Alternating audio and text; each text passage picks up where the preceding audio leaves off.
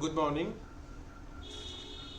Welcome all to the one-day international conference on exploring pluralism, sustainability and inclusion, interdisciplinary perspectives organized by Kanyashree University. Today, we will go to organize this particular seminar online, and we have our two respected persons with us, Professor Dr. Chandan Basu, Professor of History, School of Social Science, Netaji Subhash Open University. He was also the former Vice Chancellor of the same university and former Director, School of Social Sciences, NSOU.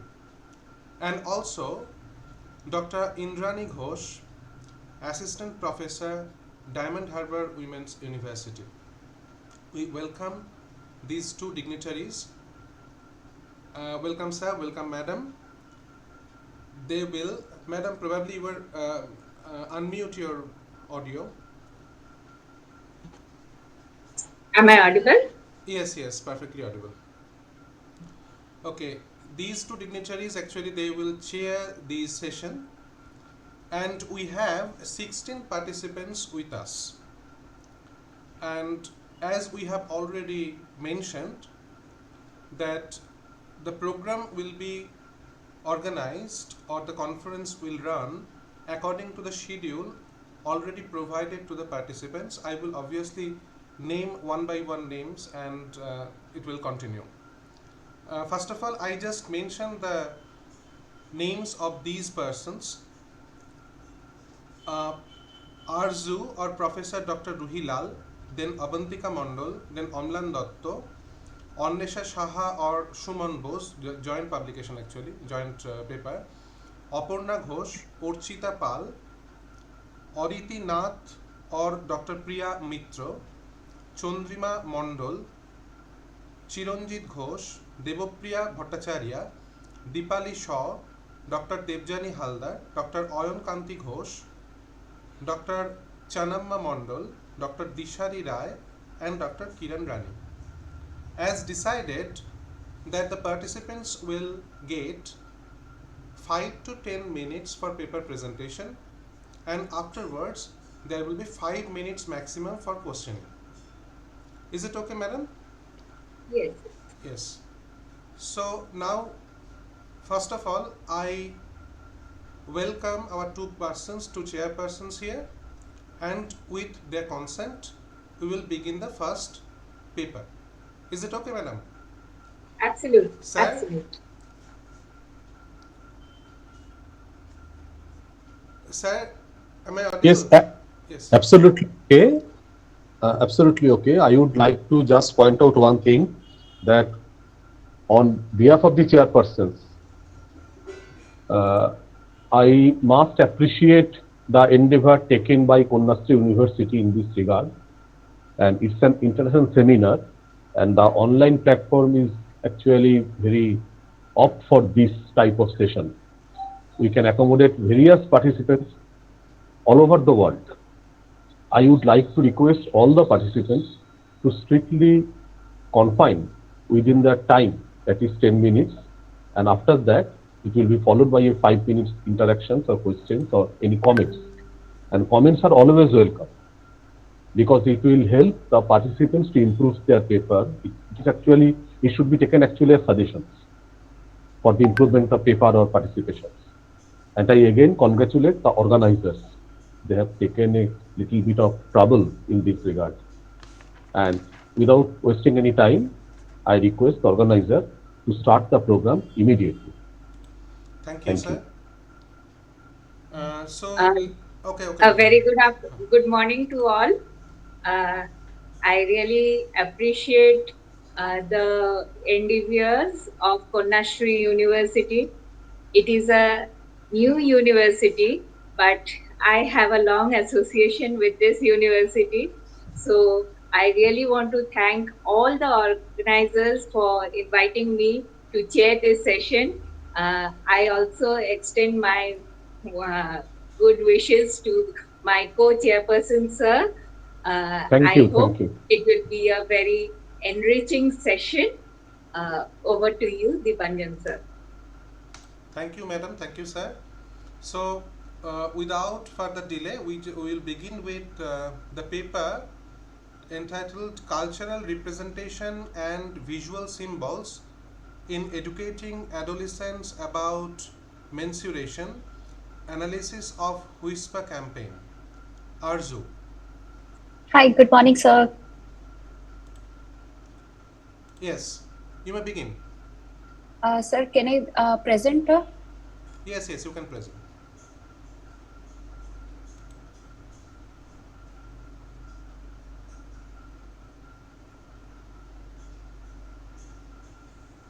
Participants, if it is possible, please turn on your camera. We would definitely like to see you too during your participation. Good morning, ma'am. Yes. Good morning. Is my screen visible? Yes, your screen is. visible. Okay. So our topic is cultural representation and visual symbols in educating adolescents about menstruation. Menstruation is a natural biological process, often faces stigma and social disapproval in various cultures, complicating adolescents' education. Addressing these requires innovative, culturally sensitive approaches. Whisper, a feminine hygiene brand, effectively uses culturally relevant visual symbols and storytelling to educate students. This study explores Whisper campaigns, analyzing visual symbols, their implications, and their impact on reducing taboos and promoting open discussions. Employing qualitative and semiotic analysis, it emphasizes the importance of cultural factors in menstrual education. Whisper's approach fostered informed discussions, countering stigma and misconceptions. Here is our research objectives. First is to examine the cultural representation of menstruation in Whisper campaigns targeted at adolescents. Second is to analyze the visual symbols used in the campaign and their cultural connotations. Third is to explore how cultural factors influence the effectiveness of the campaign in educating adolescents about menstruation. And the last one is to assess the impact of the campaign on changing attitudes and perceptions towards menstruation among adolescents. Then is the research question. First research question is, how is menstruation culturally represented in Whisper campaigns targeted at adolescents? Second, what visual symbols are utilized in the campaign and what cultural meanings and connotations do they carry? Third, how do cultural factors such as societal norms and taboos influence the reception and effectiveness of the campaign in educating adolescents about menstruation? And the last one is, what is the impact of the campaign on adolescents' attitudes and perception towards menstruation, and how does they vary across different cultural contexts? Then is the research methodology. The study delves into the cultural representation and visual symbols used to educate students about menstruation, focusing on whisper advertising campaigns. The research methodology is rooted in semiotics, a field that explores the sign and symbols integral to human communication. Linguistics, a subset of semiotics, investigate the relationship between the signifier, which is sound or image, and the signified, which is concept. This descriptive qualitative research utilizes semiotic analysis to dissect both verbal and non-verbal signs in whisper advertisements. Next is confronting cultural taboos. Whisper campaigns tackles cultural taboos surrounding menstruation by promoting open discussions and fostering a supportive environment for young girls. By using relatable stories and characters, the campaign connects with adolescents, aligning with cultural values to empower and shift their perspectives. Through the strategic use of visual symbols and educational content, Whisper works to normalize menstruation as a natural and healthy process, aiming to eliminate shame and secrecy.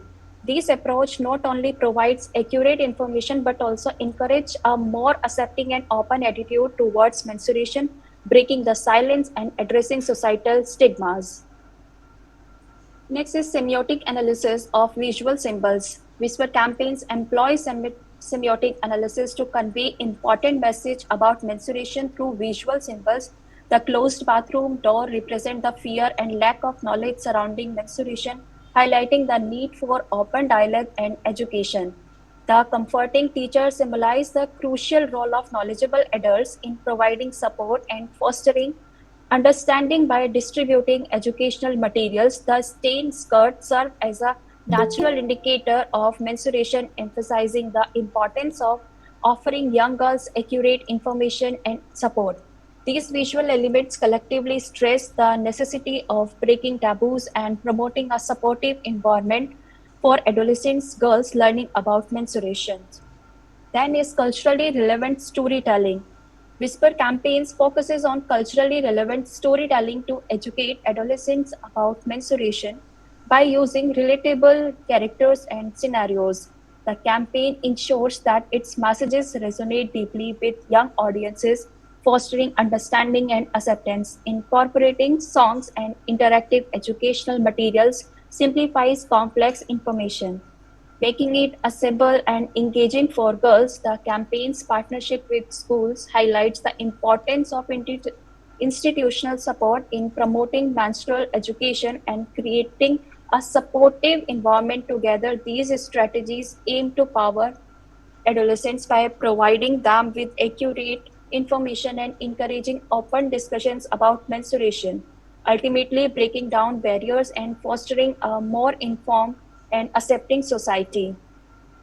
Then, what are the challenges? Stigma through visual symbolism is to confront menstrual stigma effectively by using the color red to represent menstruation. It challenges traditional norms like using blue liquid and aims to normalize the natural process. The campaign showcases empowering imagery of girls engaged in sports and activities, emphasizing confidence and empowerment rather than shame or isolation.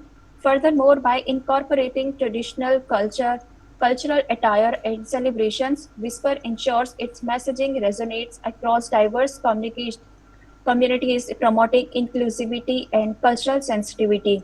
These strategies collectively work to educate adolescents about menstruation in a way that fosters understanding, acceptance, and open dialogue, breaking down societal barriers and promoting a positive narrative around this important aspect of health.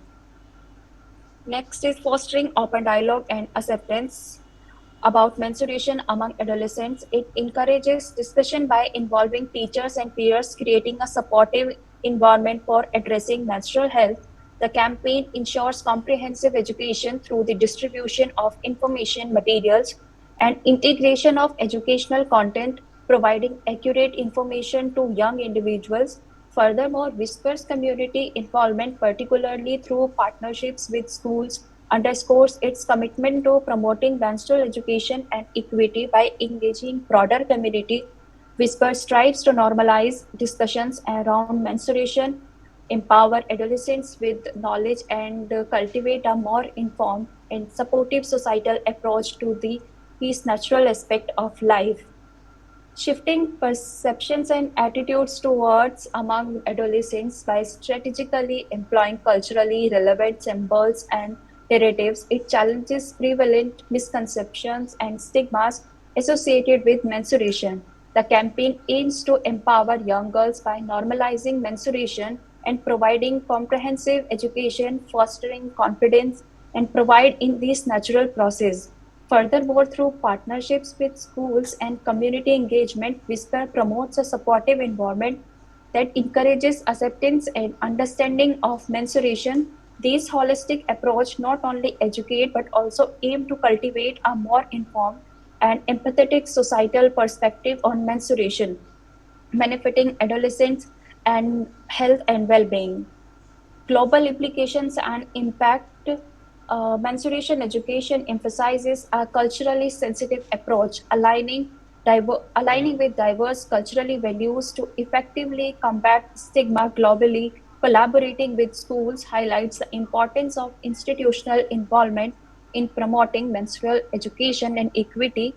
The campaign's holistic strategy includes normalizing menstruation, providing comprehensive education, and encouraging open dialogue, aiming to empower and foster আচ্ছা, acceptance among Chandrima young Mondal, girls worldwide by addressing cultural sensitivities and promoting understanding. Whisper seeks to create a supportive environment where menstruation is embraced confidently and positively benefiting adolescents' health and societal attitudes. Then findings of our the studies is the advertisement effectively utilize semiotics. The closed bathroom door symbolize menstrual ignorance, while supportive friends represent efforts to combat stigma collectively. Medical discussions reveal prevalent misunderstandings in schools. The teacher activities and informative materials normalize menstruation, aided by song-based teaching that makes the topic accessible. This underscores how informed peers offer accurate information and empathetic support. Whispers partnership with schools underscores community and institutional support crucial for educating young girls about menstruation and advocating menstrual equity. CHNMA_IR Then conclusion is the Whisper campaign underscores the significance of integrating cultural symbols and narratives in public health education for enhanced relatability and impact. Collaborating with educational institutional highlighting the pivotal role of institutional support in promoting menstrual education and equity, the campaign's holistic approach normalizing menstruation, providing comprehensive education, and fostering open dialogue sets a precedent for effective menstrual education initiatives globally. With its potential to inspire similar efforts, Whisper contributes to advancing menstrual equity and empowering young girls on a global scale. Thank you.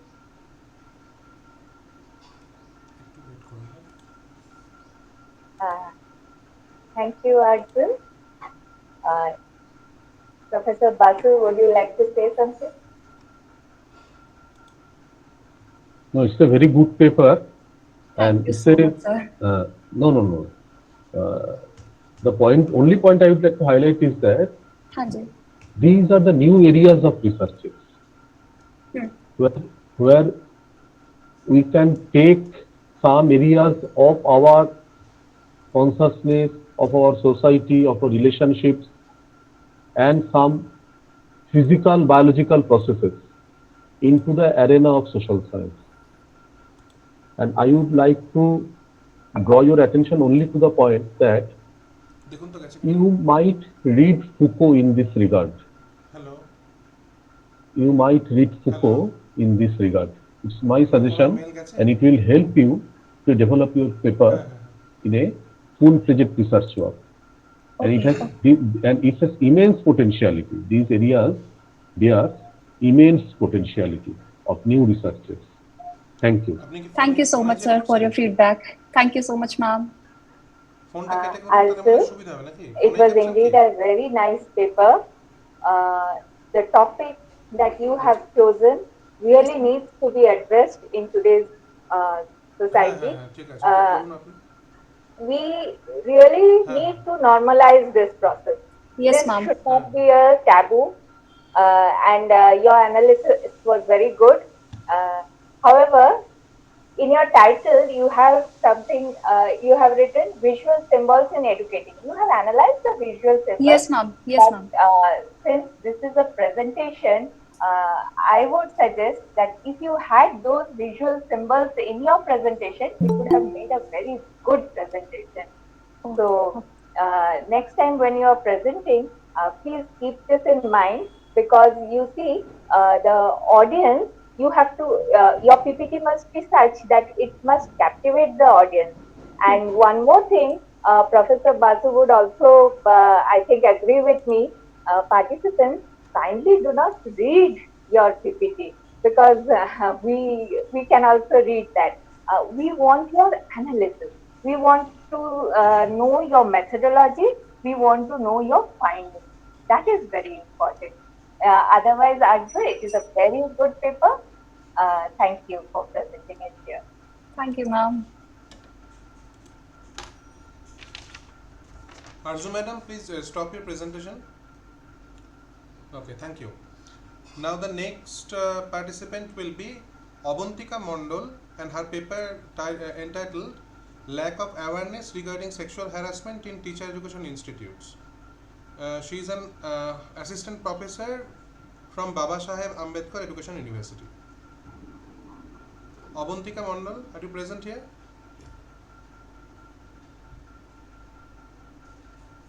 Abantika Mondal.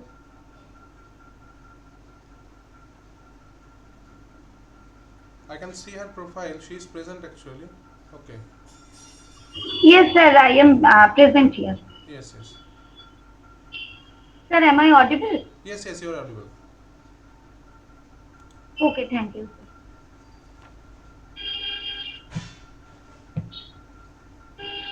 Good morning, one and all. I am Dr. Abantika Mondal, Assistant Professor from Baba Saheb Ambedkar Education University. Today, my topic of presentation is lack of awareness regarding sexual harassment in Teacher Education Institute. Now, first of all, we have to properly understand what is sexual harassment. Sexual harassment means it is defined as unwelcome behavior of sexual nature. Behavior characterized by the making of unwelcome and inappropriate sexual remarks or physical advances in a workplace or other professional or social situations. Now, these are the different types of sexual harassment. Sexual harassment includes verbal nature of sexual harassment, then non-verbal nature of sexual harassment, and last one is physical nature of sexual harassment. Under verbal nature of sexual harassment, it includes asking person questions about social or sexual life, making sexual comments about person's clothing, anatomy, or look, repeatedly asking about a person who is not interested, making kissing sound or howling, making sexually colored remarks, vulgar or indecent jokes, phone calls, etc., demands or requests for sexual favor, telling lies or speaking rumors about a person's sexual life.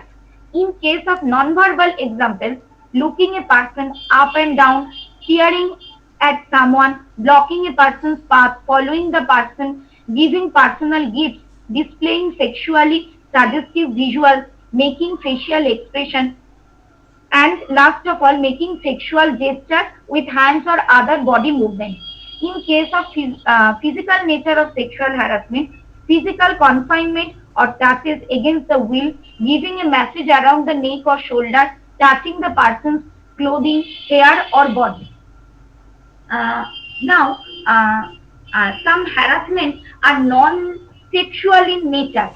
Uh, for this, I am going to explain from the example. For example, it may be sexual harassment if you are a woman working as a carpenter on an all-male job and you are the only one whose tools are frequently hidden by your male co-workers. So, non-sexual conduct, but may also be sexual harassment if you are harassed because you are female rather than male, because you are male rather than female, or because you are gender not conforming. Now, this is the most important part of my presentation. What is the problem behind the open up against the sexual harassment? First one is social defamation. Victim as well as the victim related persons are always afraid of their social face loss. Then social taboo. Third one is loss of acceptance from peer group, blaming yourself, fear to loss of position or work or job, fear to loss of support from family or nearest one, threat from respondent. Here respondent means who is the accused person. Lack of awareness regarding laws against sexual harassment, delaying and complexity of legal procedure, threat from office or higher authority, unable to prevent the repetition of the same incident by respondent, lack of courage for fight against such activity or respondent, political pressure or powerful respondent, he or she may be economically or politically more powerful than the victim. Now, these are the laws against the sexual harassment. These laws can protect one from the sexual harassment. According to Section 354A, a man committing any following of the act, like physical contact and advances involving unwelcome and explicit sexual overture, then a demand or request for sexual favor. Third one is showing pornography against the will of a woman, making sexually colored remarks. A man who commits such type of offence, according to clause 1, 2 and 3 of subsection 1 shall be punished with rigorous imprisonment for a term which may extend up to 3 years, or with fine, or without both. Any man who commits such kind of offence in clause 14 shall be in clause 4 shall be punished with imprisonment of either description for a term which may extend to 1 year, or with fine, or with both. Uh, According to Section 354B IPC, assault or use of criminal force to women with innate to disrobe shall be punished with imprisonment of either description for a term which shall not be less than 3 years, but which may extend to 7 years, and shall also be liable to fine. In case of Section 354C, voyeurism. What is voyeurism? Voyeurism is the watch or capture the images of a woman engaging in private act in a circumstances where she was or she will observed by a person without her consent. The person shall be punished on first conviction with imprisonment of either description for a term which shall not be less than 1 year, but which may extend to 3 years, and shall also be liable to fine and be punished a second or subsequent.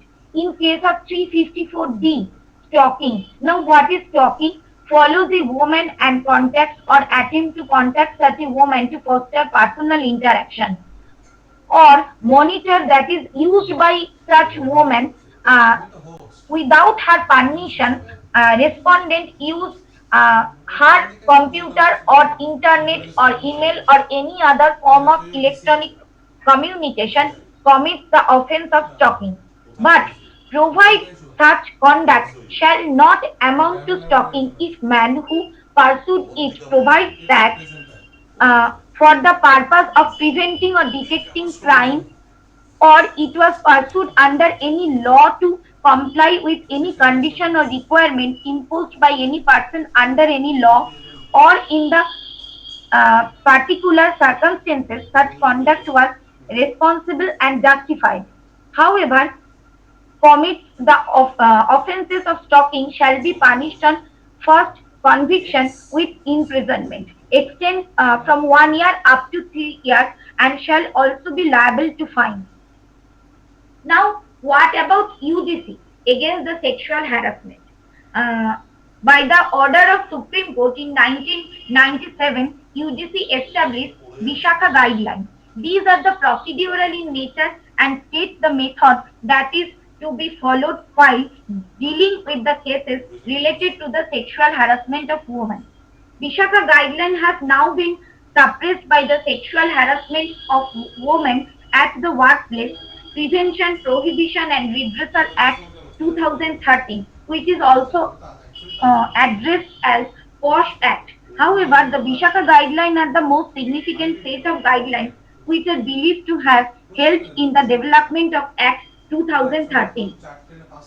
Under this POSH Act, every private or government institution has to establish a ICC. ICC means Internal Compliance Committee under Section 4 of the POSH Act. Now, what are the functions of ICC? To prevent sexual harassment at workplace, to prevent discrimination and sexual harassment against girls by promoting gender amity among students and employees, to conduct periodical programs on women empowerment, to provide conducive environment and congenial atmosphere for women. Now, who can approach to the ICC? Any aggrieved woman who suffered harassment at workplace can approach ICC. Now, who are the aggrieved women? Woman who is an employee or student of that particular institution. Now, what are the new amendments of POSH Act in 2024? The current amendment bill of 2024 seeks to prolong the established time limit of 3 months for filing a sexual harassment complaint to 1 year from the date of the incident, and in case of a series of incidents within 1 year from the date of the last incident. Now, What are the roles of the teacher education institute for such kind of issues? First one, they can spread awareness among students and staff regarding the sexual harassment. What kind of harassment? That means, first of all, what is the sexual harassment? Then redressal procedures. Third one is the compliance cell. Then follow the UGC protocol. Legal aware about the legal provisions against the sexual harassment. Examples all over the world organize workshops regarding these issues through the posters and drama competition and cultural programs. They can award the students and staff of the institution. Through the hidden curriculum, motivate students or staff to keep away their fear and stand strongly against the sexual harassment, and formation of ICC by the proper guideline of the UGC. Then displaying the information related to the ICC members at the prime places of the institution. This is all about my presentation. Thank you everybody for listening me. At last, I also want to thank organizers of Kanyashree University for giving me this opportunity. Thank you everybody.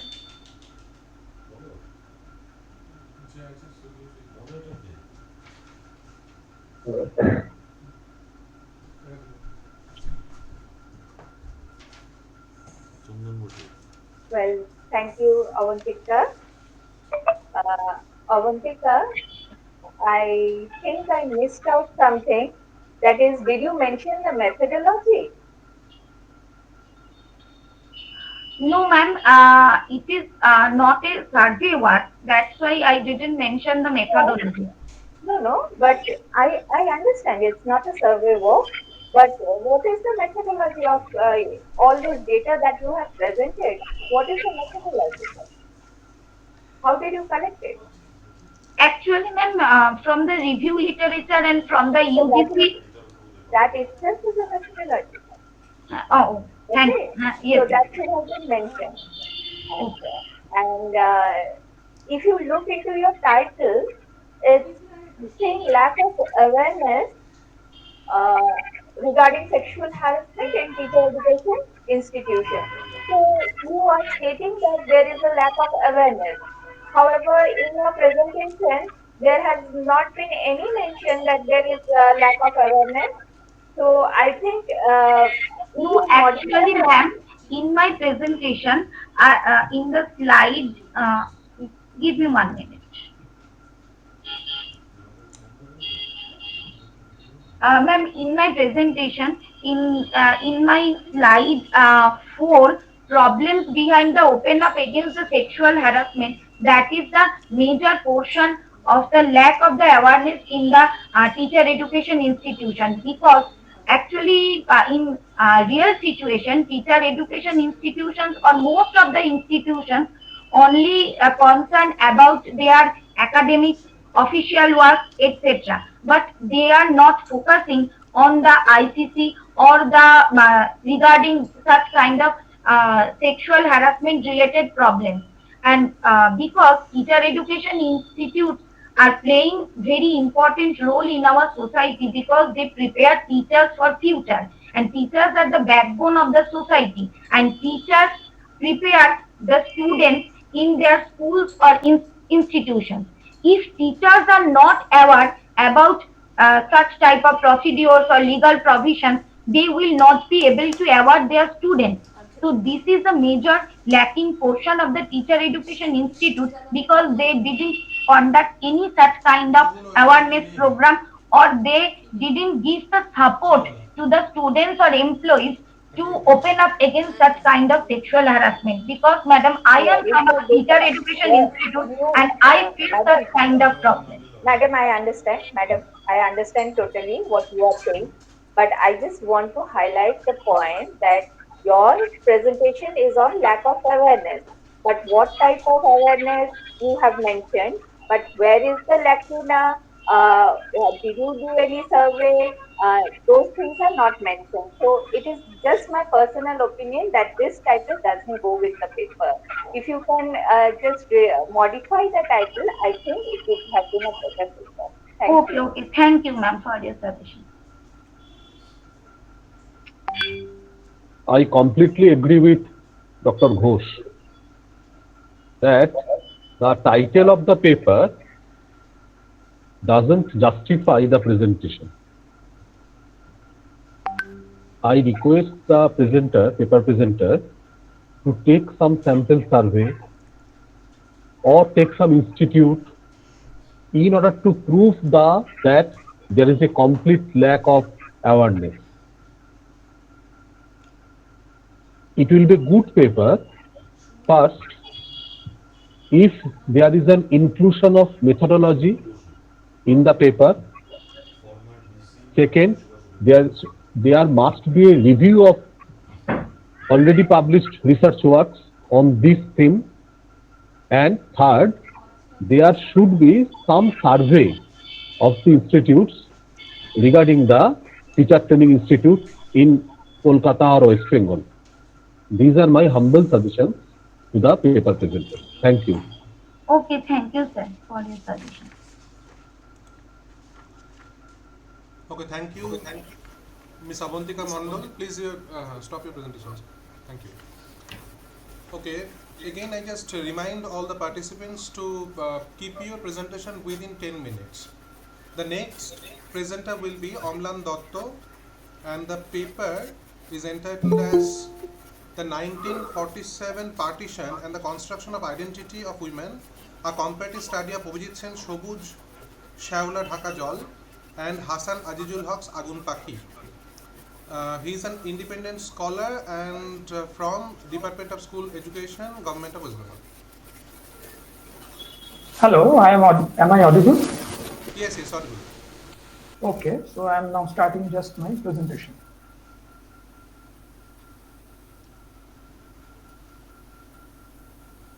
Okay, as requested by our chairpersons, please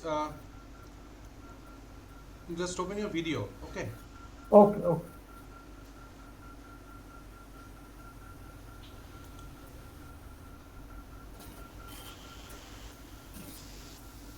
One minute.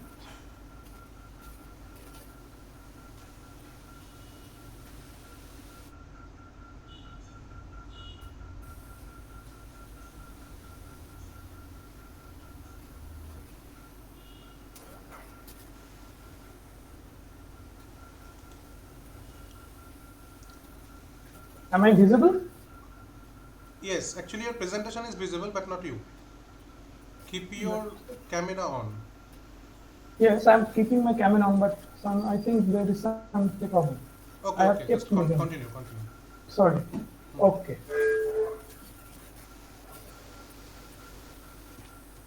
So, good morning everyone.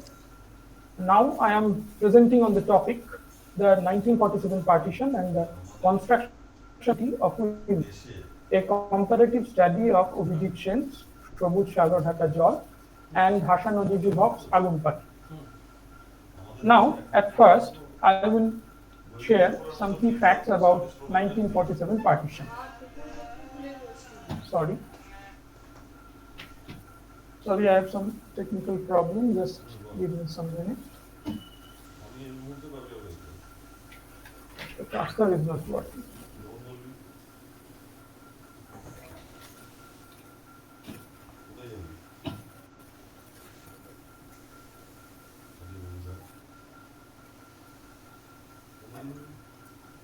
Sorry.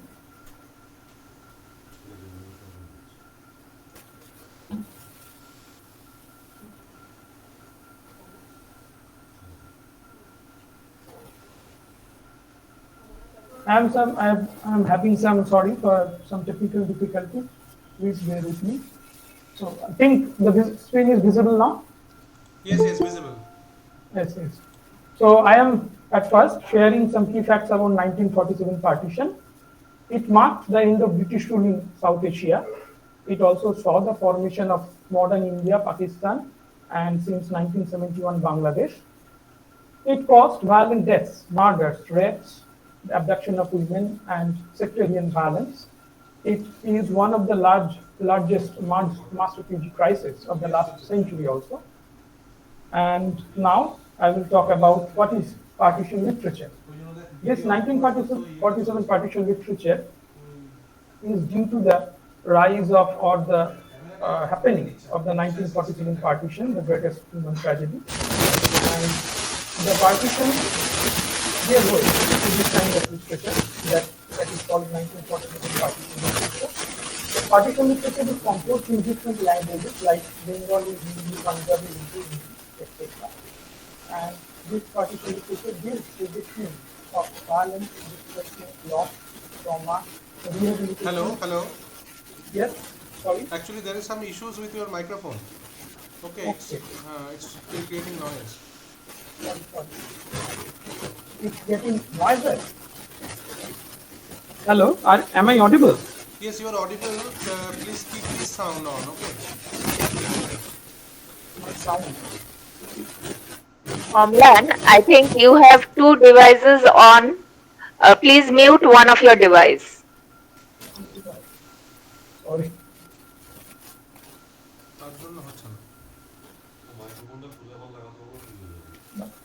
Okay.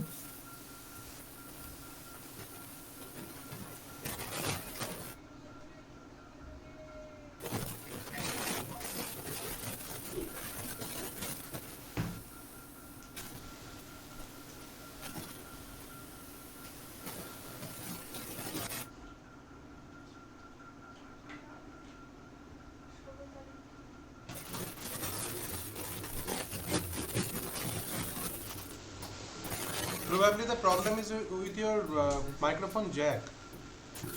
Microphone jack. Okay.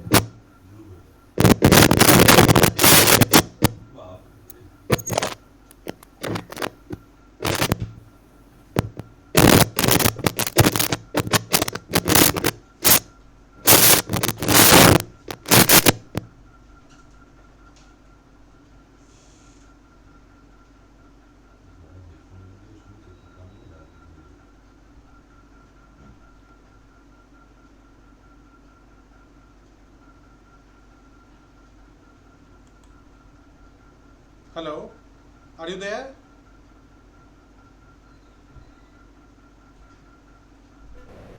Dr. Ghosh, Yes. may we request Amlan to present next after he gets over with his technical glitches, and can we have the next presenter? Yes, we can.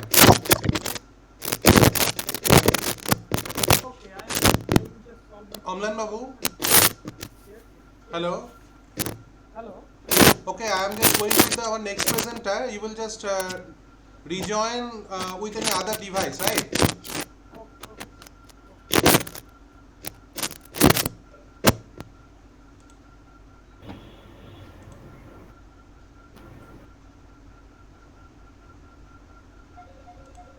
First of all, stop your presentation.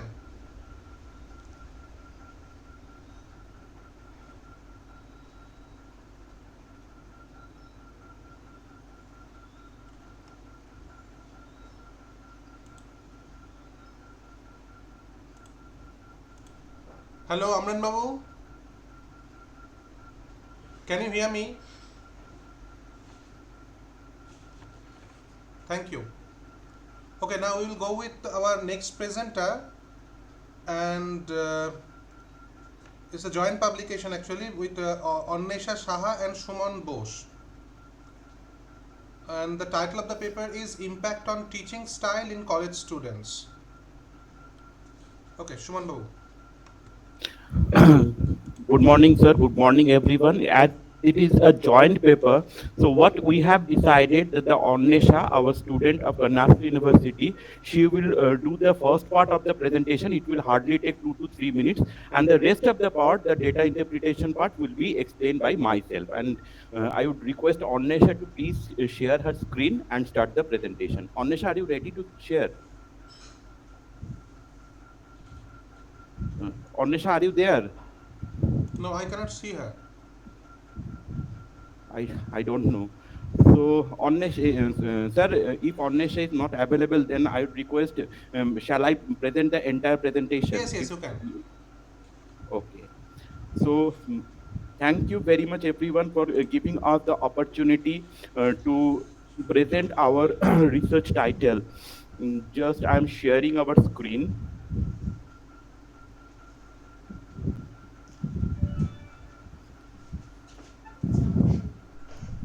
Uh, Sir, the screen is visible. Yes, it is visible. Okay, sir. The topic is the impact of teaching style on students' motivation. We are not going to read the entire thing. I will just try to explain the methodology what we have inculcated in this particular study and what are the findings we have identified. It is a joint paper presented by Onnesha Saha, student Department of Social Work and Kanyashree University, and myself. I'm a research scholar and I'm associated with Kanyashree University as a visiting faculty. So, what is the importance of this study? What we believe that nowadays the teaching paradigm has been shifted from the offline mode or online mode to an entirely a blended teaching learning process. So, if we are not able to assess, if we are not able to judge the teacher's competency, then what the teaching style, then what is going to happen? The student's motivation can be decreased. So in this particular study, we have two questionnaire what we have asked our student to answer, and based on the answer, we try to identify if there is any correlation, any impact of teaching style on students' motivation as far as the college students are concerned. So yes, for this particular study, we have formed a null hypothesis that there is no correlation between teaching style and students' motivation. And without any further delay, I would like to jump to the methodology part that the 12 respondents from Kanyashree University were randomly selected. It was the sampling process was simple random sampling. And the data collection tool which we have used, we have not framed any self-developed questionnaire or inventories like that. There were two very standardized tools like Staffordshire evaluation of teaching style and online instructor satisfaction measure, or OISM. We have used these two particular tools to collect data from the student to check the teaching style, different type of teaching style level, and the students motivation, and the validity and the reliability of this particular scale is high, and so we have no doubt to use this particular scale. And after gathering the total score in a Likert scale of 5-point marks by from disagree to strongly agree, so what we did that we gathered the total score and do the Pearson correlation analysis through SPSS. And this is the correlation between the student's motivation and teaching style, which is 0.781. As far as the research thumb rule is concerned, what we believe that anything correlation above 0.40 is statistically significant, and above 0.70 is statistically satisfactory. So after that, we just went on to the regression analysis part, and as we can see that the R square value and adjusted R square value is relatively high, like 0.592, which indicates that there is strong correlation between teaching style and students' motivation. And the last part, what we interpreted that the based on this particular result, that the Pearson correlation, the correlation is 0.78, which is quite high, and the regression that is also satisfactory. Based on these two particular results, the null hypothesis that there is no correlation between teaching style and student motivation, we can cancel that, and we can strongly vouch based on our research, although it is a very small data, that there is correlation between teaching style and students motivation. The last part is the recommendation part, like what we found new teaching pedagogies can be introduced, to enhance the students' capability, students' motivation, and moreover, more inclusive and student-centric teaching pedagogies can be discovered, charmed, and yielded and implemented to enhance the student motivation based on this study. So these are our findings. The detailed paper will be definitely we are going to send. It is a very short span of presentation. Thank you very much. That's all from my end. Thank you, sir.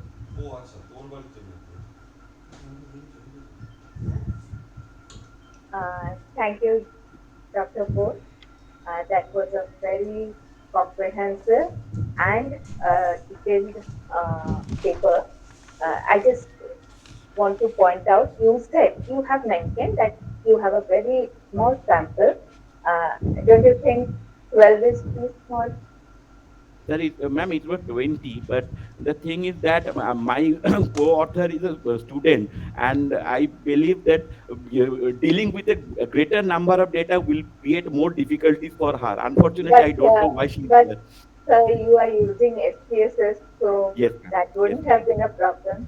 yes, I ma'am. would suggest, this is just a suggestion, you can deal with your student in any manner. Please make it 100. Sure, Because ma'am. it's absolutely impossible to generalize just 12 sample. It's absolutely impossible to generalize. I'm not saying that you go to different colleges and all those things. Just if the sample was a little more, it would have been a very good paper. And sir, you have mentioned two questionnaires. If you have the data now, can you tell me the date of the questionnaire? Means, Ma'am, is it a recent questionnaire or? ma'am, no. The one is introduced in Yes. a research paper in 2012 and another in, I think, 2013 or 14. So, ma'am, this question I used in my research also, in my PhD. So, it will be very convenient for you me to use this particular thing, I ma'am. So, understand. I yes, understand. But you must tell your student that she must make a questionnaire or else use a very recent one. sure, Because ma'am. you see, things are changing. And we in social science, we believe in recent or current questionnaires. Okay. So that would have been a very good area of data collection if the question paper was a recent one. This is all I have to say. Thank you so Thank you much. very much, ma'am. Thank you very much for your idea. Thank you. Definitely, we are going to inculcate in our final study, ma'am. Definitely.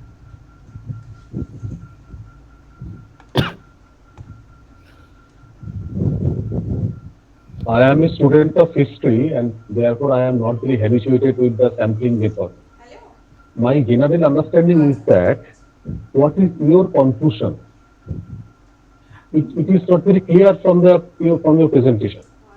Is it that the online education or the hybrid mode of education actually plays a detrimental role for the students in the No, interest of the? no, sir. What actually through this study, what we are going to identify that the different types of teaching pedagogies will is have any impact on the students' motivation, like the lecture-centric teaching style or the student-oriented, role-play-oriented teaching style. These are the different types of teaching pedagogies. So the teaching style or approach of teaching, will it have any impact on students' motivation, like attending class regularly, attending the lectures, participating in the class, like that? So my independent variable were different types of teaching style, and the dependent variable were students' motivation level. No, what is your conclusion? Yes, these independent and dependent variable has significant positive impact.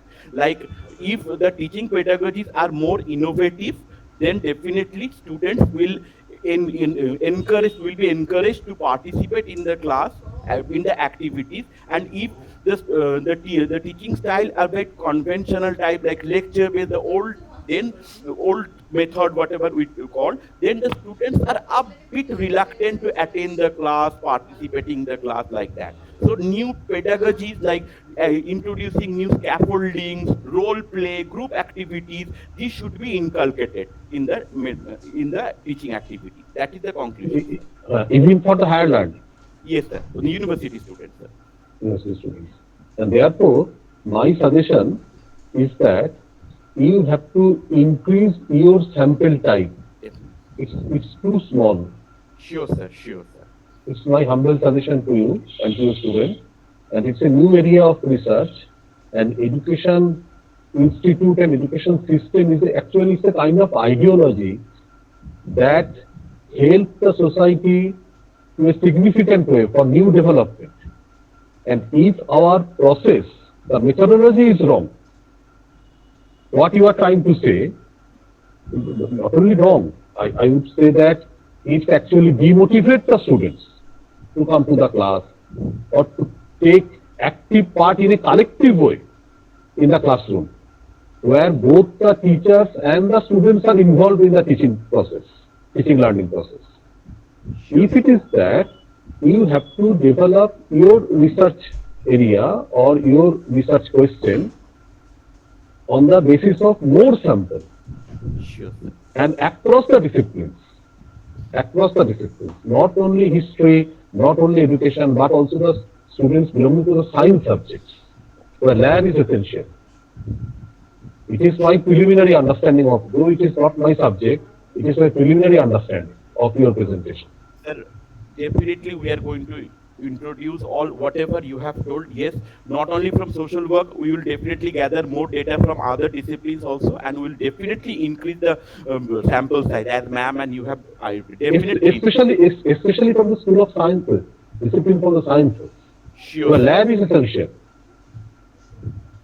Okay, Sure. Thank you. Thank you, sir. Thank you, ma'am. Okay, thank you, Suman Babu, for your paper. Amlan Babu, are you ready? Yes, I am ready, sir. Okay, now you can continue your paper. Okay, thank you.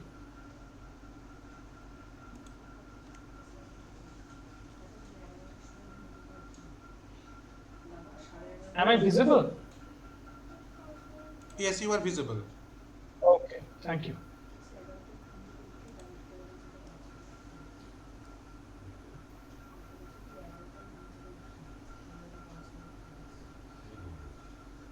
One minute.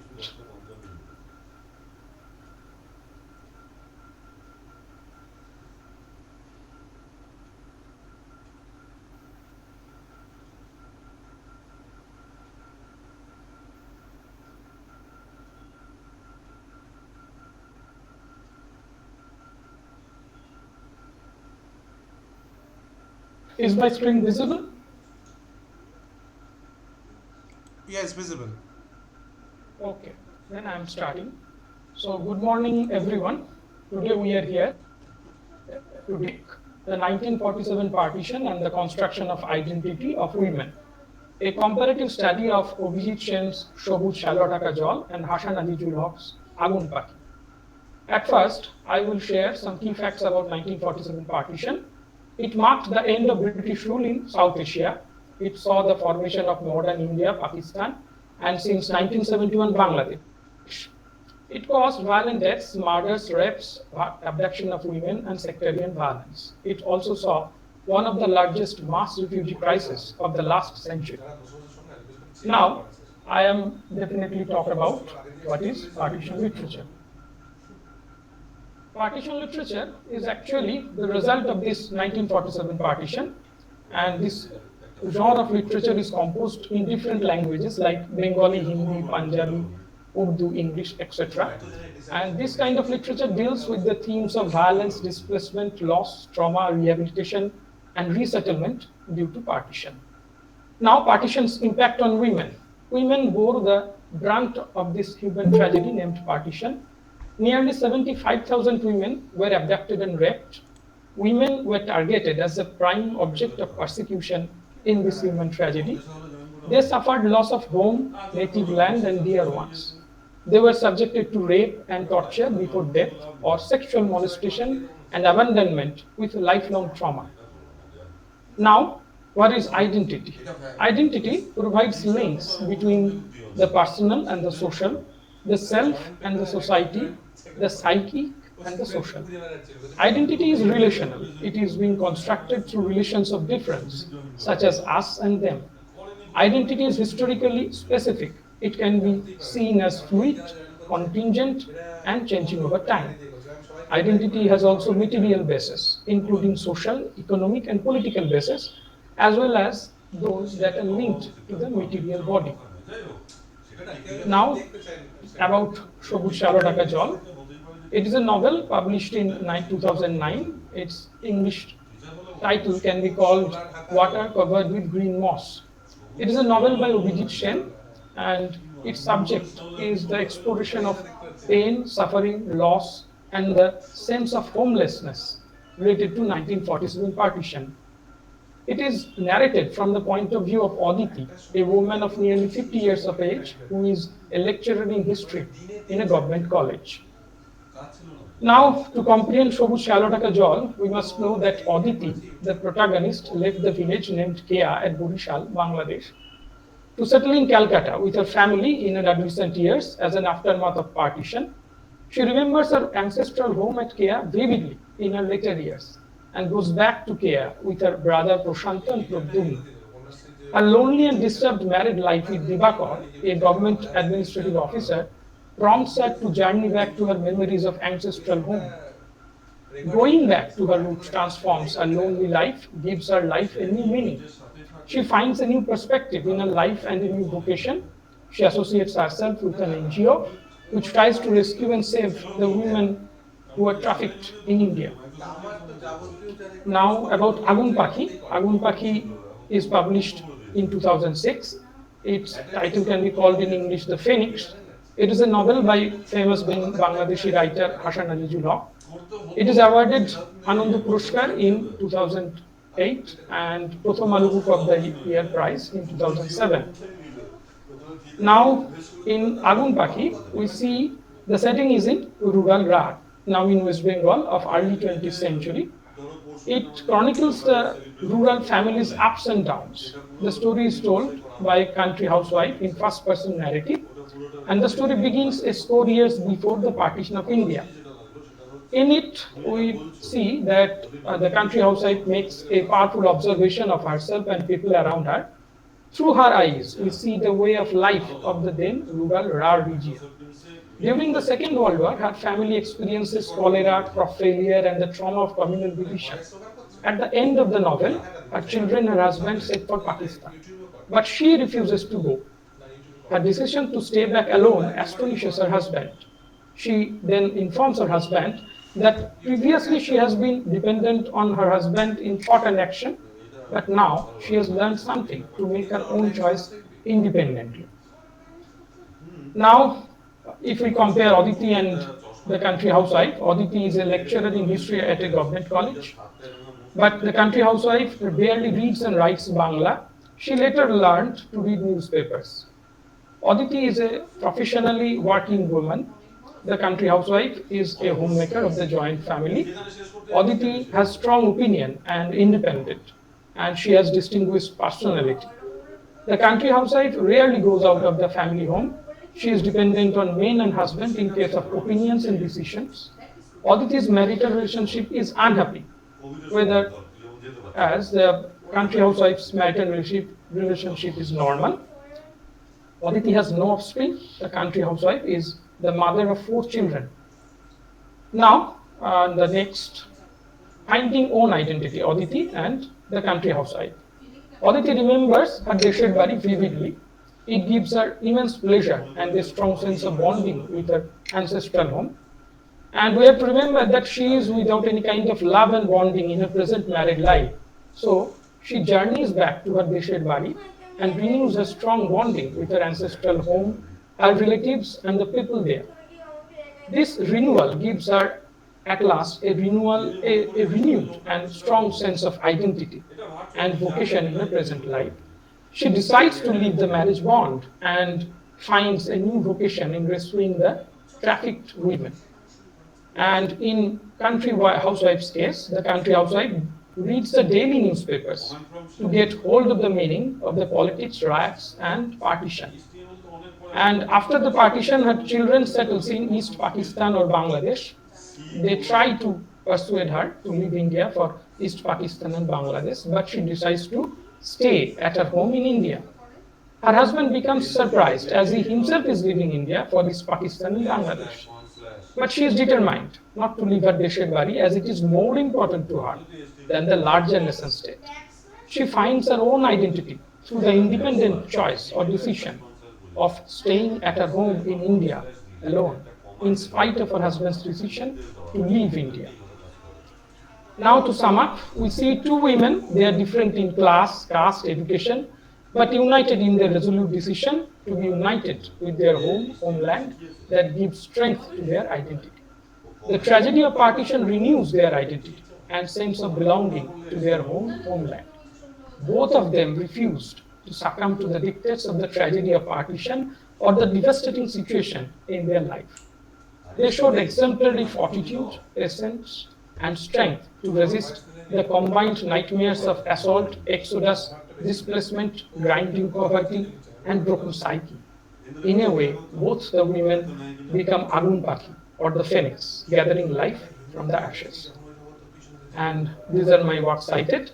Thank you for listening. Thank you.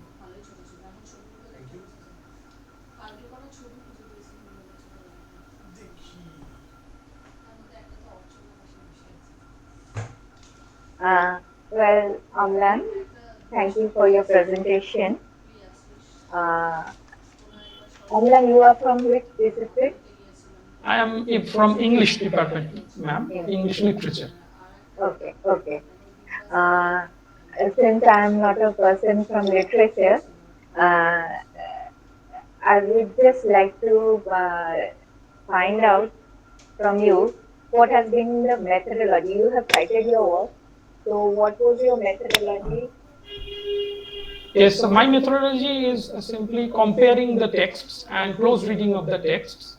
Yes. No, but since this is a research paper, okay, I believe that your methodology was review text. Yes, ma'am. Yes. Okay. So if you mention that in your paper, it will add a little value, because see, here we are. Amlan, I think you will agree with me that there is a difference between research work and book writing. Yes. Book writing has, or book writing means fiction, has a lot of subjectivity, whereas research work cannot allow subjectivity.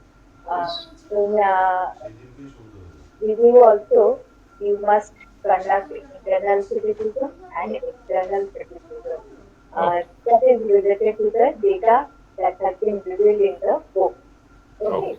But since you are comparing two books, there I think those criticisms will not be possible, since it is more of a mixture of the views of the author. So it was nice, but you have shown how identity of two women back in 1947, that is the year of independence, back in those times, was re-established, or rather established for the first time, and their journey through partition and then coming to the realization of Deshan Mati and becoming the Agun Pakhi. I would suggest that this paper should have some current relevance. You have to relate that identity which was created by the author in his characters. What is the relevance of those stories today, and how these can be used to empower women today? I think that would add on to your paper. These are just my suggestions. Thank you, ma'am. Thank you, ma'am, for your valuable suggestions. Thank you. Amlan, is it a part of any research or just a presentation? No, sir. I am just conducting on the preliminary stage of a research. I will definitely do a research on it later, but is it in its preliminary stage? Rather, I can say that. Okay. Your presentation is very nice. Okay. Very good presentation. One question will emerge, that why have you selected only these two novels? Yes, my answer would be, sir, in it, I have seen and I have read also that these two women are from different backgrounds. Their class is different, their caste is different, and their response to different issues is also different. No. You have selected two particular novel. Yes, yes, yes. Why? Because these two are partition novels. There are other partition novels also. Yes, yes. There are but other. yes, yes, you were right. But in it we see that the strong women protagonists that we can't find others in other novels. Exactly. It is not presented in your paper. These argument was not presented in your paper. You have to say it. Why have you selected these two? These two particular novels. Thank you, sir. Okay. Thank you. Thank you, sir. Sir, one of the participants have raised a hand. Debjani Halder. Do you have any question? Okay. Hi, this is Dr. Debjani. I just dive in with the considerations of chairpersons and organization. I just have a few quick comments about on Amlan's paper. I'm a professor of filmmaking, and actually I have my PhD was in Ghatak's film and also how partition was depicted there. So in between, I just need to, I really enjoyed your paper. Okay, so it's displacement, homelessness was there. Okay, in a particular. So it's my just suggestion, if you will also look through or the go through about that what Professor Indrani also, she mentioned the liberation, the empowerment, because the concept of working women, it was basically depicted after the partition in the socio-economic dimensions of the society, especially the dichotomy between the public private. So it was started to the getting blur. Okay, and also there was the personal relationships, like and if you also found that the Narendra Mitra's novel and also the Shaktipada Rajguru's novels, you can also consider like the you mentioned the Abhijit Sengupta, right? Abhijit Sen. So he Alugik Pratispardha. It was also very the relevant in that context. So I really enjoyed your paper. So we will incorporate this kind of ideas also. So it will. Thank you, ma'am, for your suggestion. Yeah. Okay, thank you. Now our next presenter will be Aparna Ghosh. Sir আমার একটা কথা বলার আছে। হ্যাঁ, yes. আমি অন্বেষা সাহা বলছি, আমি একটা স্টুডেন্ট কন্যাশ্রী ইউনিভার্সিটি। একটু আগে আমার নাম ডাকা হয়েছিল, টেকনিক্যাল ইস্যুর জন্য আমি জয়েন হতে পারিনি। তো আমার স্যার মিস্টার সুমন বাসু প্রেজেন্টটা করেছেন। Okay, it's okay. Sorry sir. Okay, Aparna madam, are you present here? Yes. Hello, Yes. শোনা যাচ্ছে? Yes, the title of her paper is Emergence of Slums in Burdwan Town in the Post-Independence Period from 1951 to 2011. She is an assistant professor at Dinhata College. Okay, now you can continue.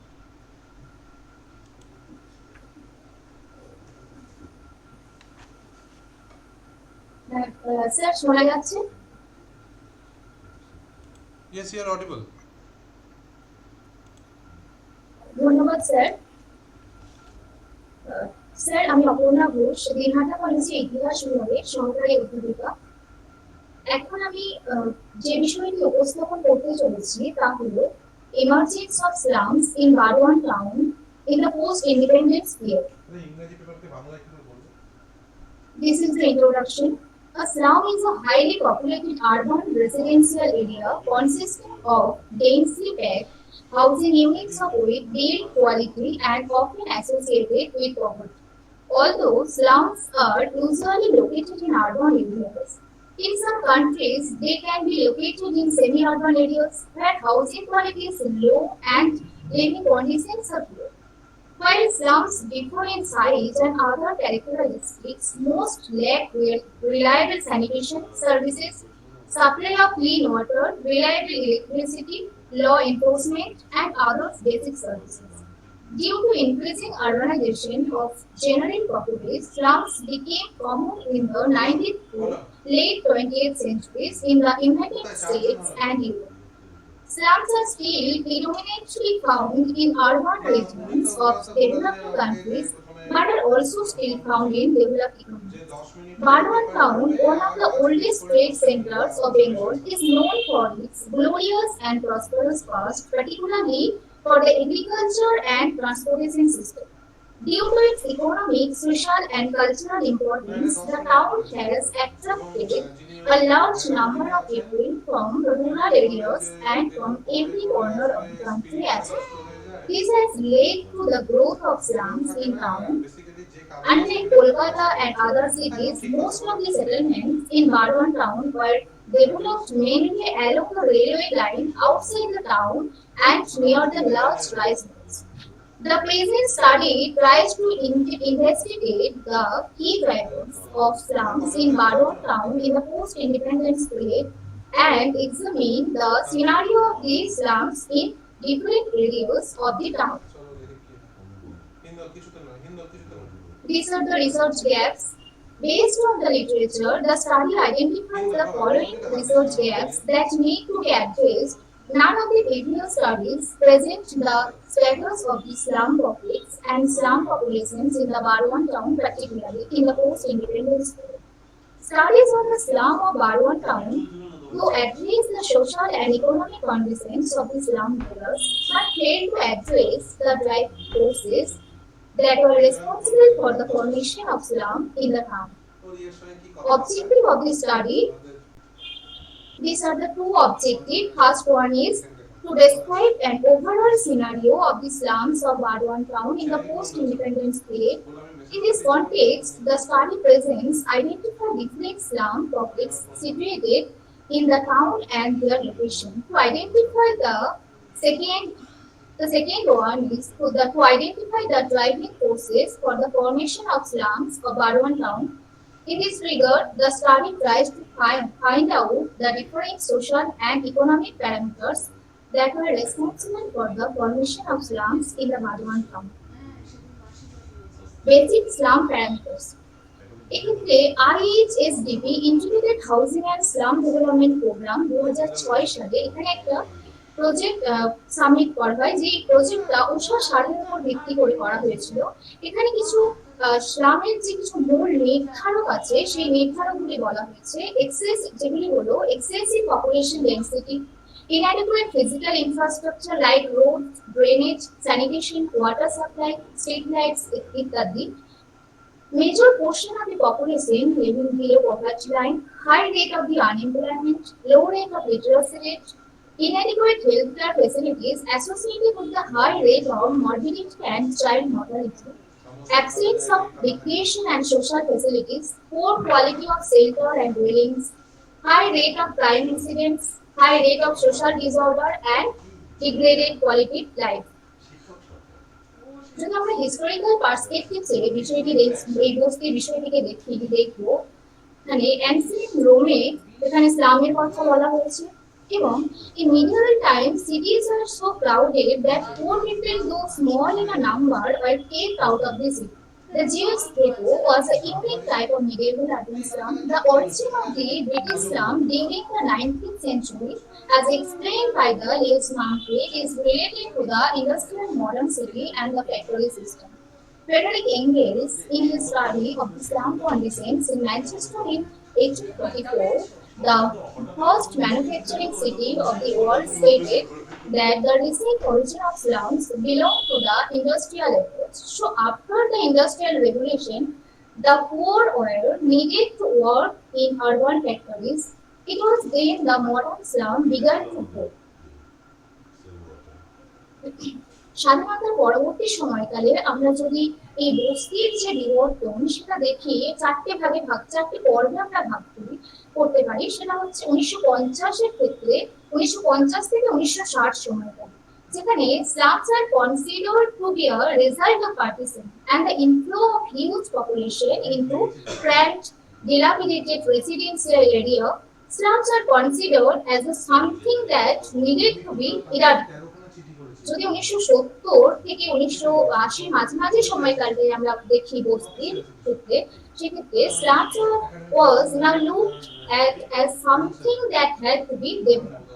Providing basic amenities to slums became part of the narrative instead of destroying them.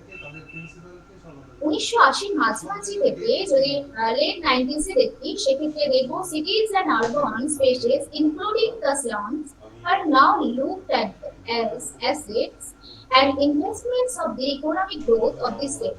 Thus, economic reasoning was provided for the interventions in cities rather than social ones. চতুর্থ পর্যায়ে আমরা যদি দেখবো 2000 সাল থেকে এখনো পর্যন্ত with the launch of 2001 census, the understanding of slums become based on data. Statistical information explained that the lack of proper urban planning, growing population, increased urbanization, the pressure on land and price rise which made affordable housing difficult are some of the reasons for slum formation.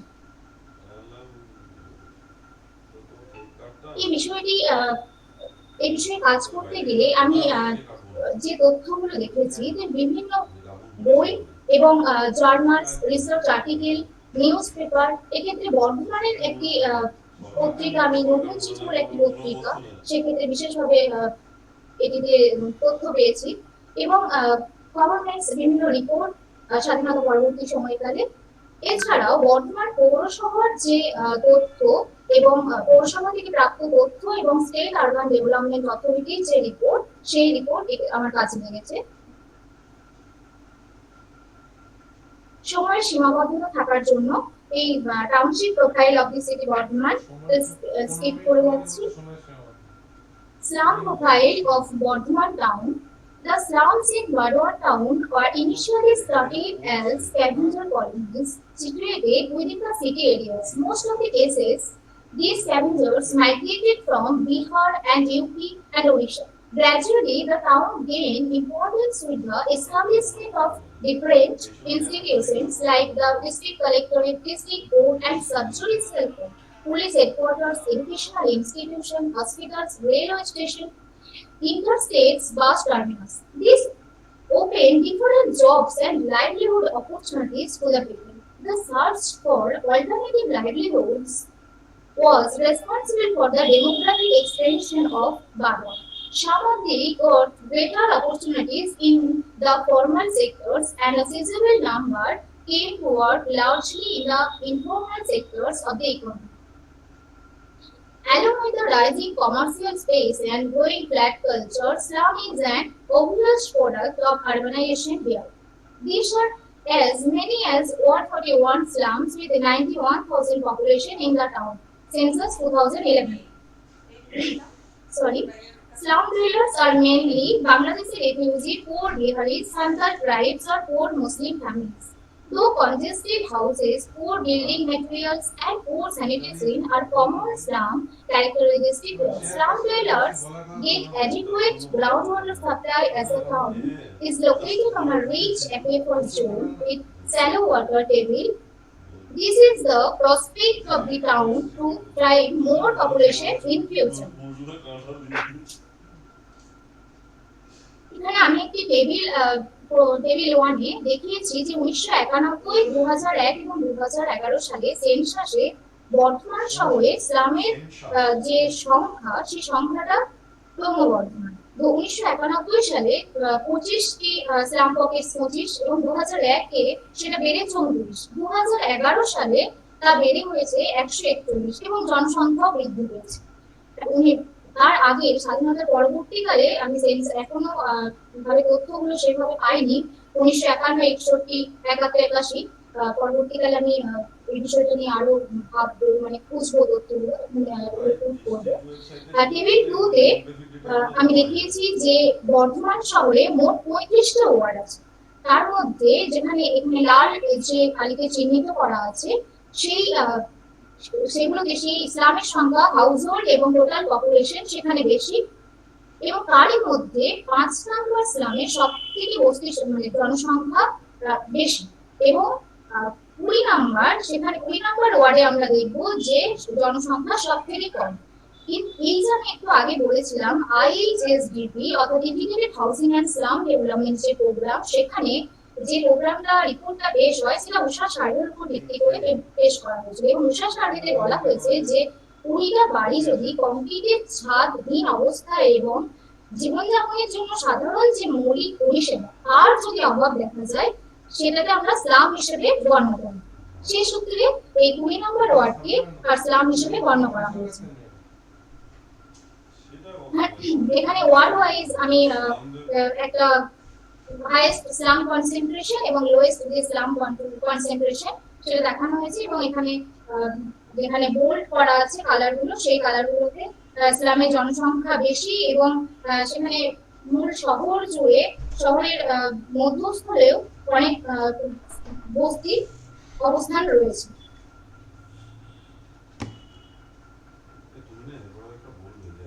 এবং এখানে আমরা দেখতে পাচ্ছি যে 22 এবং 33, 19, 17, 5 এবং 2001 এবং 2011 এগুলো সেম আছে, এবং কিন্তু কিছু কিছু স্লামের ক্ষেত্রে জনসংখ্যা বৃদ্ধি পেয়েছে। টোটাল যে 131 টেবিল 3-তে টোটাল যে 131। হ্যাঁ স্যার, অ্যাকচুয়ালি টাইমটা অনেকটা বেশি হয়ে গেছে। হ্যাঁ একটু okay, sorry sir, just 1 minute, sorry sir. এক্ষেত্রে আমরা দেখবো যে 141টা বস্তির মধ্যে 62টা হচ্ছে নোটিফাইড স্লাম বর্ধমানে, এবং 79টা হচ্ছে নন নোটিফাইড স্লাম। বর্ধমান শহরে বস্তির স্বাধীনতার পরবর্তী সময়কালে বস্তির কারণ হিসেবে আমরা দেখবো যে বর্ধমান শহরে এখানে জিবি রোড, NH2 এবং রেলওয়ে স্থাপনের ফলে, এবং তাছাড়া দামোদর নদীর একটা প্রভাব রয়েছে, সেখানে অনেকেই আসছেন কাজ করতে। এছাড়া বর্ধমান শহরে যে চিরা মিল এবং রাইস মিল গুলো রয়েছে, সেই রাইস মিলগুলোতে অনেকে কাজ করতে আসে এবং তাদের উন্নত জীবন এবং জীবিকার আশায়, এবং দৈনিক মজুর হিসেবেও অনেকে কাজ করতে আসছেন। অনেকে সেখানে ফিরে যাচ্ছেন না, কিছুদিন কাজ করার পর তাদের সেই সুযোগ, যেখান থেকে সুযোগ একটা পাওয়া যাবে সেই উপলব্ধি হওয়ার পর তারা সেখানেই ঝুঁকি বা ছোট একটা জায়গার মধ্যে বসবাস করছে, এবং পরবর্তীকালে এরকম করে বর্ধমান শহরে আলোরগঞ্জ এরিয়া যেটা আমরা দেখতে পাচ্ছি বস্তি গড়ে উঠছে। This is my references. Thank you. আপনাদের মূল্যবান পরামর্শ এবং মন্তব্য এক্ষেত্রে অনেক বেশি আমাদের পেপারটা পরবর্তীকালে আরো সঠিকভাবে করতে সহযোগিতা করবে। Thank you, Aparna. That was a very nice presentation. তুমিও কিন্তু, you have also not mentioned your methodology. You have mentioned the sources of your data. I believe this is a historical research, right? হ্যাঁ ma'am, এক্ষেত্রে আমি methodology বলতে, যেহেতু এখনো 1951 এবং 81 এই তথ্যগুলো সম্পূর্ণভাবে পাইনি, এই তথ্যগুলো পেলে এই তথ্য যে বর্ধমান শহরে বস্তিগুলো কিভাবে বাড়ছে, কত সংখ্যায়। No, I am talking about the collection of your data. The methodology of collection of data, which is very important for a research paper. সেইটা কি তুমি দেখেছো? না ম্যাম, এখন আমার দেখা হয়নি, অবশ্যই দেখব। I believe this is a historical research from whatever you have said. You have spoken about the emergence of slum. যে কোনো পেপারেরই তুমি তো এটা একটা, you have given a historical narrative how slums have emerged, but did you look into any solution how to bring about betterment in this slum, or rather how to improve the conditions of this slum? Because you see, just narrative doesn't make a research paper. In a research paper, if you provide some sort of suggestions or opinion on your part itself, on the part of the researcher, because you are getting the first hand data and you are the one who is collecting everything. So I believe that you have made up some opinion about how to go about in improving the conditions. So this is my suggestion, that in conclusion, if you could, you have said why slums have come up, but you have not said about what can be done, or what the government is doing, or what as a layman or as a person, as a citizen, we can do to help this slum dwellers. This is just a suggestion, personal suggestion. Thank you. আপনার বিষয়টা খুবই ভালো। আমার যেটা বলার সেটা হচ্ছে যে প্রথমত কেন বর্ধমান, যেটা একটা অ্যাগ্রো কমার্শিয়াল টাউন, এই শহরে কেন স্লাম এই পরিমাণে বাড়লো? আপনি বেড়েছেন, কেন বেড়েছে সেটা কিন্তু বলতে হবে, কেন বাড়ছে। শুধু জনসংখ্যা বৃদ্ধি কিন্তু কারণ হতে পারে, এর পেছনে নিশ্চিতভাবে অর্থনৈতিক কোনো কারণ আছে, বিশেষ করে বৈষম্য, এবং কিভাবে আশপাশের শুধু এলাকা থেকে নয়, অন্য মানে ভারতবর্ষের অন্যান্য অংশ থেকেও বর্তমানে লোক চলে আসছে বাধ্য হয়ে, এবং তারা স্লামে থাকছে। এবং সেটা শুধু তো বর্ধমানে তা নয়, নিশ্চিতভাবে পশ্চিমবঙ্গের অন্যান্য শহরেও একই জিনিস হয়েছে, বর্ধমানে এটা ব্যতিক্রম হতে পারে। 2 নম্বর যেটা বলার, সেটা আপনার লেখাটার মধ্যে এলে খুব ভালো হবে যদি আপনি আনেন হিসাবে। আপনি এঙ্গেলসের নাম বলেছেন। এঙ্গেলসের লেখার একটা বড় বৈশিষ্ট্য হচ্ছে যে সেটা হচ্ছে কন্ডিশনস অফ হাউজিং, বাসস্থান কেমন ছিল, জনস্বাস্থ্য কেমন ছিল, এইটাকে আপনি যদি দেখাতে পারেন, এবং বিশেষ করে শিশু এবং মহিলাদের অবস্থা কেমন ছিল ইসলাম ওভার দ্য ইয়ার্স, একটা বছরের নয়, ওভার দ্য ইয়ার্স, এবং সেখানে শিক্ষার বিস্তার স্বাধীন সরকার করতে পেরেছিল কি, প্রাথমিক শিক্ষা, প্রাথমিক স্বাস্থ্য, জনস্বাস্থ্য, মেয়েদের অবস্থা কেমন ছিল, এইগুলো যদি আপনার লেখার মধ্যে একটু আনেন, তাহলে আপনার লেখাটা কিন্তু খুব ভালো হবে। এটুকুই আমার বলা। ধন্যবাদ। ধন্যবাদ। ম্যাডাম, আপনি আপনার প্রেজেন্টেশনটা অফ করুন। হ্যাঁ, ঠিক আছে। Okay, so our next presenter will be Archita Pal. Are you present here? Yes, sir. Okay. Good morning, sir. And the title of her paper is The Role of Education in Enhancing the Empowerment of Tribal Women of Birbhum District in West Bengal. She is the research scholar in JIS University. Okay, we can begin here. আমি শুধু একটা কথা এখানে বলি, প্রত্যেককে বলছি, আপনারা আপনাদের প্রেজেন্টেশন 10 মিনিটের মধ্যে করুন। Okay, sir.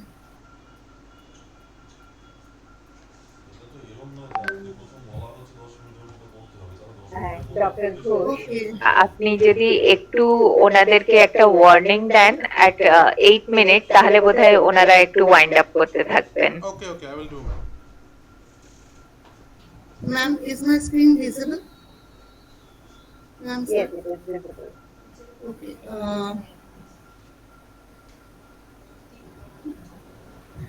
So my topic of today is the role of education in enhancing the empowerment of tribal women of Birbhum district in West Bengal. I am Archita Pal from JIS University, research scholar under Dr. Priya Mitro, Assistant Professor, Department of Education, JIS University. It's a part of my research. Actually, I'm doing research on tribal women empowerment of entire Birbhum, and there are so many parameters, out of which I choose for this presentation only the education, and education as a parameter for empowerment, without. For this, I choose a specific area near to. There are so many tribal area in Birbhum district, as you know, Shiuri, Rampurhat, Saikia, and Mohammad Bazar, etc. But I specifically choose area near to Bolpur and Shiuri, and significant to the communities like Santals, Orav, etc. So as a part of my research work, objective of this study is identifying the barriers of education and also analyze the educational opportunities. As a part of my research, I prepare a questionnaire, open-end and closed-end questionnaire, from a previous literature review and go for a door-to-door survey of 50 tribal women who live near Bolpur and Shiuri area of Birbhum district. I ask face-to-face questions and try to analyze the topic in my through graphical representations and statistical methods. Um,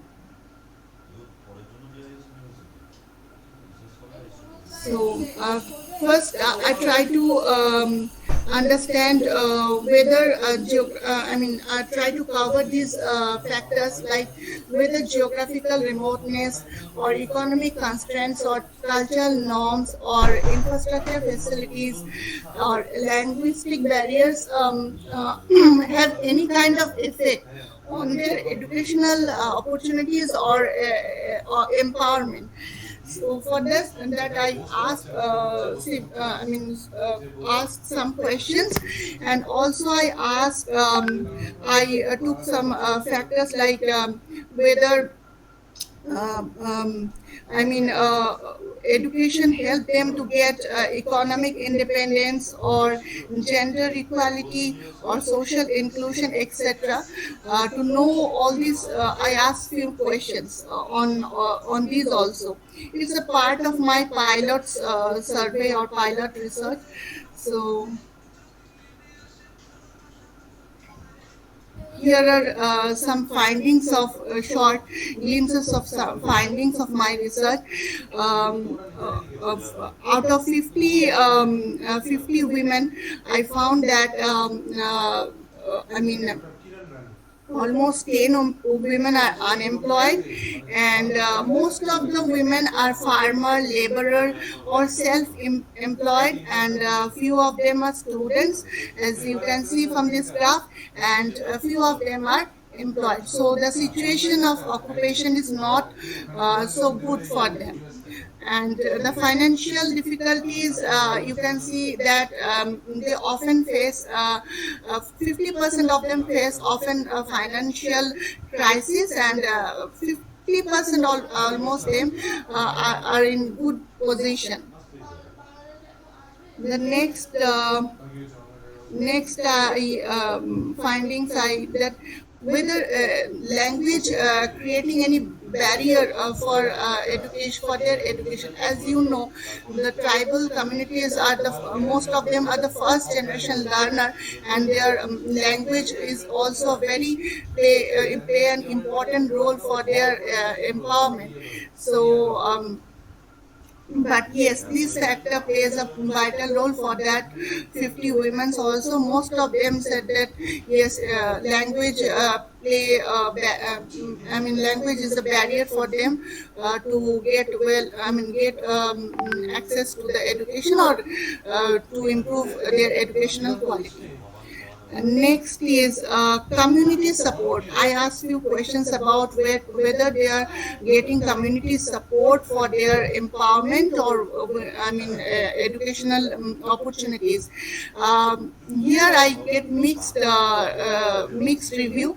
50% of them are said that yes, we are getting community support, and 50% of them said no, they are not getting any kind of support, family or community support. Next is government schemes. I asked whether they are getting government facilities or not. Yes, most of them answered that yes, they are getting government facilities, and governments are providing opportunities like skill development, etc. For them also. Next is economic status. After reviewing all their overall economic and educational position, employment position, I just asked them whether education is playing an important role for their economic status or not. শিক্ষা কি তাদের economic স্ট্যাটাসকে বাড়াতে সাহায্য করেছে না করেনি, এরকম question করেছিলাম।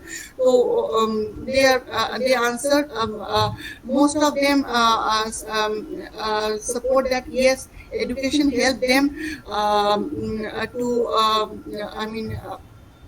to empower themselves. Obviously, there is a mixed reaction here.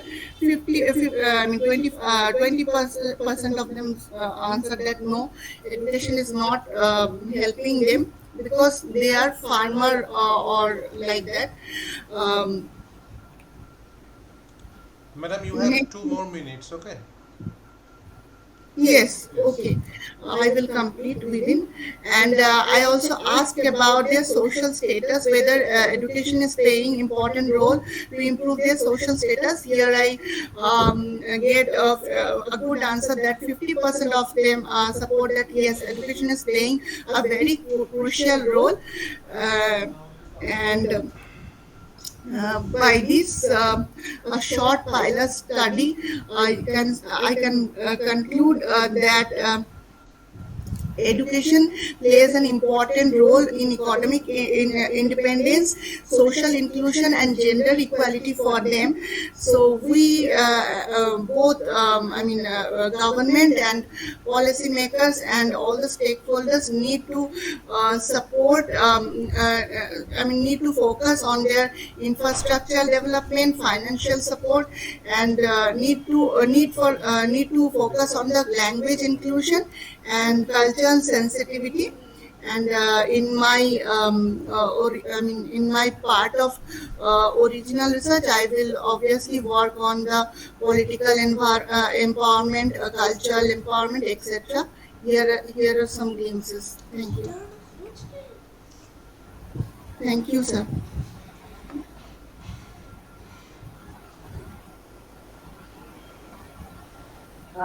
Thank you, Archita. Archita, what is your population? What is the total population? Total population, I took 50 tribal. That is, madam, that is your sample. Yeah. What is your population? Birbhum area. Birbhum area. Birbhum area. So, in Birbhum area, did you go through the tribal population? What does census of 2011 says about tribal population? And what does census 2011 says about women tribal population? I really, after a long time back, I just go through, but there is a good population in Birbhum district of tribal women.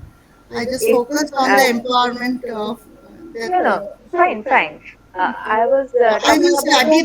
Obviously, I will study the demographic strategy in next time as. Very important for your sampling because you have taken only 50 tribal women. To understand the general situation and to understand you cannot generalize. Okay. Okay, ma'am. Based on the population, your sample collection must be based on the population. So if your population is small, then 50 is okay. But if the population you are saying that population I have chose 3 areas. Birbhum district in my original research, and I will work on almost 1,000 tribal women population in my original research. And I will go through the demographic status of obviously, but right now I don't get sufficient time, so I just conduct a short survey or pilot kind of survey to understand their general situations and present it. Okay, and your paper is titled The Role of Education. Yes. Then you are also telling that it is about women. So what was your age limit? Age limit is from 15 to 60. I took that.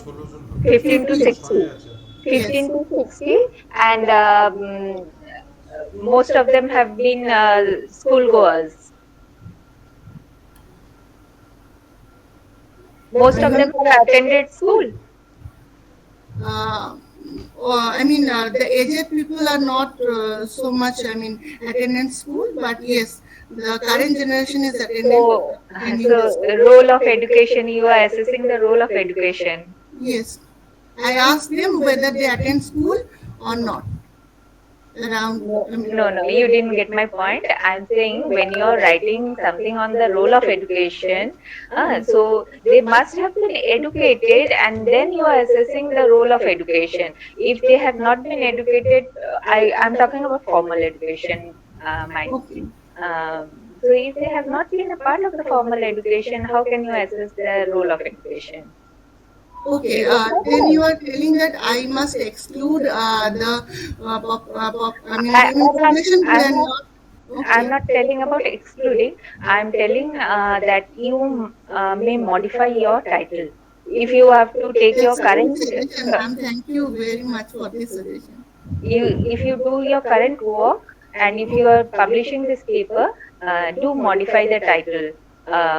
You can say the impact of education or any other thing, but role of education, it is predetermined or it is taken that these have gone through educational process and yet these are the problems, these are the barriers they are facing. Okay, this is just my suggestion. Thank you. Thank you. That's a very important suggestion, ma'am. Thank you so much. Sir, any suggestion from your side? No, it's a very good paper, and the theme has immense possibility of new researches in this particular area. My point is that do you have made or do you have included any kind of literature review? Yes, sir.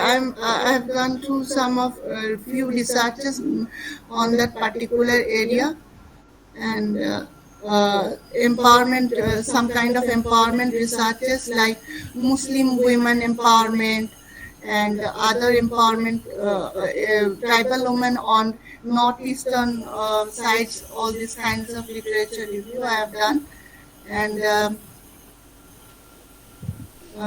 on the basis of that, I chose that particular area and particular class, tribal women. Okay. Now, what is ma'am saying? That if the paper is on the question of education, right? Now, we can divide the question of education in two parts. First, the school education, and second, the higher studies. Do you find any kind of new development in terms of higher studies within the tribal population when you are visiting the areas or when you are conducting your survey? Yes, sir. There are 3 or 4 students who are, who are pursuing MA, master degree. So a very less population out of 50. Most of them are laborer, and most of the new generation girls are going to school, but can't assume their future right now. Okay. Now, what is the dropout rate? What is the? What is the dropout rate? It's very important in any kind of education. That it means that students are not continuing their education till Madhyamik or till Uচ্চ Madhyamik. Okay, sir. I will work on it, sir. It's a very important point. What is the dropout rate? Okay. Secondly, another point is that you find that students are going to the open education system, that is Rabindra Mukta Vidyalaya or any kind of distance education. No, they are not attending any open education right now. There is no knowledge about this system. Okay, thank you. Thank you, sir, for your suggestions. I will include all these things. You must include the dropout. You must include the dropout rate. Dropout rate of the tribal students. The dropout scale, আমি sir আমার original রিসার্চে করব। হ্যাঁ হ্যাঁ এটা করতেই হবে। Thank you. Very important suggestions. Okay, thank you.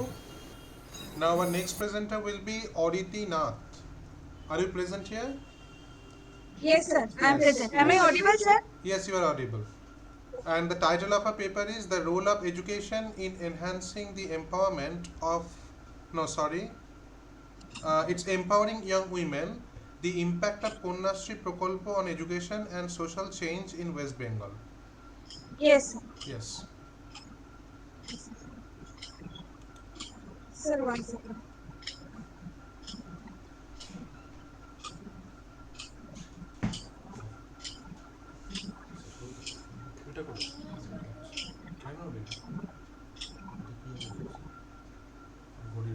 Sir, is my yes, screen yes, it's visible, sir? visible. It's visible. You can continue.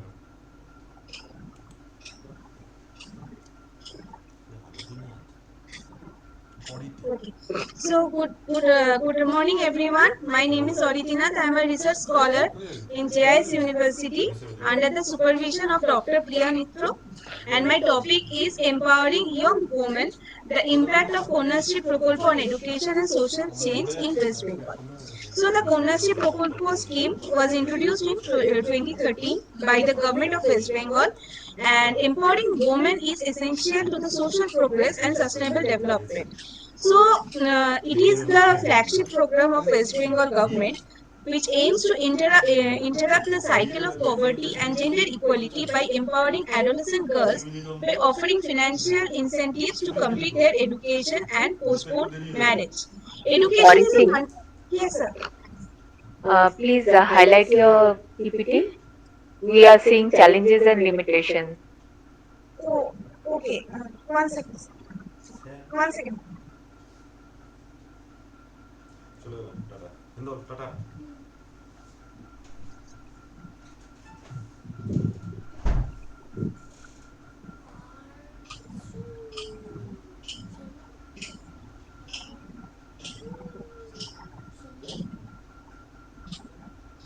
Ma'am, is it visible now? Yes, now we are on the introduction page.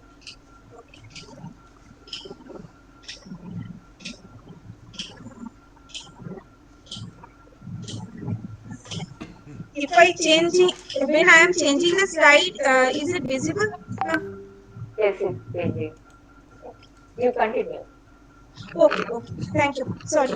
So, education is a fundamental tool for women's empowerment, enabling them to participate actively in economic, social, and political spheres. So, studies show that educated women have better employment opportunities, health outcomes, and everything.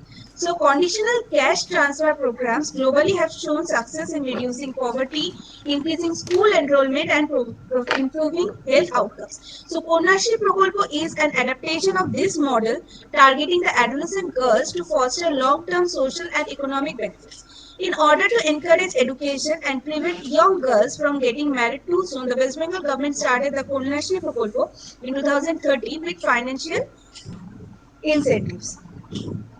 This study report looks at the impact of Kanyashree Prokolpo on women's empowerment. So this is like a review article, and this study report looks into how the program affects women's perceptions in West Bengal society, education, and self-esteem. This is a qualitative study, the application and results of the Kanyashree Prokolpo, and utilizing a blend of various data, the study analyzes the program's reach, efficacy, and problems.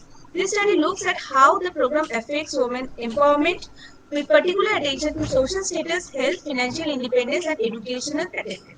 So, my methodology, this study employs a mixed method approach combining qualitative interviews, data sources including official reports from the government of West Bengal, educational statistics, and surveys conducted among beneficiaries of the Kanyashree Prokolpo scheme. So first, I would like to highlight the socio-economic context. I have done a literature review which I have not included in the PPT. So I have been through the various literatures, various research articles and government data on Kanyashree Prokolpo. In the socio-economic context, there are few criteria like gender equity in education, early management and its implications, economic hardships, government initiatives, social attitudes and community support, progress and remaining challenges. All these things are dealt with. So, West Bengal is a state in eastern India. It embodies a complex socio-economic landscape that significantly impacts the lives of its inhabitants, particularly young women. The region, characterized by diverse cultural practices and varying economic conditions, has historically faced significant challenges in promoting gender equality in education and broader social context. The Kanyashree Prokolpo scheme emerged as a targeted intervention to address these challenges. First is gender inequality in education. In West Bengal, gender inequality is a persistent issue. Girls often face higher dropout rates compared to boys, especially in rural areas. Several factors contribute to this disparity, including economic constraints, cultural expectations, and safety concerns. So, the economic bias is compounded by cultural norms that undervalue girls' education, seeing it as less important than their roles as future wives and mothers. Early marriage and its implications, it is the next point. So, socio-cultural practices and economic pressures often lead families to marry off their daughters at a young age, viewing it as a means to secure their future and reduce the economic burden on household. Early marriage not only curtails educational opportunities for girls but also exposes them to health risks associated with early childbearing and limits their personal and professional development. Then economic hardships. The economic landscape of rural West Bengal presents additional hurdles. Many families live below the poverty line with limited access to resources and opportunities. This economic burden of schooling often forces parents to pull their daughter out of school, and this increases the dropout rate.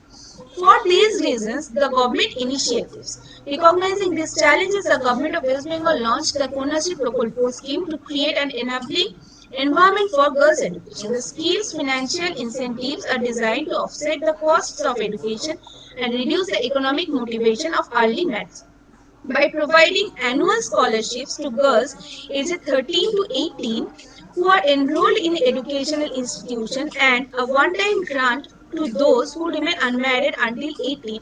The scheme aims to keep girls in schools and their delay in marriage. Now the objectives. The main objectives of the primary goals of Kanyashree Prokolpo was to increase the enrollment rates in schools, to reduce the dropout rates, and to delay early marriage. Uh, yes. So next we are looking into the structure of Kanyashree Prokolpo. The Kanyashree Prokolpo is a landmark initiative. The program employs a structured approach involving conditional cash transfers, aimed at addressing the socio-economic barriers. The structure and implementation of the scheme are pivotal to its subject and to its subject, success and impact. So it offers annual scholarships to unmarried girls aged 13 to 18 who are enrolled in educational institutions. Additionally, a one-time grant is provided to girls who turn 18, provided they are unmarried and pursuing education. This annual scholarship is for. Madam, excuse me. You have 2 more minutes. Okay. Okay. Then implementation. The implementation strategy involves close collaboration with schools, community organizations, and local government bodies to ensure widespread awareness and accessibility of the scheme. So, monitoring and evaluation mechanisms are in place to track the progress and outcomes of the program. So, the process flow is like that: identification and enrollment, then application and verification, disbursement of funds, monitoring and evaluation, awareness campaigns. So, what is the impact on education? Since its inception in 2013, it improves the educational outcomes for young women in West Bengal by providing financial incentives. The impact of the scheme on education can be analyzed to various lenses, like increased enrollment rates. It has been shown that data from the Ministry of Education shows a marked rise in the number of girls enrolled in classes 8 to 12, indicating that financial support has effectively encouraged the families to prioritize their daughters' education. Reduction in dropout rates. The condition that beneficiaries must be unmarried to receive the annual scholarship and the one-time grant at 18 has successfully delayed early marriages, allowing girls to complete their secondary and often higher secondary education. So schools in West Bengal have reported lower dropout rates, which can be attributed to the financial and motivational support provided by the scheme. Improve academic performance. The Kanyashree Prokolpa allows financial support helps to cover educational expenses like books, uniforms, transportation, which reduce the economic strain on families. This allows students to focus more on their studies and less on financial worries. Teachers and school administrations have observed that girls benefiting from the scheme tend to have better attendance records and more dedication towards their studies, which results in improved academic outcomes. And last, broader educational aspirations. So after receiving the grant and after completing their higher education, it has been seen that the students, the girl students, want to study more. They are prone towards higher study, and the shift in the mindset is crucial for long-term socio-economic development as it promotes gender equality and empowers women to participate more fully in the workforce and society. Impact on social change, like delaying early marriage, child changing community attitude, empowerment and independence, community and social impact. These are the beneficial impact on social changes. However, there are some challenges like administrative bottlenecks, infrastructure gaps, cultural resistance, ongoing efforts. These challenges and limitations, they deserve another uh, a huge research area for us, which we can study. To conclude, I would like to say that the Kanyashree Prokolpa has made significant strides in empowering young women in West Bengal through education and social change. By providing financial incentives, the scheme has reduced dropout rates, delayed marriage, and fostered a more supportive environment for girls' education. However, to sustain and amplify these gains, ongoing efforts to address systematic challenges and cultural barriers are essential. The success of the Kanyashree Prokolpa serves as a valuable model for other regions seeking to promote gender equality and empower young women through education. So I have given some references. So that's all for my presentation, sir. Thank you. Ariti, do not stop your presentation. Please go to the impact on education and impact social impact. Yes. That slide. Okay, Ariti, all that you spoke before this was just an introduction, okay? Because your paper is titled The Impact of Kanyashree Prokalpo. So your actual paper starts from here. And one more thing is that you are mentioning what has been the impact, but what is the proof? You have not given any document or data to prove your impact. That is, you are saying increased enrollment rate, and you have said that government reports have said. What has government report said? That is important in such a paper where you are assessing the impact, both in case of education and in case of social science, or sorry, social change that you have represented in your paper.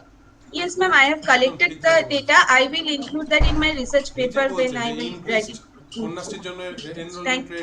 Yes, that should be in your presentation, because all that you said before this, just keep this in mind. All that you said before this was just data on Kanyashree, which is known to everybody. That your research paper is not saying anything new. Everybody knows about it. Okay, what you are studying is the impact. So you must focus on the impact. Okay.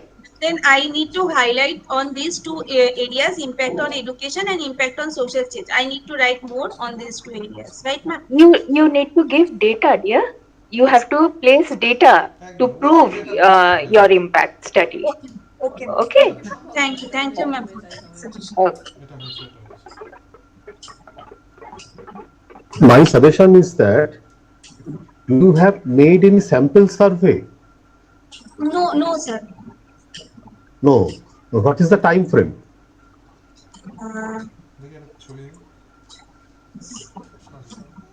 Do you have any specific time frame? No, sir. R sir ও তো এটাও mention করছে না যে ওর methodology ও বলছে, কিন্তু এটাও কোথাও mention করছে না যে ও কিভাবে ডেটাটা কালেক্ট করছে। আমি মোস্টলি স্যার মানে ওয়েব রিসার্চ বা আমি বিভিন্ন ডেটা থেকে যেটুকু পড়াশোনা করেছি, এখানে আমি কোনো মানে সার্ভে বা কিছু করিনি আলাদা। সার্ভে যদি নাও করা হয় কোনো অসুবিধা নেই, কিন্তু পশ্চিমবঙ্গ সরকারের যে তথ্য আছে সেই তথ্যগুলোকে ঠিক মতন টাইম সিরিজ ধরে লিখতে হবে, মানে ইচ্ছে মতন আগে পরে করা যাবে না।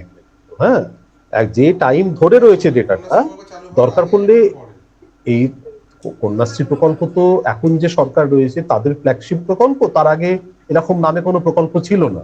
তাহলে হিস্টোরিক্যাল ব্যাকগ্রাউন্ড হিসাবে তার আগে কিরকম অবস্থা ছিল, বিশেষ করে মেয়েদের শিক্ষার, এবং কন্যাশ্রী আসার পরে কোথায় উন্নতি হয়েছে, এইটা দেখানো যেতে পারে 1 নম্বর। 2 নম্বর হচ্ছে, একটা জিনিস স্পষ্ট হলো না, তোমার কি পুরো পশ্চিমবঙ্গই তুমি কভার করছো? আমার স্যার এটা অ্যাকচুয়ালি আমার রিসার্চের একটা পার্ট, তো আমার রিসার্চটা মেইনলি পুরুলিয়া জেলার উপর। সেটাকে তুমি বলেছিলে, এটা আমি বুঝতে পারিনি আসলে। না মেনশন করেনি। আচ্ছা, যদি পুরুলিয়া জেলা হয় খুব ভালো, খুবই ভালো গবেষণা হবে। কিন্তু পুরুলিয়া জেলার যে জনসংখ্যা তার একটা সিগনিফিকেন্ট পার্ট হচ্ছে আবার আদিবাসী মানুষ, জনজাতি মানুষ। তাদের মধ্যে কন্যাশ্রী প্রকল্প আলাদা করে কি আনতে পেরেছে কিনা আদৌ, এটাও কিন্তু তোমার লেখাতে যেন ভবিষ্যতে আসে, তাহলেই হবে। এটুকু বল। ঠিক আছে, থ্যাংক ইউ। হ্যাঁ, Okay, thank you. The next presenter will be Chandrima Mondal, and the title of her paper is Bangali Sangskriti Khadder Boichitro, Kendro o Pranter Obosthan. She is a student from Benares Hindu University. Chandrima Mondal, are you present here? Chandrima Mondal? No, she is absent probably. Okay, so the next one will be Chiranjit Ghosh. Are you present, Chiranjit Ghosh? Yes, sir. Yes, sir. Okay. The title of his paper is The Effect of Environmental, Social and Governance Disclosure Level on the Cost of Equity Capital, an Empirical Study on Indian Scenario. He is an assistant professor from Shahid Anurup Chandra Mahavidyalaya. Okay, you can start your presentation. Sir, my screen is visible? Yes, visible. Okay, thank you, sir.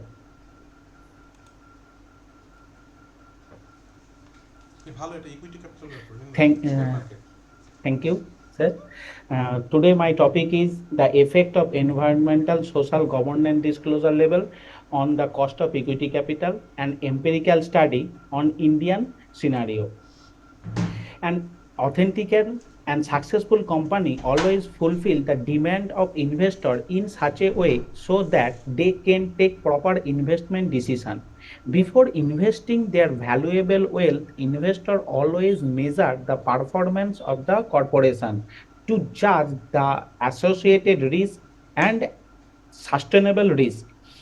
This assessment requires information. That is why investors always demand more information.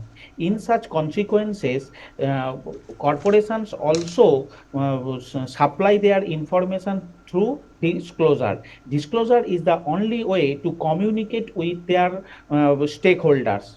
In this empirical research, I only concentrate the specific disclosure on the topic environmental, social and governance item because of its growing importance in the managing change in transition towards a sustainable economy by combining long-term profitability with social justice and environmental protection through good corporate governance. ESG disclosure, 3 component: environmental disclosure, social disclosure and governance disclosure. Environment disclosure concerned with how a corporation safeguard the environment. Social disclosure connect with how a corporation manage their relation with their stakeholders. And lastly, governance disclosure relate how a corporation operate their operation with full rules and regulations. These are the requirement for ESG disclosure. These theories are used in this research work. These literatures are surveyed by me for this research work, and finally finally it shows that there is a most of the ESG studies are done in abroad like USA, Canada, South Africa, but there is a scare in Indian context. But individual sector like environmental, social are done uh, Indian scenario, from Indian scenario. From this, I have fixed this research gap, lack of empirical evidence in the field of ESG disclosure level in India. And second is scarcity of studies that explore what is the nexus of environmental social governance disclosure level with the firm value in terms of cost of equity capital from the perspective of Indian scenario. And this research object I have fixed to assess the impact of ESG disclosure on the cost of equity capital for a period 1516 to 1920. And this hypothesis is fixed by me. Environment, so ESG disclosure is negatively associated with the cost of equity capital. These hypotheses are analyzed from two different dimensions. One is current year ESG disclosure aspect, and another is lag year ESG disclosure aspect. Next is methodology part. I have fixed 50 companies from the NSC. I have fixed top 50 companies from the NSC according to their market capitalization as on 31st March 2020 for the period of 5 years. And I all my research work is completely done on the basis of secondary data which are collected and from the annual report and money control website. These are the variable are used in my research work. ESG disclosure level is considered as independent variable, cost of equity capital is considered as dependent variable, firm size, profitability, market to book ratio, beta and leverage are considered as control variables. ESG disclosure level is measured through the ESG disclosure index by assigning a value range 0 to 3 based on the presence or absence within the annual report. A value of 0 is put if the item is not disclosed in the annual report. A value of 1 is given if the item is presented in descriptive form in the annual report. A value of 2 is given if the item is presented in numerical form. And lastly, a value of 3 is assigned if the item is presented in both way, descriptively and numerically. Lastly, I have calculated the disclosure index based on by dividing the actual score by the maximum scores. And cost of equity capital is measured through the capital asset pricing model. And using this formula, fixed risk-free rate plus beta into market risk premium minus risk-free rate. These control variables I already discussed. Firm size is computed through the natural logarithm of the market capitalization, and the hypothecated sign is negative. Profitability is computed through the profit after tax divided by equity share capital, and the hypothecated sign is also negative. Market to book ratio is computed by the book value divided by market value divided by book value. And it is also negatively associated hypothecated with the cost of equity capital. Leverage is computed through the long term debt divided by equity share capital, and hypothecated sign is positive. Unlevered beta is computed by dividing normal beta by the 1 plus debt to equity ratio, and hypothecated sign is Excuse me, positive. sir. Sir, hello. You have 2 more minutes, okay? Okay, sir. Okay. These are the research model to fulfill our research objective, and this is the descriptive statistics. this result shows that ESG disclosure level for the 2020 is 0.4318. Next, ESG disclosure mean value 0.3914. So this mean value indicate that there is a clear increasing trend in disclosing the ESG disclosure level.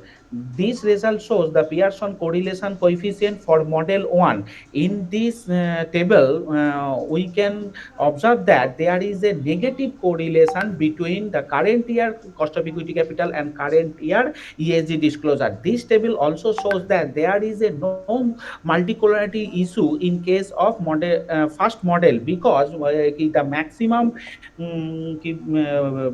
correlation value is 0.743 between the current year cost of equity capital and unlevered beta, which is the below of the thumb rule 80%.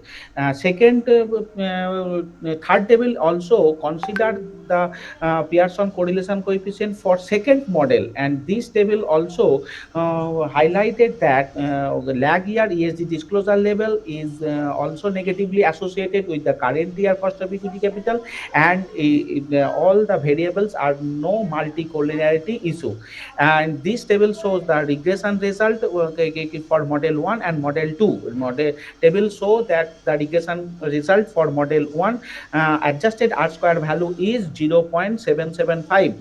That implies that this is a good fitted model. F statistics is to 2.223 with a 1% significant level, and Darwin Watson value is 1.759.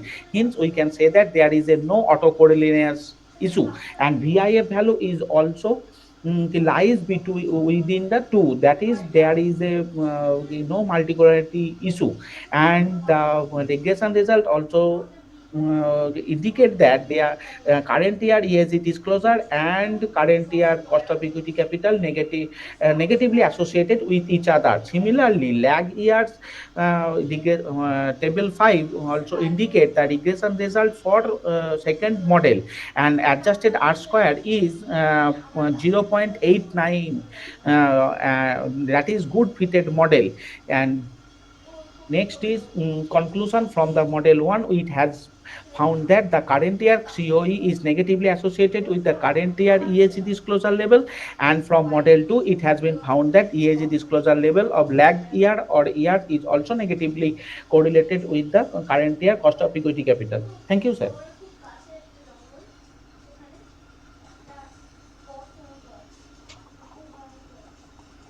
Uh, Thank you, uh, Chiranjit. Uh, Chiranjit, in your hypothesis, you have written that there is a negative association. Is it Yes. based on your review? Yes, madam. Yes, madam.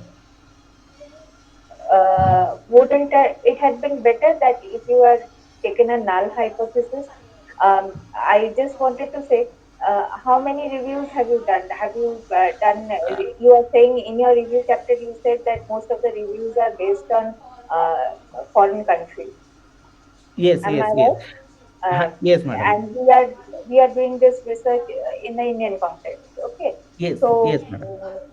should we be taking that review as a standard? So, sorry, madam. Should you take that review as a standard for India? Yes, Because madam. Yes, madam.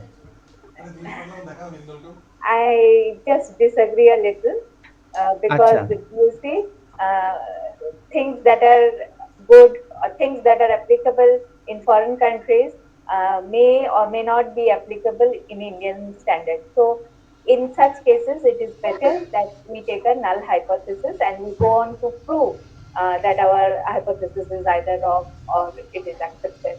And then in your finding, you have found that there is a negative relation between Yes. Joey and your social governance, sorry, ESG disclosure level and ESG uh, disclosure level. So, what do you think? Companies don't want to disclose their strategies? No. Actually, madam, when company discloses more information about ESG disclosure, its cost of equity capital simultaneously decreases. As Why? yeah, Why? That is due what to I want to uh, know. due to its faith on investors think that companies are good fitted to you, good fitted for investment, because there is a very low investment risk. Yes. So, And means there is your market. study says that there is a negative relation. The more you disclose, the more you get investors. So there's a positive relation. When cost of equity capital increases, the investors are suffering loss. Investors pay more, get less. When investors pay less, get more, then investors profitable.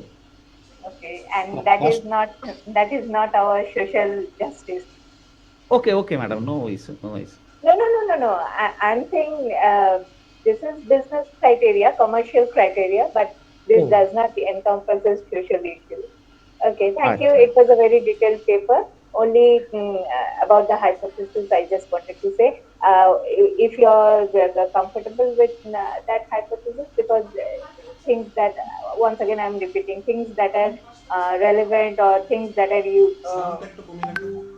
doable in foreign countries may not be done here.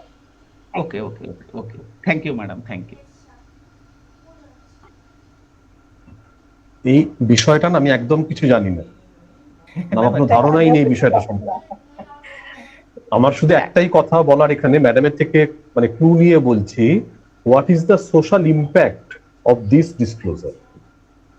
সামাজিক কি কোনো অভিঘাত পড়ে, মানে যারা বিনিয়োগ sir, করছেন আপনি তাদের একটু মধ্যে? লেম্যান ল্যাঙ্গুয়েজে একটু আমাদের বুঝিয়ে দিন। হ্যাঁ স্যার দেখুন, ইনভেস্টররা তো সোশ্যালি থাকে স্যার। একটা বিজনেস হচ্ছে সোশ্যাল একটা অর্গানাইজেশন। সোশ্যালের সাথে মানে সোসাইটিকে বাদ দিয়ে কখনোই আমরা বিজনেসকে কম্পেয়ার করতে পারবো না। একটা বিজনেস যতই যেমন ধরে নিয়ে যাক টাটা, টাটা একটা গ্রুপ আছে যারা বিজনেসকে সোসাইটিকে অনেক কিছু দেয়, সেই জন্য তাদের একটা ইমেজ আছে। যখন টাটা কোনো একটা শেয়ার ইস্যু করবে, তখন সেই টাটাতে একটা আমাদের যে ফেথ আছে, সেই ফেথ থাকার জন্য আমরা সহজেই ইনভেস্ট করতে পারবো। যখন নতুন কোনো একটা অর্গানাইজেশন বা লোকাল কোনো অর্গানাইজেশন যার কোনো পরিচিতি নেই, যার সোসাইটিতে যার কোনো মানে আইডেন্টিটি নেই, সে যখন কোনো একটা শেয়ার ইস্যু করবে, তখন তাতে আমরা ইনভেস্ট করতে সহজে চাইবো না। কারণ হচ্ছে তাতে আমাদের অতটা ফেথ বা নলেজ নেই, তার মার্কেট লিকুইডিটি নেই, স্টক মার্কেট অতটা লিকুইডিটি নেই। সেই জন্য আমরা কি করব, পিছিয়ে আসব। সেই জন্য গভর্নমেন্ট রেসপেক্টিভ যার আইডেন্টিটি নেই, সেই ধরনের কোম্পানি কি করবে, তাকে শেয়ারটা কম দামে দেবে, কিন্তু বলবে হাই রিটার্ন দেবো।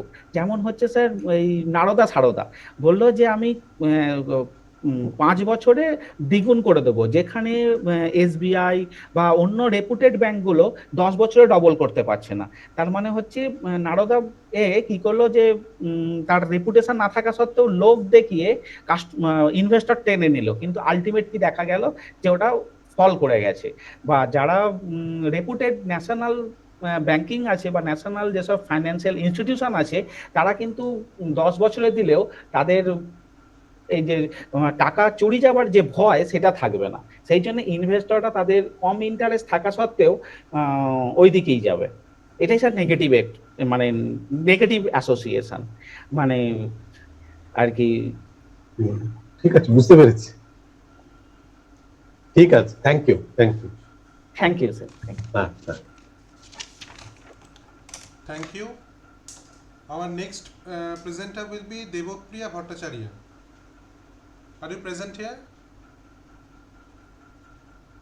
Devapriya Bhattacharya absent. Yes. And the next one will be Deepali Shaw. Deepali madam, are you here? No, absent. Dr. Debjani Halder. Yes, sir, I'm here. Okay. Yeah. And the title of our paper is Film and Television Institute of India, a Pedagogical Transition Towards New Cognitive Divergence. She is an associate professor at Manipal Institute of Communication, Manipal Academy of Higher Education. Okay, madam. Yeah, thank you so much, the honorable chairperson and also the organizer to give me a scope to present my paper. So this paper is actually it's a monograph project. It's considered under the ICSSR major research grant.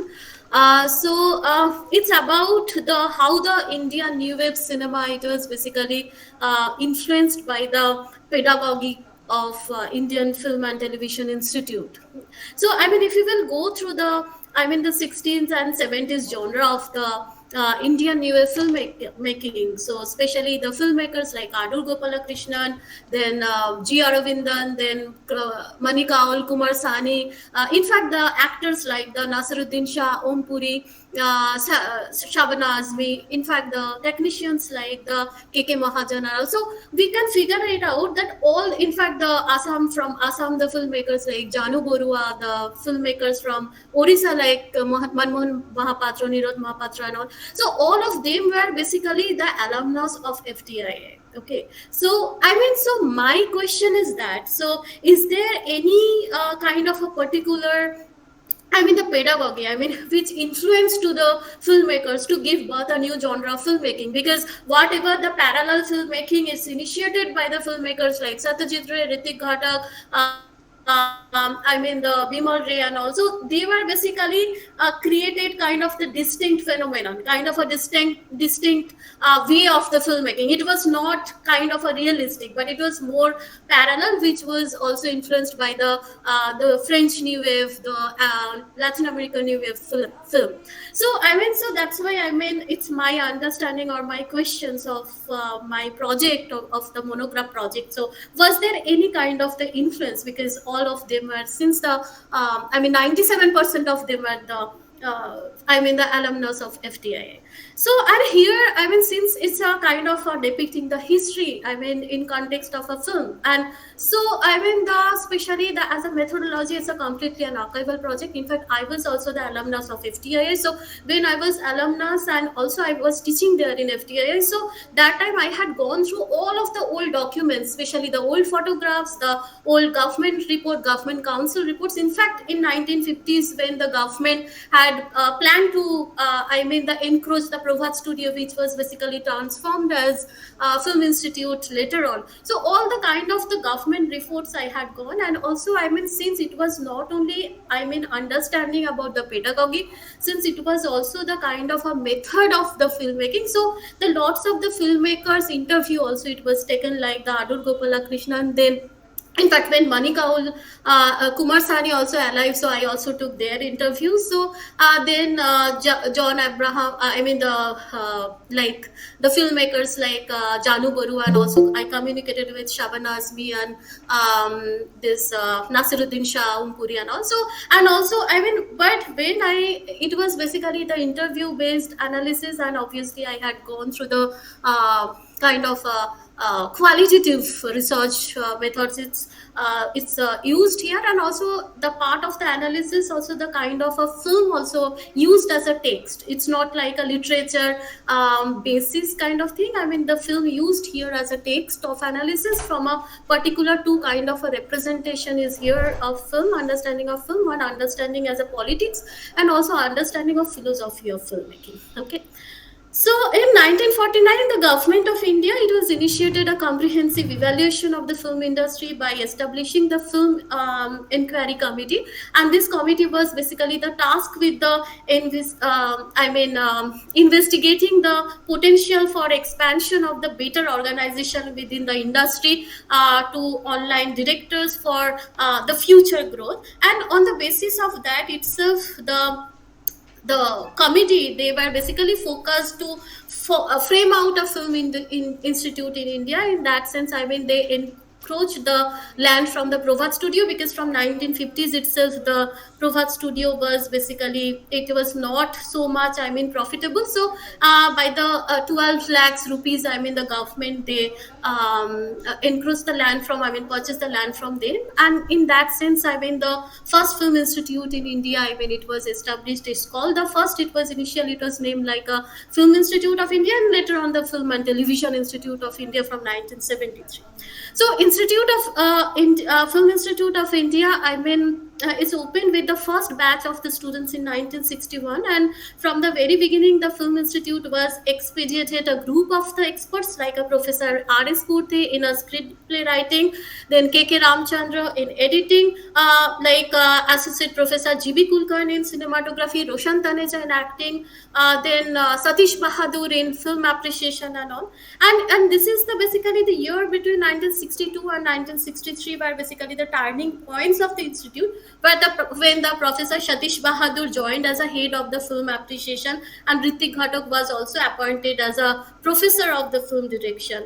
And Professor Satish Bahadur and Ritik Ghatak, both of them, I mean, they were introduced the cinema as an interdisciplinary subject that combines the comparative understanding of the expressions of history, aesthetics, technological development, and also the structural analysis of film, theatre, literature. And the students like Adur Gopala Krishnan, Mani Kaul, I mean, later on when I was basically interacted with them, so I mean, all of them, I mean, they basically appreciated and also they considered that whatever kind of the new concept of pedagogy to understand the cinema, not only from a kind of the aesthetics, I mean, not only from a, I mean, film not only as a part of the text, I mean, in a connections with aesthetics, in a connections with film philosophy, and also the connections with the technology. I mean, how both of them, the Satish Bahadur and Ghatak, they opened up the new avenue to understanding the cinema. I mean, they appreciated all of their both of their I mean, the contribution. So initially, actually, the government had a plan to, I mean, appoint to Satyajit Ray as a head of the institute. But I mean, Satyajit Ray himself, I mean, he suggested the name of Gajanan Jagidar, who was the first principal in institute, and Gajanan Shah was basically the history of a prolonged association of the Prabhat studio. And he was very talented actor and director from 1930s to 70s. And as an actor, I mean, he also constantly checked out how the camera would also see regarding the angle and the field of the vision. And he also worked on the physical movement with the camera to get the proper focus mark, and also I mean, all this were done, and he would also emote for the shot and carefully checking had come before what was come after shot with the director. And as a prolific actor, he always places the priorities of the nuances, sense, and also the kind of the punctuations. And after the Jagidar, I mean, Jagat Murari was the most energetic and the efficient principal, I mean, who embedded the Film Institute of India and was the institute also the aesthetic, in his time only the aesthetically excellence. And in the Film Institute of India, he introduced the vast space, I mean, where the backbone was the legacy of the rich past of the Prabhat and the dynamic value of the present and the progressive visionary of the future. So, although the ministry wanted to start... Excuse me? Sorry? Actually, you have 2 more minutes left. Okay, no issue. Yeah. So, also, I mean, though the government had a kind of a orientations, I mean, to make a kind of the regional film. But I mean, both of them, when the Ghatak was appointed as a vice principal and the Jagat Murari was a part of the principal. So both of them, they were basically the particularly focused in a 3 dimension. One, as the, I mean, the especially the technical, all the technical field will be there, like the direction, editing, sound designing, cinematography, and along with the color corrections and the film processing also. And then secondly, the film appreciation, which will not only considered in between the few people, it could be also the, I mean, open to all. And the third part is the acting course. So in the question of the acting course, so we can mention that the contributions of the Roshan Taneja, especially, I mean, the actors like the Nasiruddin Shah, Om Puri, Shabana Azmi, Kanwaljit, and all of them, I mean, they considered the pedagogical training of the Roshan Taneja. So here I will also give you the kind of the example from the Shaban Azmi. I had opportunity to interview her. So I mean, she was basically from a very posh background. I mean, her father was a Kaifi Azmi. She was Anglo, kind of a English educated Bombay girl. So she mentioned that when the Sham Benegal basically. Had chosen her for the Ankur, and it was for the first time she stepped into the village, and she was playing a character completely different from the English educated westernized Bombay girl in 1973, and he rescued her then only the pedagogical training, which was basically came from his her guru, the Roshan Tanejas, the concept of Stanislavski's five style of acting and Brechtian concept of alienation and the epic approach. So, as a conclusion, I can mention that the region and the embodiment of the regional cinema assume as the interactions between the language, culture, and the territory. And in the mid 20th century, when the India introduced itself as a language-based administrative unit in the field of cultural practice, including the cinema, itself expressed it was the identity in the thinking of the region in the subcontinent. And the rise of the regional cinema as a genre owes is incalculable debate of the Film Institute. And it is the notable alumni who had carried the lineage of the Prof Studio, a group of the notable alumni from the Film Institute, pioneers of the Indian cinema, introduced the regional cinema as an iconic form, always mention the distinct of identity from the mainstream Hindi cinema.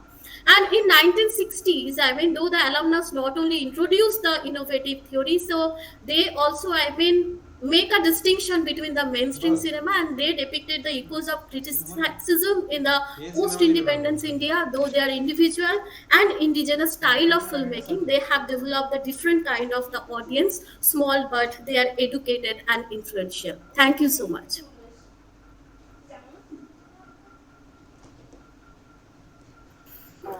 Well, thank you, Debjani. You spoke about a lot of things from FCI, most of which is first-hand knowledge for us today, I believe. What was this time? What is the time span of your research then? Are you asking me? It's about the time period, the conceptual framework. Yeah, it's a 1960s to 1980s. Only focused on a Indian New Wave, because first Indian New Wave it was started by the Mani Kaul's Uski Roti, Basu Chatterjee, Sarakas, and Renalson's Bhuvansham. So it was started from this 1969, and it would be completed in 1980s, because historically we consider the 1980s is the end of the Indian New Wave when the television is coming out. Yeah. Yes, and you were talking about transition towards new cognitive divergence. Yeah. Is it limited to this period only?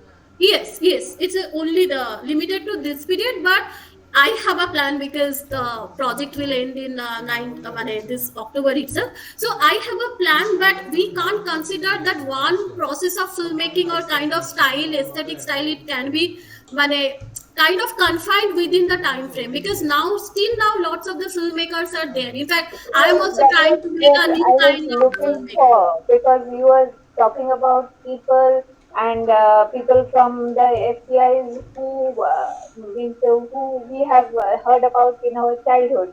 Absolutely. There is no new connection, like you are talking about new cognitive divergence, but that's why I asked you about the period. Now, I have a plan. In a concluding chapter, I will bring the work of Amit Datta, Payal Kapadia. In fact, my work also. We are also keep following the works by the new wave filmmakers, the kind of the anti-narratives, kind of the lots of the experimentations through the technology and also. What is actually going on now? That has to be mentioned. It's a kind of how the kind of the descendants, they are following the same methods and all. So I have a plan, but let's see. Yeah. This is your CSIR project.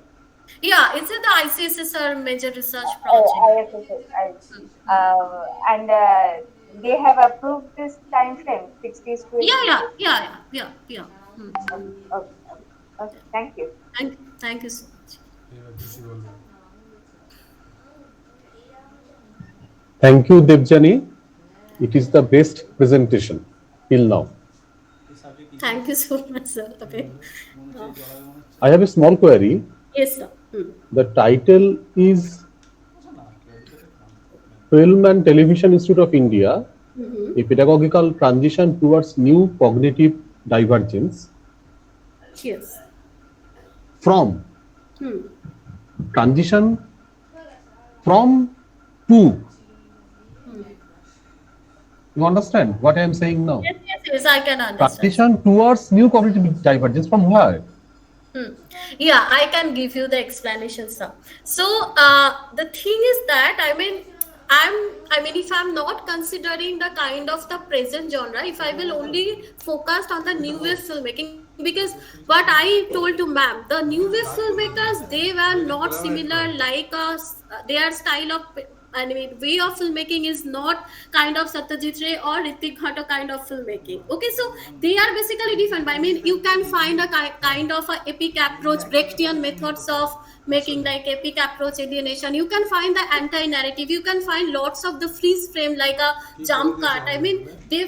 Their work was more internationalized. Okay, so though since I didn't get time to explain everything. So here, when there was a kind of, they were the students like Adur Gopalakrishnan, then Manikaul, Kumar Sani and all. So they had also interactions to the filmmakers, foreign filmmakers like John-Luc Godard, then the Hitchcock, then Kurosawa, and also they had also opened up the new avenue for them. So they also tried to internalize or accept the different genre of filmmaking, which can again, depict the kind of the social realism, kind of the criticism of the government or that.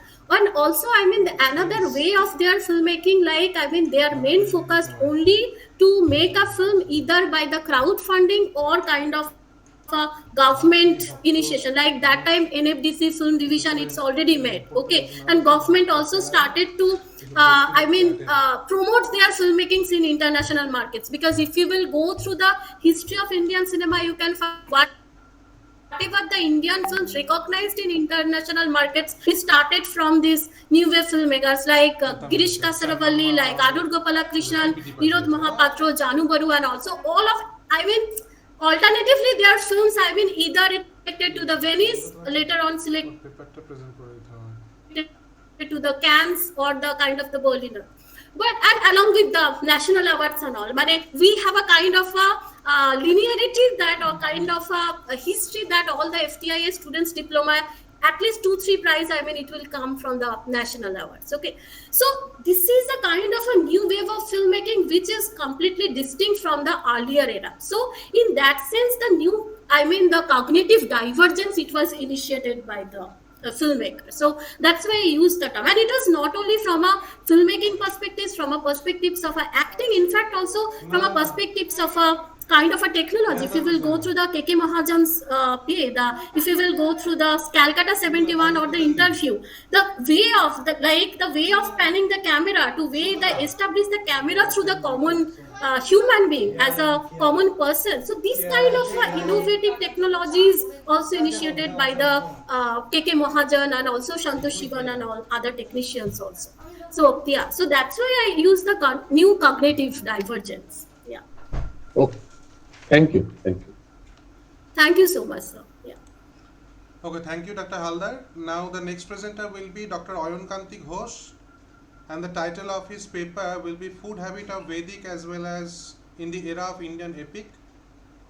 He is the state-aided college teacher from Vivekananda Mahavidyalaya, Horipal, Hooghly. Okay. Am I audible, sir? Yes, you are audible. Okay. Very good afternoon to the Honorable Chairpersons, Honorable Host, and my co-presenter. Before starting my topic, I need to say certain things, just like that the bibliography what I have used for this particular paper, Beder Juge Khudha o Khadyo, Sukumari Bhattacharya. উপনিষদের দর্শন হিরণময় বন্দ্যোপাধ্যায়, উপনিষদের গ্রন্থাবলী উদ্বোধন কার্যালয়, মহাকাব্যের রসুই ঘরে দীপা ব্যানার্জি, ঋগ্বেদ ও নক্ষত্র বেলাবাসিনী গুহ ও Ahana Guha, Athurvaved Samhita, Sri Vijan Bihari Goswami, and besides that, to great epics in form of translation by Rajshekhar Basu, the Ramayana and Mahabharata, Ramayana Charitabali, Mahabharata Charitabali, Shastri Mushai. So these are my primary concern for making this paper. So let's start. Before starting this paper, I need to tell a story that was, we have got the story from the life or from the stories of Vivekananda. While staying abroad, Vivekananda liked to cook his own food. And the house in which he was staying, Miss Oli Sarabul, sometimes he sent the food to the host of that house. So one day, Miss Bull asked Swamiji, what you have used in your cutlery skill? Swamiji answered, I have used the spice of Anurag. Swamiji bolchen, আমি অনুরাগের মশলা মিশিয়ে দিই. So our country is always considered as the land of food lovers and foodies.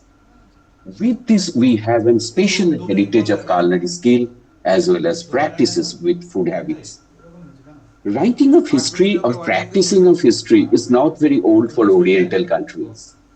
Instead of that, epics written in the subcontinent are regarded as the stream of history of our life, livelihood, culture, politics, religious beliefs, economy, and so on.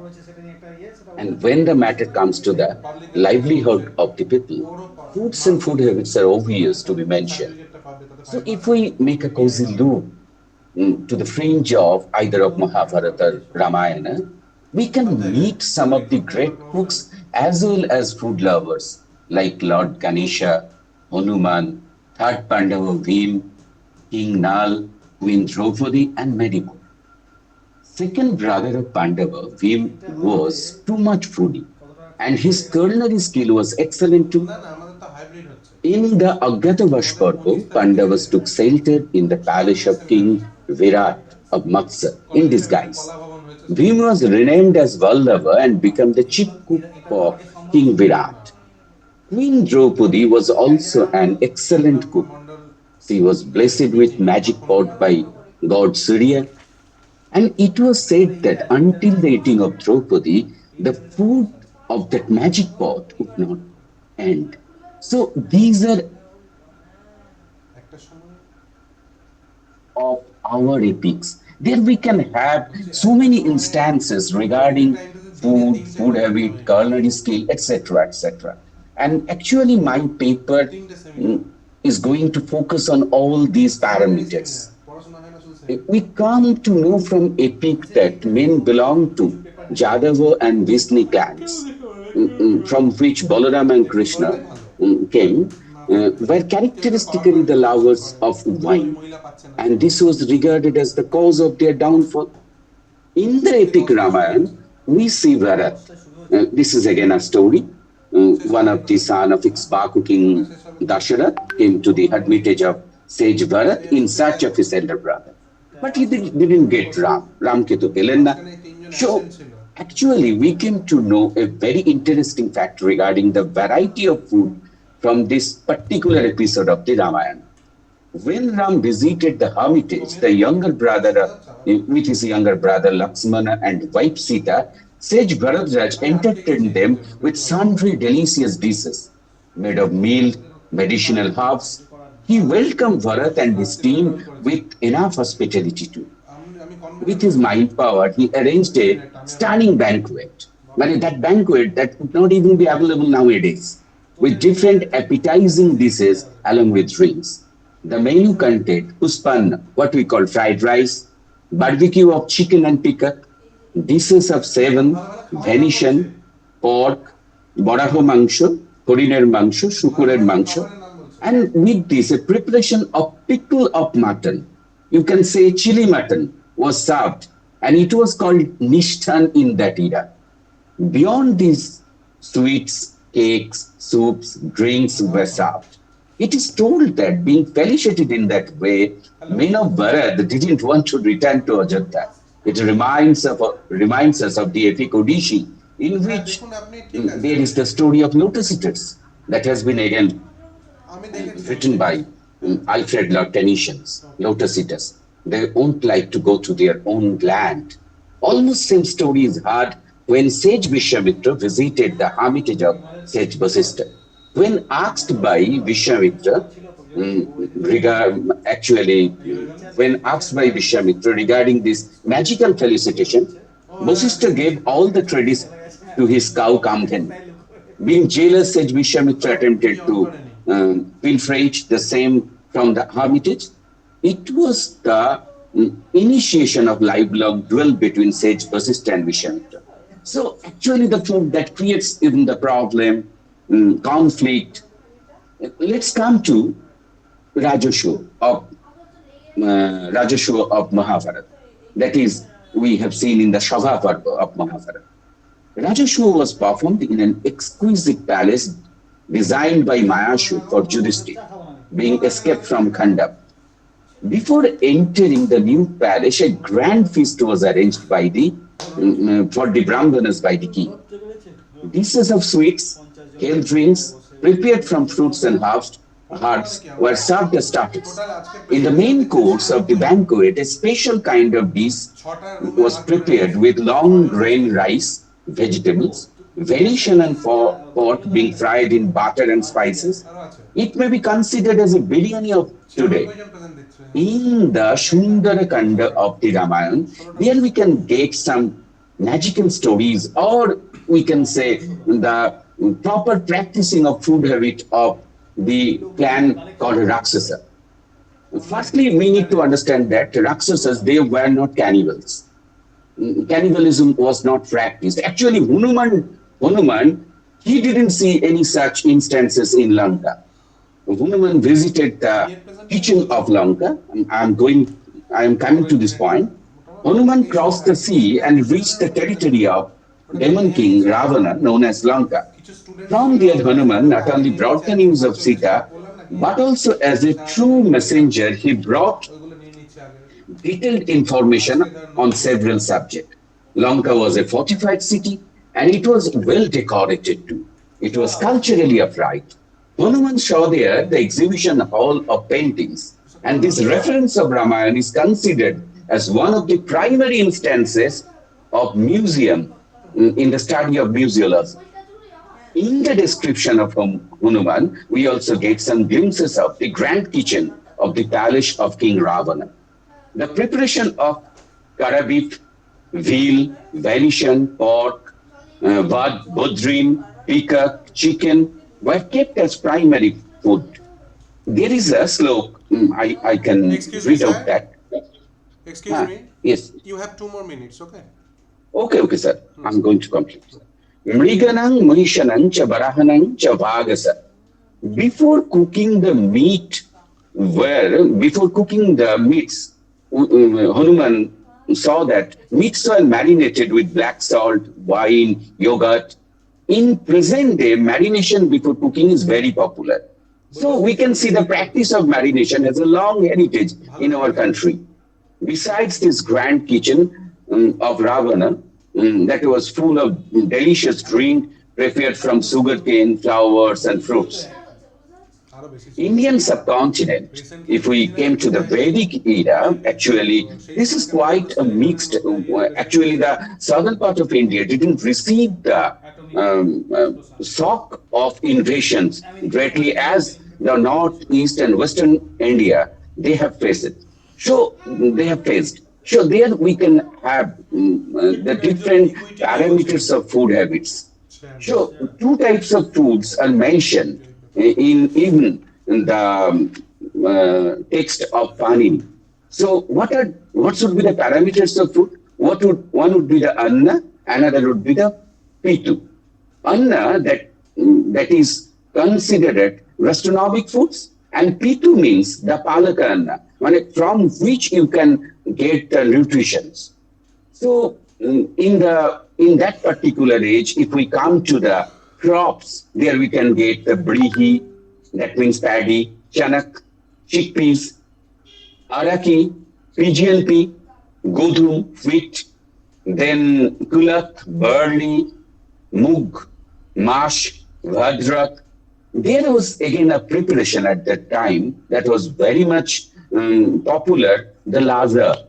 Mostly the type of koi of today's. Then we have zavak. We have different preparation with brihi, mahabrihi, and even the salidan, sali paddy, that was used also for different preparation, such as Shupaudun, Hiraudun.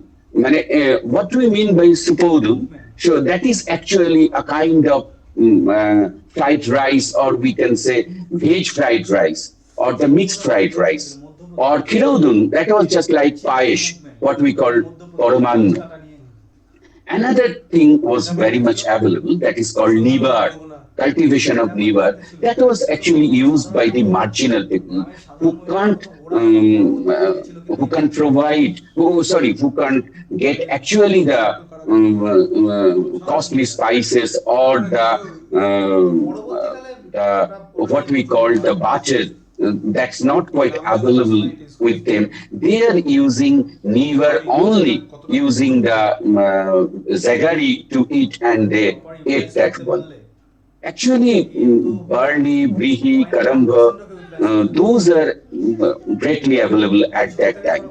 Besides that, if we come to the fruits, what are the available fruits in that period? Amra, kadali, darimbo, ikku, zombu, ponosh, that means katal, jackfruit, kopit, koetbel, priyal, angur, vallatak, kaju, and besides that, the vegetables which were available in that period, and that those are popular, used for cooked food, those were alu bakochu, polonki, mulak, alabu, battaku, kushmandu, Uibaruk, Polandu, all these are. And in our country, we didn't have the practice of using chili. Actually, it came from South America. Actually, black pepper was used instead of chili. And with all these things, again, we can concentrate it. Actually, as India was considered as the country for the sages and ascetics, it's not that our country was completely vegetarian. Actually, I have already given the instances of all this. There was again a food, namely polanno. That means Paul plus onno. Paul means it's a kind of mutton that is being used with rice. So onno, that means vat. So Paul plus onno, that means palanno.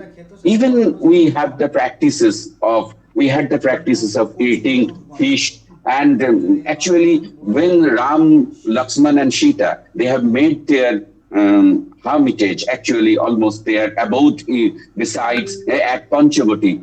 So there, mostly they went for hunting the Venetian. Even they went for fishing. So initially they thought that they would not eat anything non-veg, but still, as they were the Kshatriyas, they went for all these things. So India, though, as we are having a mixed culture and having different parameters of life, so India was quite a country for all those foods in that time, and out of which we have the continuations. Thank you all for listening me for these 10 minutes.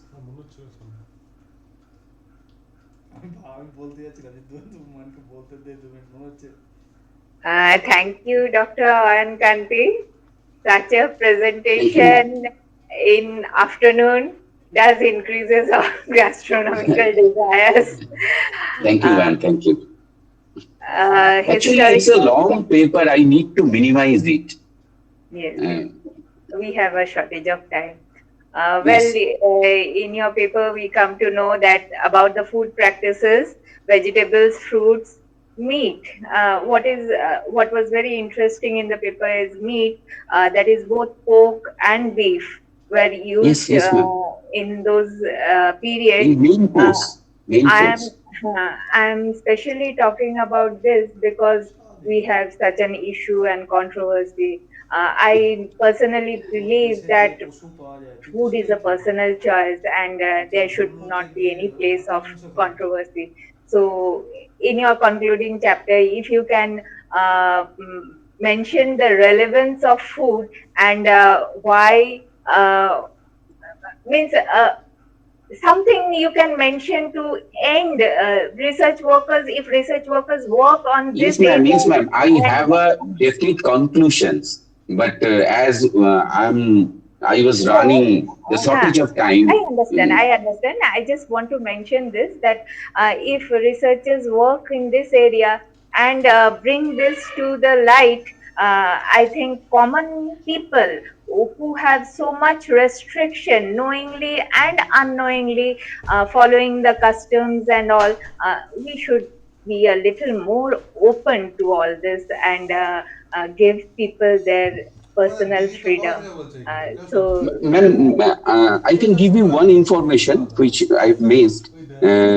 In that era, it is being said that even the widow can eat the Venetian, মানে হরিণের মাংস, and that is considered as most holiest one.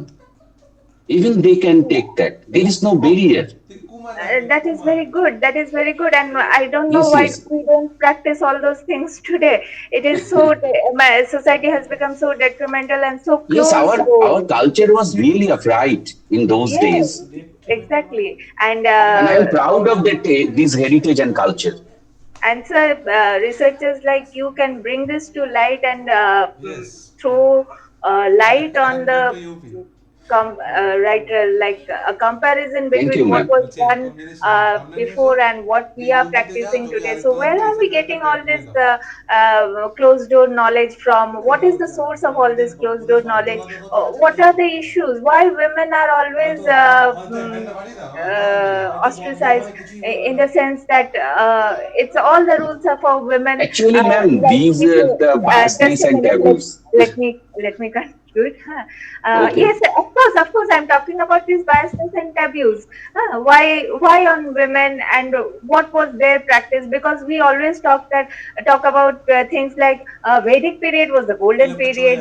Our epics, Ramayana, Mahabharata, এগুলো তো সব পবিত্র. So all these পবিত্র things must come into our consideration today also. Yes, ma'am. Thank you so much for your paper.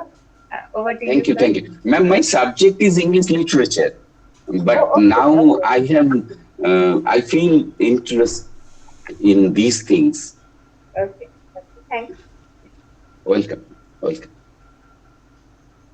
Dr. Ghosh, Thank you, sir.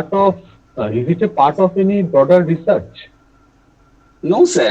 Actually, I have seen the topic of Kanyashree University. I have seen the topic of seminar of Kanyashree University, and I was reading all these things for a long time.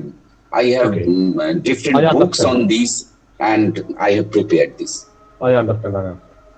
My two suggestions. Okay. First, okay, sir. Okay. You must have to go through the primary sources.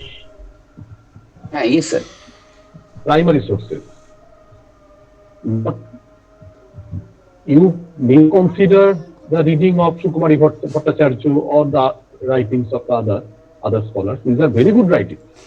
But you must go through the primary sources of this period. Yes, sir. I have read Ramayana, Mahabharata, and I have got the informations from these sources also. Now, you mentioned the secondary sources before presenting your paper. Yes, sir. I have also mentioned the name of... And you mentioned Mahabharata and Ramayana. The translation by Rajshekhar Basu. Rajshekhar Basu, not only Rajshekhar Basu, also I have with me Kali Prasanna Singh, the Mahabharata. Yes. I've gone through. And Haridas Siddhartha Bagish. Yes. But when Sukumari Bhattacharya wrote on this topic, on this thing, she comprehended the theme on the basis of his first-hand reading of the text of this period. This is my suggestion. Okay, Secondly, thank you, sir. Thank you, sir. historically, Vedic period is a very articulated time period. Yes, sir. Understand? But in the era of Indian epic is a vast time. Okay. You cannot comprehend this in a single thing. There is a time gap. There is a time gap between Vedic period and the era of Indian epic. Vedic period is before the arrival of Christ, BC, and Indian epics were rewritten in the Gupta period. There is at least 700 to 800 years difference between the Vedic period and the Indian epic. And the Indian epics were written and rewritten time and again. Yes, yes. And it was translated to various Indian languages after 1000 AD. For example, in Bengal, 300 varieties of Ramayanas. Therefore, you please think about the title, and it's a paper on history. It's a paper on history. Therefore, you have to comprehend articulate your time in a crispy manner, so that you can use the data according to your own choice. Okay. This is my suggestion. Okay. Thank you. Thank you. Thank you.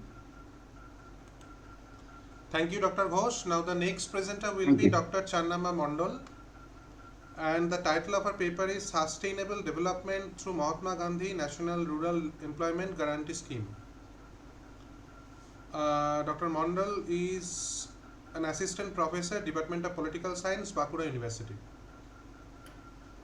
Dr. Mondal. Am I audible, sir? Yes, audible. Okay. Just a minute.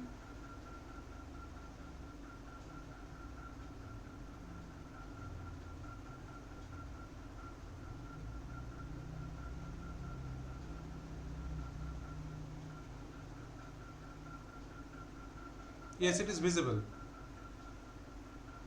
Okay, sir. Okay. Is my screen visible, sir? Yes, visible. Okay, okay. Thank you, sir. Thank you. Thank you. Good afternoon, everyone. So the title of my paper is Sustainable Development through Mahatma Gandhi National Rural Employment Guarantee Scheme, that is MGNRGS.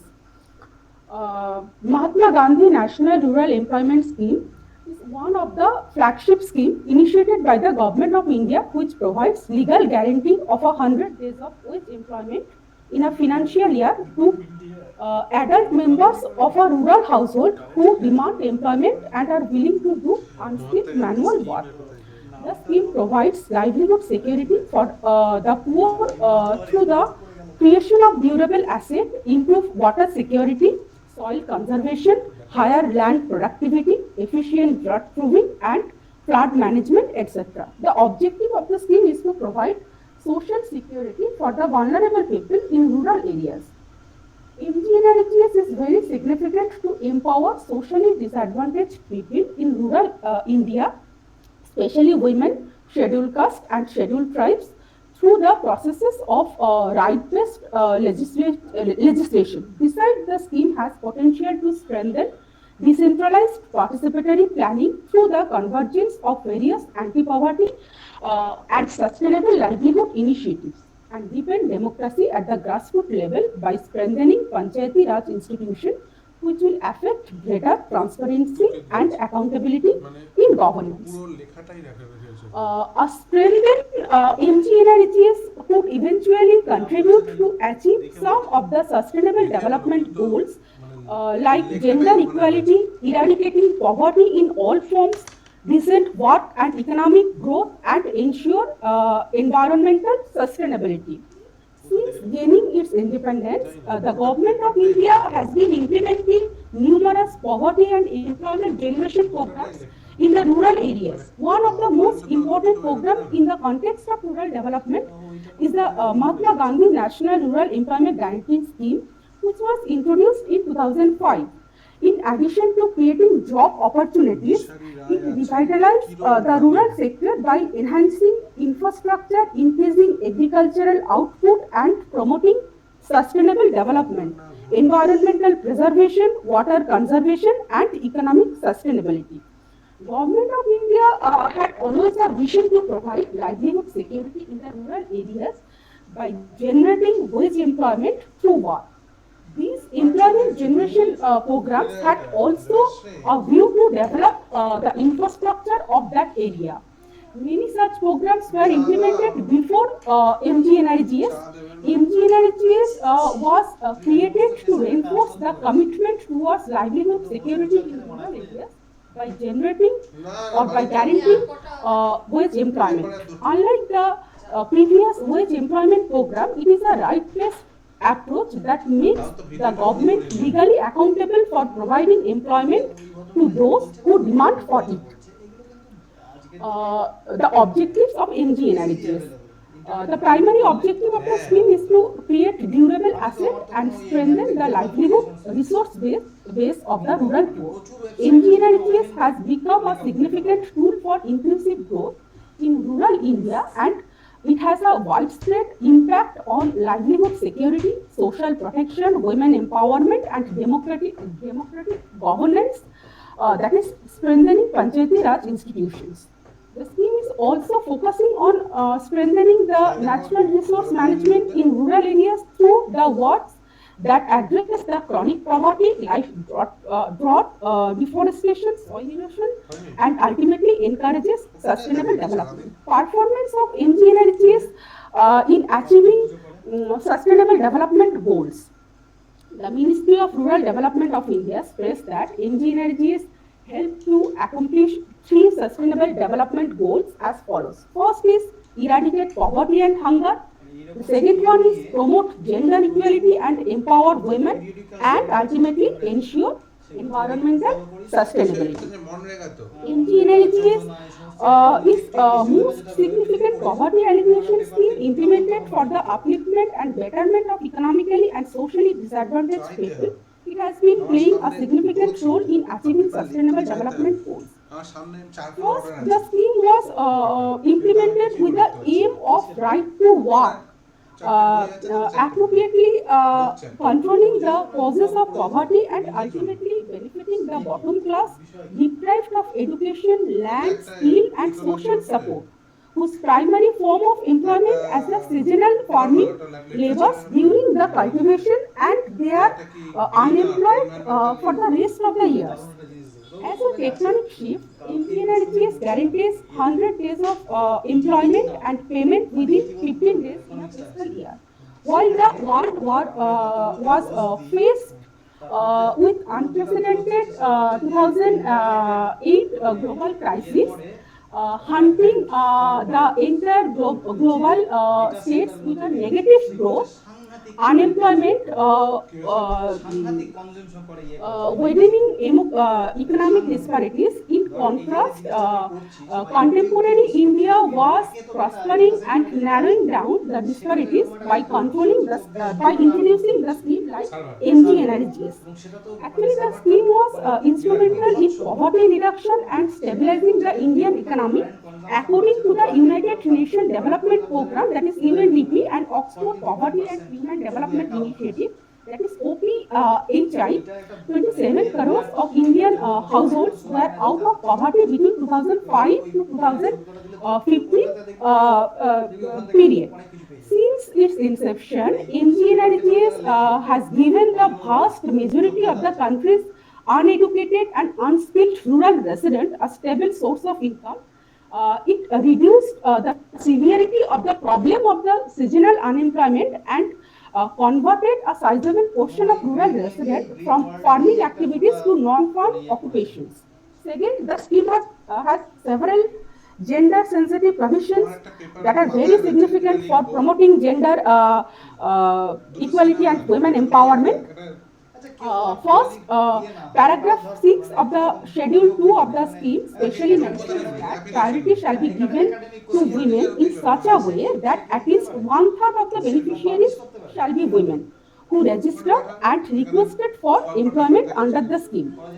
In paragraph 28 of the Schedule 2, a special provision has been included to engage women for looking after the children of women beneficiaries at the work site. It has been stated in the scheme that in case there is 5 or more number of children below the age of 6 years at the work site, a women worker shall be recruited to look after the children. Additionally, in paragraph 27, some worksite facilities are also ensured under the scheme, such as safe drinking water, shade for children, and period of rest, first aid box with required material for emergency treatment in case of minor injuries and other kind of health hazards, etc. Paragraph 34 of the Schedule 2 of the scheme ensure equal wage for men and women. It has been stated that there shall be no discrimination on the gender ground, and the provision of Equal Remuneration Act of 1976 shall be complied with. This particular provision of MGNRGS indicates that for the same amount of work, equal wages have to be provided for both men and women. In 2006 operational guidelines of the MGNRGS, it is clearly mentioned that women, especially single women and older persons, should be provided employment in the work site nearer to their house. Besides, paragraph 14 of the Schedule 2 of the scheme states that 10% of the wage rate as extra wage has to be provided to the worker if they have to go beyond a radius of 5 kilometers of their villages to meet additional transportation and living expenses. The scheme has helped rural women in converting some unpaid hours of work into paid hours of work. MGNRGS provided the first paid work opportunity for many women in rural India.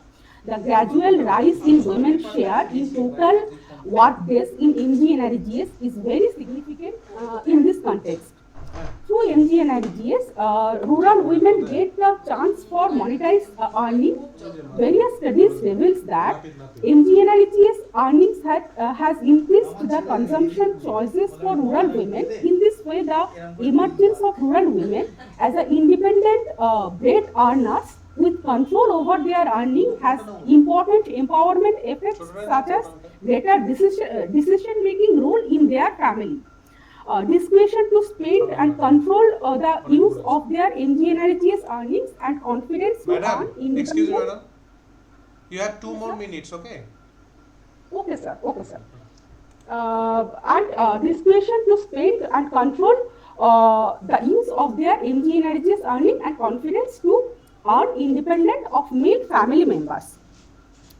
The MGNRGS focuses on enhancing natural resource management and development through afforestation, draft proving, flood control, water conservation, renovation of traditional water bodies, land development, etc. to reduce environmental degradation and to develop infrastructure in the rural areas. As per the Schedule 1 of the Act, the focus of the MGNRGS shall be on the following works. First is water conservation and water harvesting. After that, afforestation and tree plantation, irrigation canals related works, renovation of traditional water bodies, land development to the land owned by households belonging to the SC and STs, and ultimately rural connectivity. Suggestions and conclusions. Sustainable development is a long-term goal for the thinking about future in which environmental, social and economic considerations are balanced. Sustainable development cannot be achieved without a substantial reduction in the number of people who are poor. If we leave poverty to prevail in Indian society, then the dream of sustainable development will be difficult to achieve. Sustainable development in India can be achieved only if poverty is eradicated first. Indigeneity is the right-based approach to poverty reduction and has showed how human rights being supported by an inclusive legal framework and realized in a sustainable manner. the employment provided under the scheme can be better used for the prerequisites for achieving the development. It is suggested that being a part of society, we should also help in promoting sustainable development by ways of making alternative uses of limited resources rather than making our wants unlimited.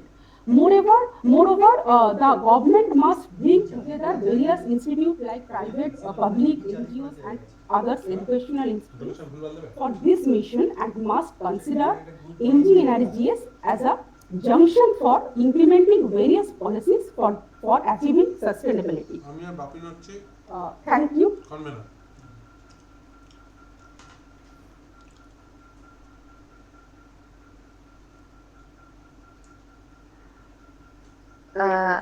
Madam, I just একটা কথা বলে দিচ্ছি sir madam, extremely sorry, আমার পিপিটিটা একটু সমস্যা করছিল ল্যাপটপে, যার জন্য প্রেজেন্টেশনটা হয়তো একটু আমার আগে পরে হয়ে গেছে বা আমি প্রপারলি করতে পারিনি, কারণ আমি ল্যাপটপে এটা স্ক্রিনটা শেয়ার করতে পারছি না।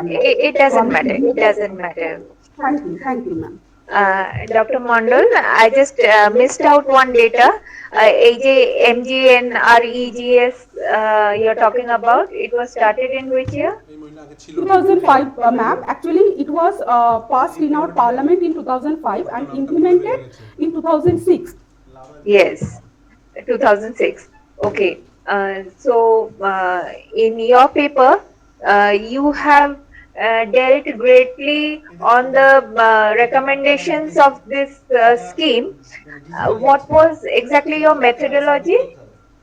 Actually, ma'am, this particular presentation is only based on secondary references like journal articles, book chapters, or it's a review-based paper.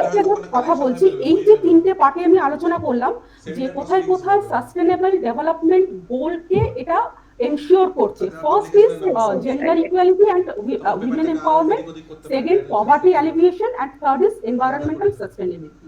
First পার্টটা হলো আমার রিসার্চ এরিয়া, যে আমি বাঁকুড়া ডিস্ট্রিক্টের ওপরে করেছি যে MGNREGS এ পার্টিসিপেশনটা কিভাবে উইমেন ওয়ার্কার্সদের ক্ষেত্রে পরপর বাড়ছে, কেন বাড়ছে, এবং তার positive and as well as negative যে অ্যাসপেক্টগুলো, সেগুলো আমার কিন্তু ডিটেল স্টাডি রয়েছে। কিন্তু এই পার্টিকুলার সেমিনারের থিম হিসেবে আমি সাস্টেনেবল ডেভেলপমেন্টকে আমি সিলেক্ট করেছিলাম, এবং এই দুটো যে part, poverty অ্যালিভিয়েশন and environmental sustainability, এটা কিন্তু আমার আলাদাভাবে স্পেসিফিক কোনো রিসার্চ ওয়ার্ক নেই। কিন্তু আমি যখন উইমেন এম্পাওয়ারমেন্টের উপর স্টাডি করেছি এই স্কিম রিলেটেড, তখন এই দুটো অটোমেটিক্যালি চলে এসছে। পভার্টি রিডাকশন অটোমেটিক্যালি আসবে বা পভার্টি অ্যালিভিয়েশনে কিভাবে হেল্প করছে, এবং সাস্টেনেবল ডেভেলপমেন্টের ক্ষেত্রে যে রুরাল ট্রান্সফরমেশন হচ্ছে সেটা কিন্তু আমি ফিল্ড ওয়ার্ক করতে গিয়ে দেখেছি যে কিভাবে ওখানে ট্রি প্লান্টেশন হচ্ছে, কিভাবে আপনার ওই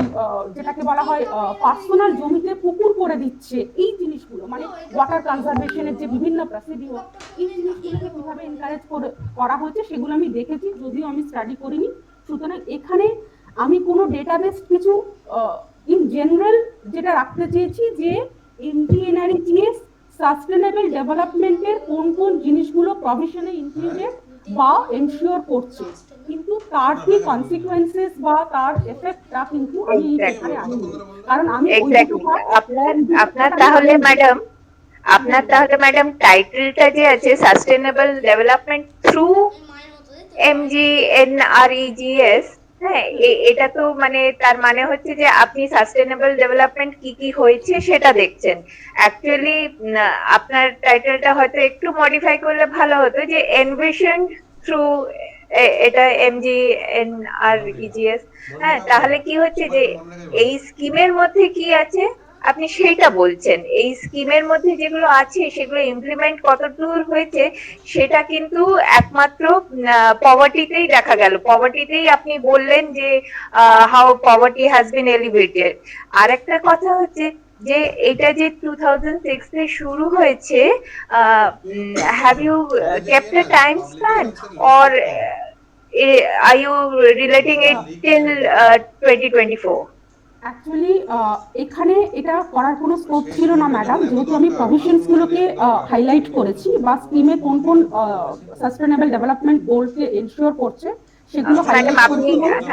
আপনি যখন একটা পেপার করছেন, হ্যাঁ, তাহলে একটু টাইমটা করলে ম্যাম হ্যাঁ, একটু আমি বলছি ম্যাম, আমি যখন কাজটা করেছিলাম না এই উইমেন এম্পাওয়ারমেন্টের ওপরে, তখন একদম 2006 থেকে আমি 2017 নিয়েছিলাম, বিকজ 2017 এর পর, হ্যাঁ, কারণ 2017 এর পর থেকে কাজটা অনেক কমে যায়, মানে এখন তো অলমোস্ট বন্ধ। আমরা প্রত্যেকেই জানি প্যান্ডেমিকের সময় থেকে বিভিন্ন করাপশন বা কন্ট্রোভার্সিয়াল কিছুর জন্য, সেই বিষয়ে আমি যাচ্ছি না, সেটা আমার কাজের পার্টও না। কিন্তু আমি 2006 থেকে 2017 পর্যন্ত নিয়ে প্রায় এই যে 10 বছর এটা স্টাডি করেছিলাম। এবার এটার মধ্যে আমি যেহেতু এই পেপারে আমি সেটা করলে হয়তো অনেক বড় জায়গাটা হয়ে যেত, আমি কিন্তু দুটোই, মানে একটা তো উইমেন এম্পাওয়ারমেন্ট বা জেন্ডার ইকুয়ালিটি, এম্পাওয়ার উইমেন, এই প্রসঙ্গটা আমি পুরোটাই আনতে পারতাম, এবং তার সঙ্গে কিছুটা পভার্টি রিডাকশনের পার্টও আমার রয়েছে ইন জেনারেল। কিন্তু আমি যেহেতু ওই সাস্টেনেবল ডেভেলপমেন্টের আমার কোনো স্টাডি নেই, শুধু চোখে দেখা কয়েকটা জিনিস, আমি ওটা আনতে পারবো না, যার জন্য আমি পুরো পেপারটা কিন্তু ওইভাবে করতে পারিনি, মানে ওই একটা পার্টিকুলার টাইম ফেজ মেনশন করে এগুলোকে আলাদা আলাদা প্যারামিটার। ওটা আপনি একটু ডিলিমিট করবেন আপনার পেপারটাকে, হ্যাঁ, যদি সম্ভব হয়। একটু বলুন, আপনি কাইন্ডলি যেটা আপনি সাজেস্ট করলেন টাইটেল, একটু কাইন্ডলি বলুন, আমি একটু নোট ডাউন করে রাখছি। Thank you ma'am. না, this is just a suggestion, this is just a suggestion, আপনাকে বলতে হবে এমন কোনো ব্যাপার নেই। না না, আমি ফর ফার্দার আমি এটাই বলতে চাইছি যে আপনি তো স্কিমের মধ্যে যেটা আছে আপনি সেইটা স্টাডি করেছেন, আপনি তো তার প্রতিফলন কিভাবে হয়েছে সেটা স্টাডি করেননি। সেই জন্য আপনি যদি বলেন যে সাস্টেনেবল ডেভেলপমেন্ট থ্রু এই স্কিম, তখন মানে আমরা লেম্যানরা যেটা বুঝি, হ্যাঁ, সেটা হচ্ছে যে এই স্কিমের মাধ্যমে কি সাস্টেনেবল ডেভেলপমেন্ট হয়েছে, কোথায় পড়েছে আর কি। হ্যাঁ, তো আপনি যদি বলেন যে এনভিশন থ্রু দ্য স্কিম, তাহলে আমরা বুঝতে পারি যে স্কিমের মধ্যে লেখা আছে, কিন্তু আমরা এখনো ওটাকে গ্রাউন্ড লেভেলে স্টাডি করিনি। আর একটা জায়গা যেখানে আপনি ডিলিমিট করবেন সেটা হচ্ছে এরিয়া। আপনি যদি পুরো ইন্ডিয়া বেসিসে করেন, হ্যাঁ, তাহলে তো it is a huge task. হ্যাঁ, আপনি কি আপনার রিসার্চটা পুরো ইন্ডিয়া বেসিসে করেছিলেন? মানে আমার রিসার্চের কথা বলছেন না এই পেপারের কথা বলছেন? না, আপনার রিসার্চের কথা যেটা আপনি জেন্ডার।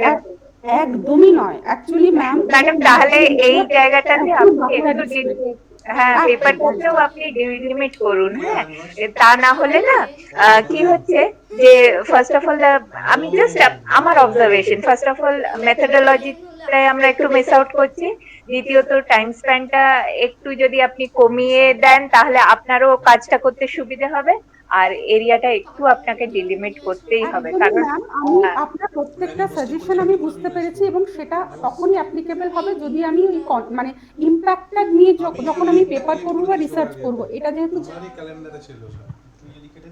ওই জন্য এর টাইম পিরিয়ডের কোনো বিষয় নেই, বা পুরো ইন্ডিয়ান মানে পুরো ইন্ডিয়ার পার্সপেক্টিভ থেকে নাকি কোনো রিজিয়নের কনটেক্সটে করছি, এটা যেহেতু শুধু স্কিমটা জেনারেলাইজ করে করেছি। আর আপনি যেটা বললেন একদমই ম্যাম, যেটা যদি এর ইমপ্যাক্ট নিয়ে আমি কাজ করতাম, যে কোথায় মানে এর কনসিকুয়েন্সেসটা কি হচ্ছে এইসব প্রভিশনসগুলো কতটা আমরা ফলতে দেখছি, তখন ডেফিনেটলি আমি এই জিনিসগুলো সাজেশনগুলো মাথায় রাখবো। এবং আপনি ঠিকই বলেছেন টাইটেলটা, এটাতে আমি একমত একদম। Thank you ma'am. Thank you. Okay ma'am. আমার আলাদা করে কিছু বলার নেই, কারণ ম্যাডাম যা বলার বলে দিয়েছেন, আমি এগুলোই বলতাম। Okay sir, thank you sir, thank you so much. Thank you, Dr. Mondal. Thank you. Okay. Now the next presenter will be Dr. Disari Roy, and the title of her paper is Examining the Chipko Movement from Eco-Feminist Perspective. She is an assistant professor in Diamond Harbour Women's University. Dr. Roy? Yes, sir, I'm here. Okay. I'm just trying to share my PPT. Okay.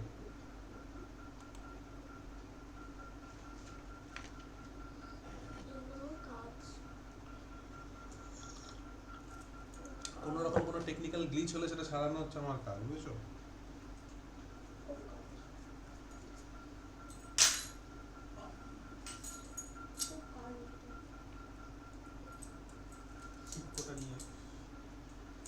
আমরা সুন্দরলাল ভবন না শিক্ষক না I'm sorry, I'm facing an issue while I'm trying to share the PPT, so I had to dismiss it. Still, I would like to know, is my PPT visible? Because the message stop sharing is coming. Is my PPT visible? No, it is not visible. It is not visible. Okay. Yes, an So, error occurred. That's it. if you fail to attach your Okay, so I'm PPT, going ahead without the PPT. no, actually, if you fail to attach the PPT, then you can convert the PPT into PDF mode and then you can show it. I understand, but yes,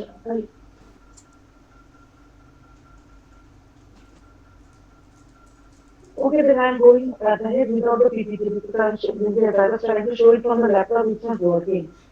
Uh, so basically, as my the topic of my presentation is examining the Chico movement from eco-feminist perspective. So I will begin by giving a brief idea about what is ecofeminism.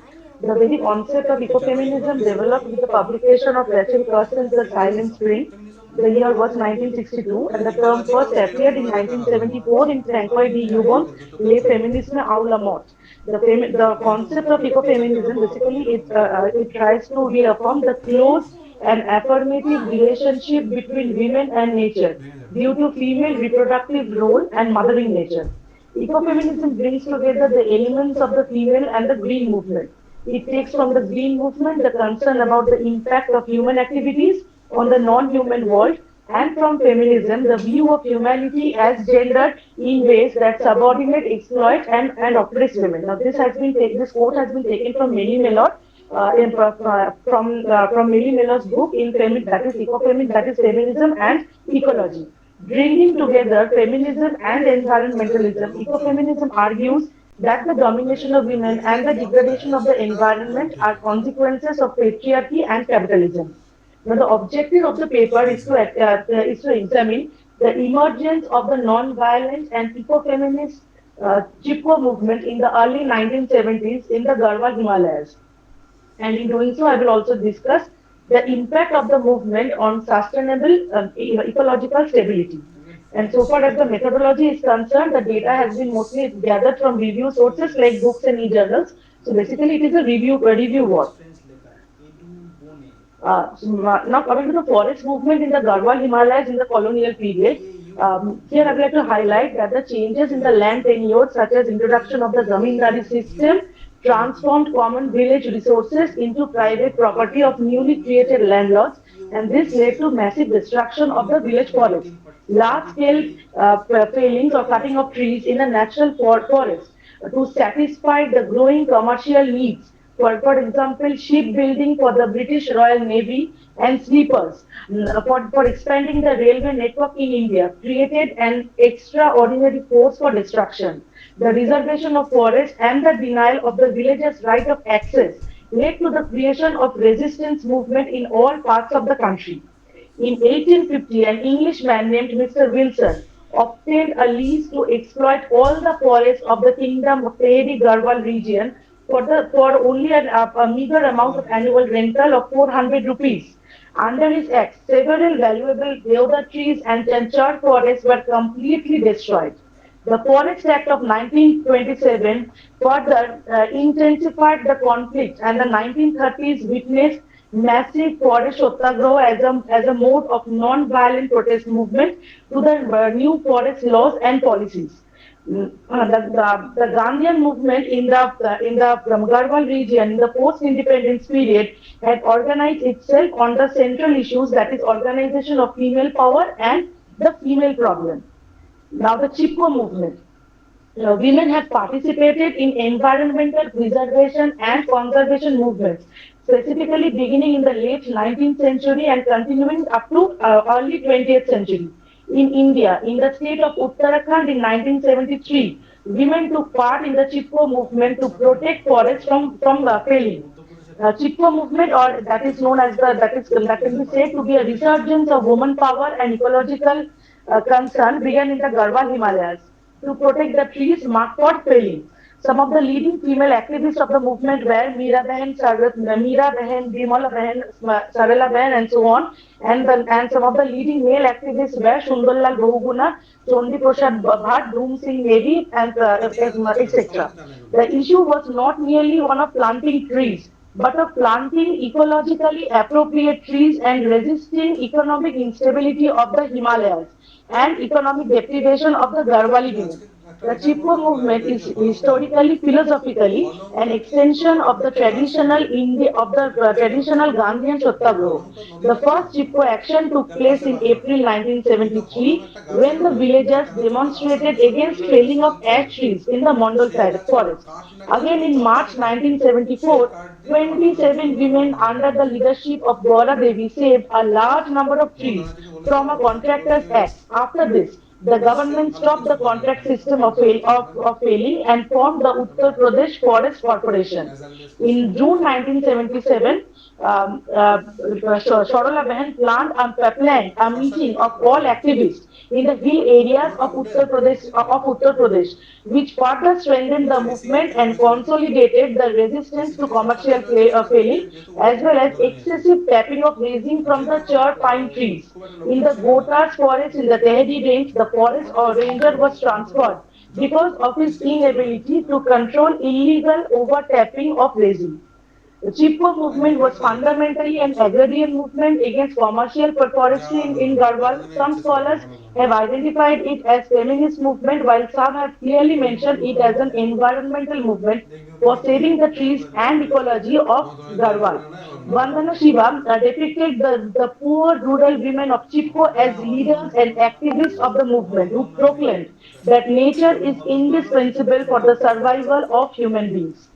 In the book Ecofeminism that was published in 1993, both Vandana Shiva and Maria Mais have condemned the patriarchal and capitalist culture that is mindlessly destroying nature. With this approach, women are cast as victims of development. Even Veena Agarwal has also argued that women, specifically in the poor rural households in India, are victims of environmental degradation. The feminist movement and the environmental movement both stand for egalitarian and non-hierarchical systems. Ecofeminist thinking was premised on the idea that domination of women was linked to a domination over nature.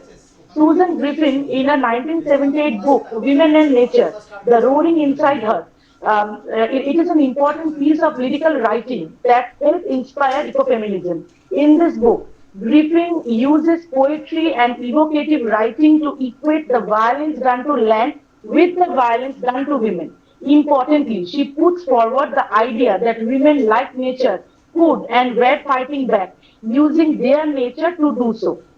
Some feminists embrace the idea that women are closer to nature and, in the context of the growing environmental movement, argue that women inherently have a better understanding of the importance of environmental protection. For example, women are the first ones to notice when the water in which they cook or bath their children smells dissimilar. They are the first ones to know when their children develop mysterious illnesses. And also, I would like to add here that the Chipko movement encouraged the government of India to amend the Indian Forest Act. The Indian Forest Act first came out in 1865. It was amended in 1878, and finally, and again, it was amended in 1927. Now, the 1927 Indian Forest Act did not focus on forest conservation, rather on control of extraction of timber from forests. So the Chipko movement inspired the government of India to adopt the Forest Production Act of 1980, which mentions that forest Excuse me, land madam. should not be used for non-forest purposes. Madam? The new act was aimed, yes? Actually, you have 2 minutes left, okay? Oh, okay. Now, the new act was aimed at preventing deforestation and promote sustainable management of forest resources. I would like to end with two quotes of Vandana Shiva, an eminent Indian environmental activist. The abuse of the earth is the ecological crisis. The only way to build hope is through the earth. Thank you. Thank you, respected chairperson, madam and sir. Thank you, Disari. That was a very nice paper. Disari, in your paper, you have taken two topics. One is Chipko movement and one is ecofeminism. And you have tried to relate these two. You have said that women are victim of ecological degradation. Can you just explain how? Yes, ma'am. As I said that women have it is said that women being closer to nature, they have better understanding of the importance of nature. And here also I would like to say that if we visualize or if we think about the state of Rajasthan, we know when there is a acute scarcity of water. It is the women who travel. Who walk on barefoot long distances just to fetch cooking water or fresh drinking water, which is used by their entire family. So in a way, so when the impact of the of large scale of the large scale deforestation, the women are the one who are the worst sufferers. Because they are the one who are traveling long distances, either to bring fresh drinking water for cooking purposes for their entire family, and also they are also entering the deep forest from where they are collecting fuel. So in a way, which they will again use for cooking. So whenever it comes to whenever we think of we visualize the picture that someone is going to traveling long distance only to fetch water or to collect fuel. We can always imagine that it is the women who are doing that, because and hence I have tried to say that women are the direct victims of deforestation or large scale deforestation. But then, Disari, men are also victims, isn't it? We may Yes. visualize women in Rajasthan as going to long distance to fetch water, but then men are also part of the means effect of degradation is on the men also. So it is. I just wanted to say that it is not only women who are affected; it's the human population who are affected, isn't it? Yes, ma'am. No, actually, I wanted to say that women are basically seen in a state of harmony with nature because they're working in close association with it. While men have a hierarchical That is relationship with nature. yes, that is because of the sociological constraint and because of the patriarchal structure of our society. But then women are the only victims of ecological degradation, and men are not. Uh, that is a Yes, debatable ma'am, I issue. totally got your point. I will definitely incorporate it in my full paper. Yes, let us not make it gender biased. Feminism speaks of gender equality also. Yes, absolutely. Uh, Thank you, Disari. Nice Thank you, paper. ma'am. Thank you, ma'am. It's a very good paper, and TIFO is actually it's a watermark in the Indian context and the ecological history of India. And there are many researches have already been done on this particular thing, and it's a new addition. I request you to develop a more critical understanding of this particular theme, and especially where you are on focusing on the question of ecofeminism. These are these such areas, and I hope in the future we will do it. Thank you. Yes, sir, definitely. Thank you, sir. Yes, sir. Thank you. Thank you. Thank you, Dr. Rai. Thank you, sir. Thank you, ma'am. Yes, the next presenter will be Dr. Kiran Rani. Are you present here? No, she is absent. Okay, from the previous presenters, I think Devapriya Bhattacharya. Devapriya Bhattacharya? Yes, sir. Yes, your paper title is Short Videos, A Roadway to Empowerment for Women. Yes, sir. Shall I start, sir? I will just share the screen and start the presentation. Yes. Okay, sir. Just 1 second.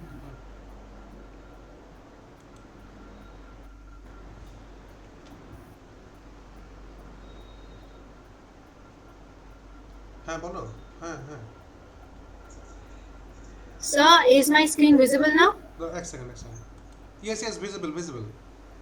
Okay, sir. Just 1 second. I will just shift my slides. Yes, you can start. Yes, sir. 1 second.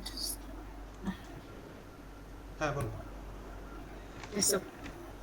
Sir, okay. Good afternoon, everyone. Today, I, Devapriya Bhattacharya, am going to present my topic, that is short videos, a roadway to empowerment for women. I am a research scholar from Women's Studies Center of Vidyasagar University. Moving on to the next slide. Here I have only given a short overview of how social media is used in general. Without further ado, I won't be delving into these details. I would just move to the next slide and get into my point. In order to start, I would first like to share a personal anecdote with you. Well, yesterday I had visited a gaming parlor and had so much fun with all the arcade games and all. But the information of the gaming parlor, the address of it and the exact location was not found by me by some Google search or word of the mouth. Instead, it was found by me through an Instagram reel. Now, coming to the topic of my presentation, that is short videos. So what are short videos? These short videos include both Instagram reels and YouTube shorts. And with the recent banning of TikTok from India, the popularity of this format of social media content, that is in the form of short videos of Instagram reels and YouTube shorts, have gained a phenomenal popularity. Now, a study by Dr. Gloria Mark had found that the attention span of people, which was 2.5 minutes in the year 2004, has just reduced to only 47 seconds in the year 2023. Another research by Microsoft has found that the attention span of people has even reduced further to just 8 seconds. So this can be also an added factor for the rising popularity of the short videos. Now moving on to the next slide. This slide is titled Rise of Social Media Influences, Conundrum versus Reality. Conundrum of relativity versus unattenuability. So now, who are social media influencers? These social media influencers are individuals who have gained an established credibility over social media by creation of their own content in the form of either short videos like Instagram Reels or YouTube Shorts. They are essentially dictators of taste, and they can influence people to live in a certain way, to eat certain kind of foods, or to dress in a proper manner.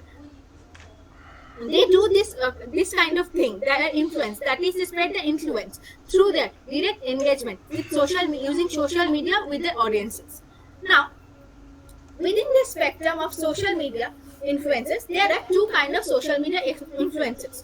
On one end, there is the social media influencers who create content, who are women and create content which are relatable to the common women. A study has also been found that about 84% of the social media influencers are women, and it is also the women viewership who are most readily influenced by them and are also in more probable chance to purchase the products that are endorsed by them or aspire to live the kind of lifestyle they are showing off. So, coming back to my previous point, that is relatable social media content. These are the social media influencers who are themselves women and create content that highlight the daily issues of the common masses. The common masses, the common women, can resonate with their content and identify their own problems within their content, and as also it forms a kind of a community building exercise for them, because they find out the problems that they are facing, they are not alone with it. There are others who are also facing the same kind of things, and as these problems are highlighted with a dose of humor, this becomes more entertaining and engaging for them. And foremost example of this kind of content that is relatable to the masses is content made by Zoha Sanofer. Zoha Sanofer previously was a housewife, but now she is an established social media influencer, and using her number of followers, she has gained not only a respect within her family, but also personal independence and economic independence. And also, in a Mint interview, she had said that after her gaining the followers and after gaining her financial independence, it was her opinion that were taken into consideration when making any family decisions within her in-laws family home. Also, another social media influencer that had come into the same light would be Thara Godwa. Thara Godwa was also similarly a housewife, and she also became overnight famous with her becoming the pink native woman by her social media content, which she had started to do and grow within in the COVID period. Next, coming to the other end of the spectrum, and that is the social media content that is created by women who create a kind of lifestyle which seem unattainable to men. These are the women influencers who create the lifestyle that is the kind of aspirational for many women.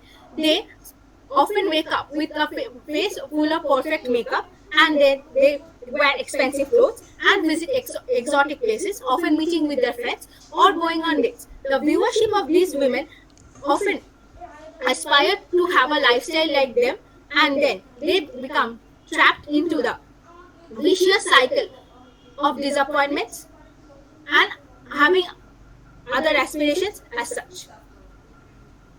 Next slide. Now I am coming to protest through short online videos. Every one of us knows that when women face issues, there are certain other women and even men who protest the injustices faced by those, even oppression. But in recent times, many women activists have started to use the short video format, that is Instagram Reels and YouTube Shorts, to create protest videos. That is, they protest on the various kinds of issues that are faced by women. They protest misogyny, patriarchy, and everything related to it.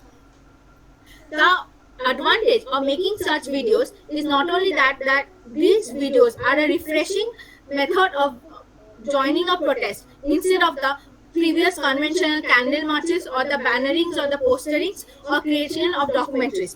Also, the creation of videos and gaining huge numbers of followers and viewership is very economical, and also it is very easier to gain recruitments across global borders, because social media does not follow any global borders. So women from across generations and across all over the world who resonate with the issues can join the movement if they want to.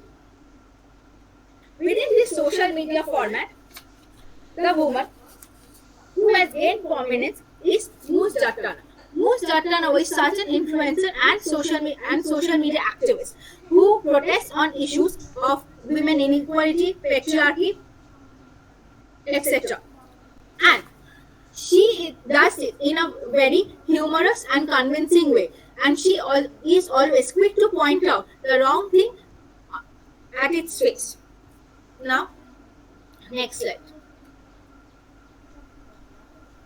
Now, I will showcase my data that I have collected through the online survey method. I have gained over 80 responses through various age groups of women, mainly set in the urban areas, and many of these women are working professionals while others are homemakers.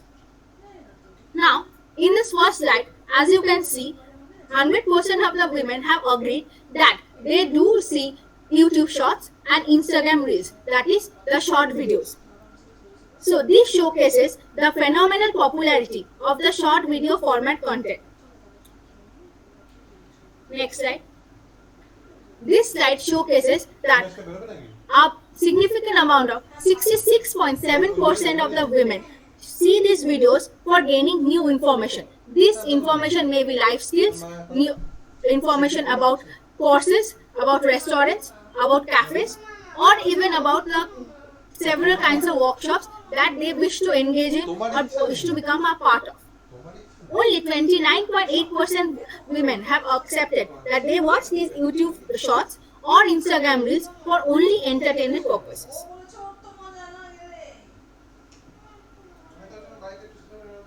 Now, in this slide, it is shown that 95.2% of the women have agreed that by watching these videos, they have gained information of various topics, and as these videos are formatted in the algorithm that individuals get the videos of their own individual preferences. That is, the algorithm is such that it caters to the individual preferences instead of having a homogeneous content over the platform. So these women can get information about the topics in which they are passionate about, and also can join in issues and put forward their opinion in the issues they resonate with. Next slide. Excuse me, madam, you have just 2 minutes, okay? Yes, sir, I'll be able to complete it. Next, this slide shows that an overwhelming 81.9% women believe that these short videos are successful in bringing forward the issues of the women that they face in their daily lives. These videos not only make other women aware of their own issues, they also can believe that they are not alone in these issues, and they are not isolated in them. Also, the women who have the privilege that they are not victim of these issues, they can also realize their own privileges and how other women are facing them. It is generally can be seen as a method of sensitization for all the women and other viewers who are watching them. Now, in this slide, it has been showcased that 92.9% have believed that these short videos are a successful outlet of women for giving up their opinions, choices. It is true because in many households, women do not get enough privacy, or they do not have enough power to successfully put forward their point in front of their family. So, through this social media content, they can not only put forward their opinions, but can also get the appreciation which they deserve, and also can get support from other women, and they can then believe that what their opinion matters. In this slide, it has been found that 86.9% women who are viewers of the short videos believe that these videos exercise as a method of community building among the women. As I have mentioned before, all the women with their issues find themselves together with other women because they are sharing their opinions and also resonating and identifying the issues of other women across global boundaries, which were not previously possible.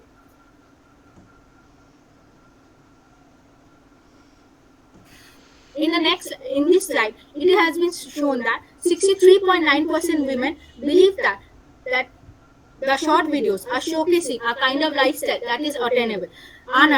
So, it can be analyzed through this that these are the women who are viewing the contents made by that girl personality social influencers who create the framework of an unattainable lifestyle, and these are the women within the viewership who get enamored by this and may get trapped into the vicious cycle of unattainability and disappointments. But at the same time, since these women, the responders, belong from the educated class, they also know that these videos that are showcased within the social media are only tip of the iceberg, the highlight of a person's entire day, and not their actual entire day. So there is a conflict and dilemma in these things.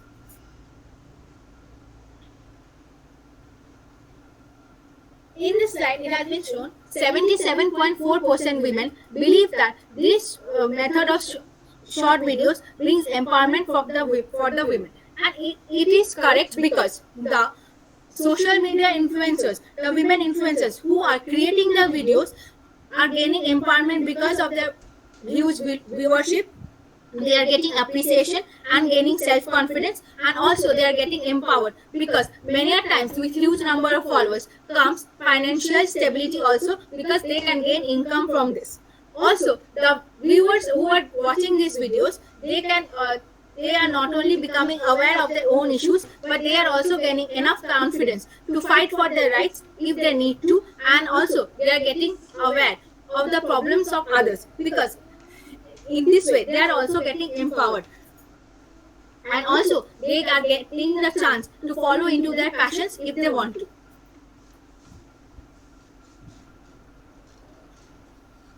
In this slide, it has been shown that 89.2% women believe that these short videos are a source of inspiration for other women. It is also true because in many videos where women are showcasing their own life skills and also other kinds of businesses, many women are getting inspired by those, and they are also getting inspired to start their own businesses or explore their own skills and interests, and many women are getting encouraged to follow their own passions. So it is indeed inspirational for them. And this slide here, 95.2% women believe that women should continue to create such videos, and I also agree with this because creating of such videos not only brings empowerment for both the viewers and the creators, but also it becomes its point of inspiration for many. Thank you.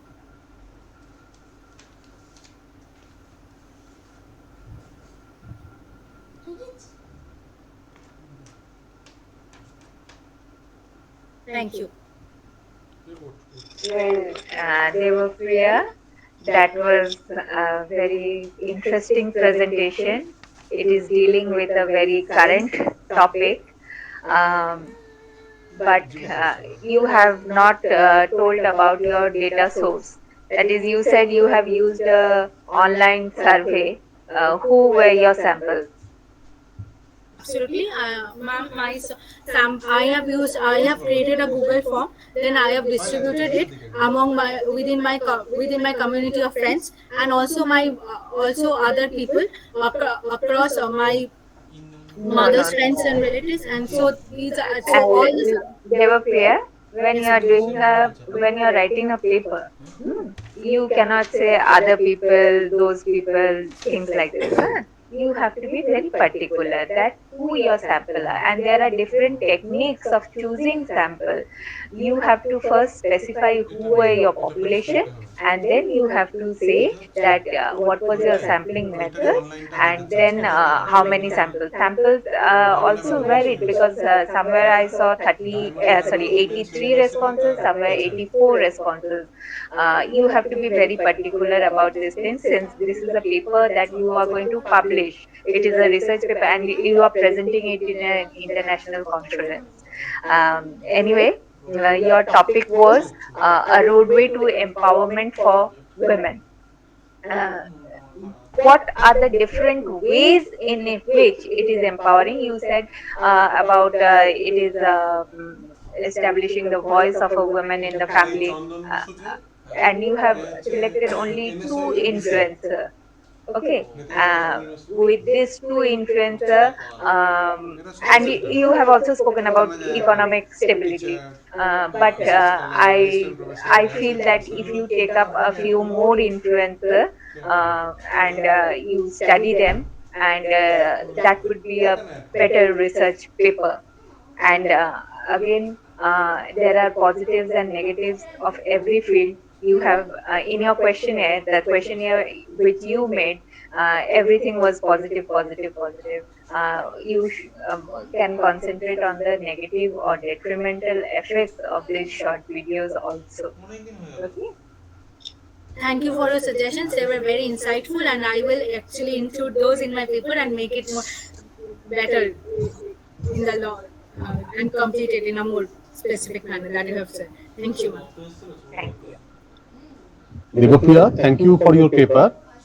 I completely agree with Dr. Indrani Ghosh that it's a completely new area of research. And it's a new area of research. We have to develop new methodology of understanding these areas, which we do not yet have. Now the question is, what are the role of the influencers in our society? It's a very contemporary theme. The theme is very contemporary. And as a student of social science, I can say that we are to some extent blind about what is actually contemporary. We do not see the very near thing about us, before us. Therefore, your methodology should be a robust one to pick out choose the sample, which kind of influencers they are, from which background they are coming from, and there is a complete heterogeneity in the YouTube, in the world of YouTube. You cannot bracket it in a single homogeneous mode, and you will not get any government reports. You will not get any kind of statistical analysis from either from the government or from the Indian Statistical Institute or from the census, the conventional reports that we are using in the in our researches. It's a completely new area. Therefore, its methodology should be new, and you have to be very cautious, which is not reflecting in your paper.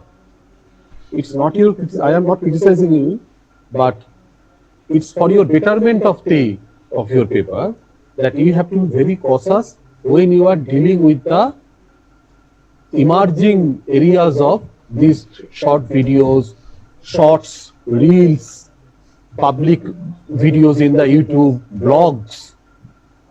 Okay, I think you understand what I am going to say. And another aspect is that it has some legal aspects of the government of India, the IT rules. These are also in some ways integrated with the short videos, which people are neglecting in various ways. Only, especially, sir, in the area of vulgarity, if I may mention. I am not mentioning it. When people are going to shoot a reel on a railway track, and there are several incidences of accidents, it is not understandable why especially the younger people are doing this in the name of creating influences. And third aspect is the monetization of the channel. This is extremely important when we are going to deal with the short videos, reels, YouTube videos, Facebooks, etc. And it's a huge marketplace actually, ruled and governed by the capitalist ideology and capitalist rule of market. You have to include all these things in your analysis when you are going to analyze the question of empowerment of women in your thesis. This is my submission. Thank you. Yes, I absolutely agree with you. But since this was a very short paper, and as I have already mentioned, this is a very newer avenue for me. The idea had just struck me, and I thought I should just explore it a bit. And since you learned teachers and professors professors have already given me the valuable insights which I need to go on in this direction, then I'll be able to include all these things and write a much larger paper regarding this. But since this was a very short paper, I have tried to limit my focus on this and tried to get a limited number of responses in order to analyze my idea. Thank you, sir, and thank you, ma'am. You will be able to do it. Please, as you are a student of social science, you must follow you must incorporate the rigor of social science in your research, which is completely absent in the world of YouTube, Facebook, and Reels.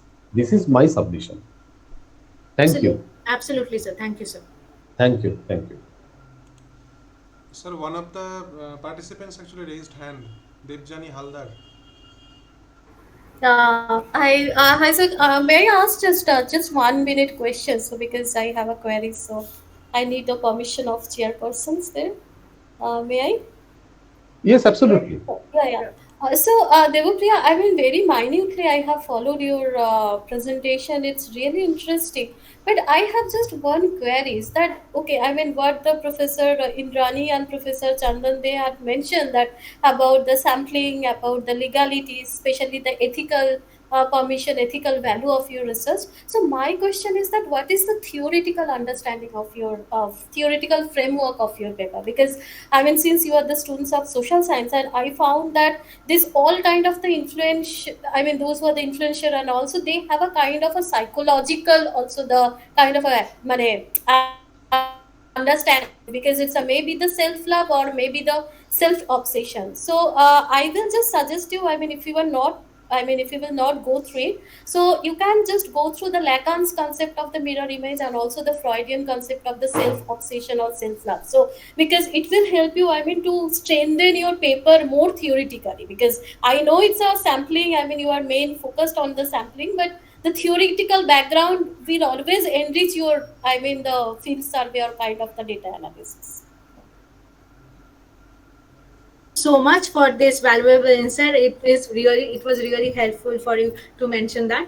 And yes, my theoretical framework initially was only trying to search what is the perception. I mean, generally when we get papers regarding Instagram reels or YouTube shorts, very few of them are there, but also they only only highlight the background or the kind of influence the influencers themselves are having. I was just trying to understand the perception of the viewership itself, like how are they getting affected in terms of empowerment. It was a very limited paper. Obviously it was very small. I can understand, yeah. But but thank you for your insight, and definitely I will look into the matters that you have mentioned. Thank you so much. Best of luck, Devapriya.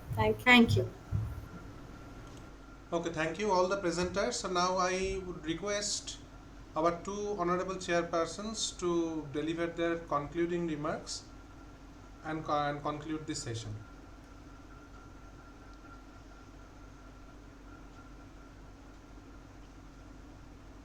Sir? Yes. It's a very good session. There are almost 16 papers in this session, and it covers a wide range of themes, from cultural representation and visual symbols in educating adolescents to Vedic and food during Vedic and Puranas. One paper I missed, বাঙালি সংস্কৃতিতে খাদ্যের বৈচিত্র্য কেন্দ্র ও প্রান্তের অবস্থান. Was it presented? No sir, she was absent. Yes. I was eager to listen this paper also. The paper presenters possess a good amount of theoretical understanding of their own arguments. We should appreciate it. Secondly, this conference is also an exposition before the younger scholars for a self-introspection of their project, of their papers, of their arguments, and of their theoretical understanding. And it is reflected in all the papers. Third, the paper presenters maintain a rigid timeline. They completed their paper within 10 minutes. All the papers were discussed in detail. Suggestions were given, and there was question and answers. And the way you handle the entire session should be appraised by us. This is my humble submission to you, and thank you for inviting me, and thank you to Dr. Indrani Ghosh, and thank you all the paper presenters. Actually it's a session from where we are also learning. There are so many topics, so many themes with which we are not actually acquainted. We are all limited to some research areas, some research themes, and some micro studies. And these are the place where we could learn from the younger scholars and from their theoretical insights. Thank you. Thank you, sir. Now, ma'am, would you please deliver I something? absolutely agree with Professor Basu. Uh, this is a learning session for us too. Out of the 13 papers that were presented today, there was a lot of variety from women's empowerment to sustainable development to food habits. It was really interesting when the monotony was broken by a absolutely new topic. And as Sir said, there were some topics like the last one, which is a very emergent topic, and all of us here we must concentrate on these issues, and all of us here get input for new researches. And for the participants, I would say that some suggestions were given. The suggestions were purely given to enlighten you on the process of writing a paper. Uh, if you follow these suggestions, you will be having a better paper in your next session, or even if you are writing this paper for publication, it will hold a lot of merit, because you see, uh, paper writing has a process. You have to follow certain guidelines, you have to follow certain processes. Your paper, since we are saying that this is a research paper, so a research paper must have review, it must have a methodology, and of course the finding is there. The finding has been elaborately discussed. In some of the papers, the methodology was a little, we were not finding it.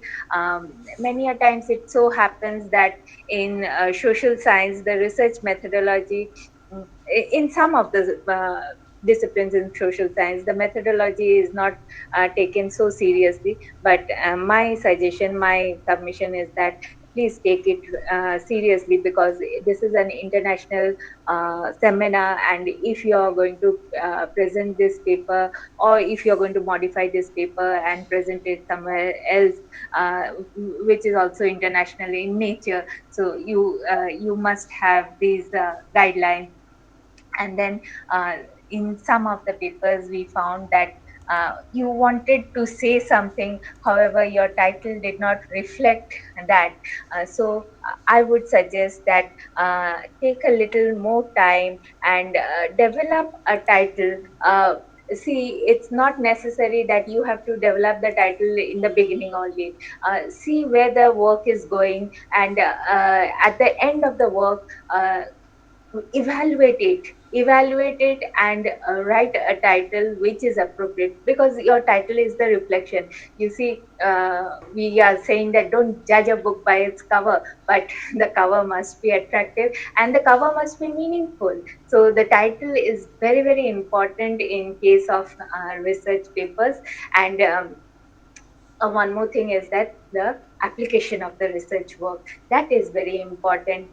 Whenever you are writing a research paper, do not just give data that anybody can find anywhere in any of the website.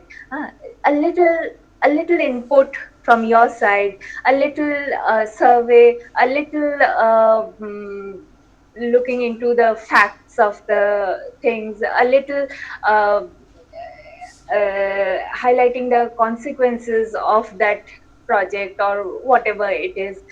That would be a little touch of your own, what research you have done. That is very important in a research paper. These are the little nitty-gritties of the paper. And since we all come to learn in such international seminars, I have personally learned, as Sir has said, I have also personally learned a lot from your papers, and I hope my suggestions will also help you. Thank you so much.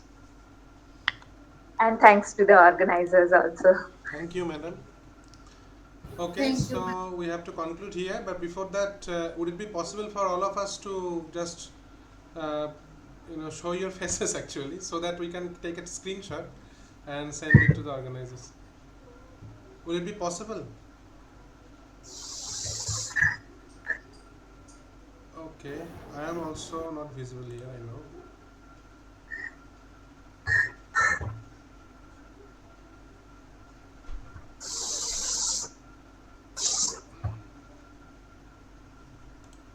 Actually, there is a recording going on. That's why I cannot use my webcam. It is used by other thing. Okay, thank you all. Thank you, madam. Thank you, sir. Once again, I have taken the Thank you screen. to you. Okay. Thank you to you for your excellent handling of this session. Yes, Thank and it you, was sir. so time bound just because you handled it so efficiently. Thank you, Dr. And Ghosh. Okay, I okay. was supposed to leave at 1 p.m. Yes, sir. They have told us so. but I couldn't. Thank you.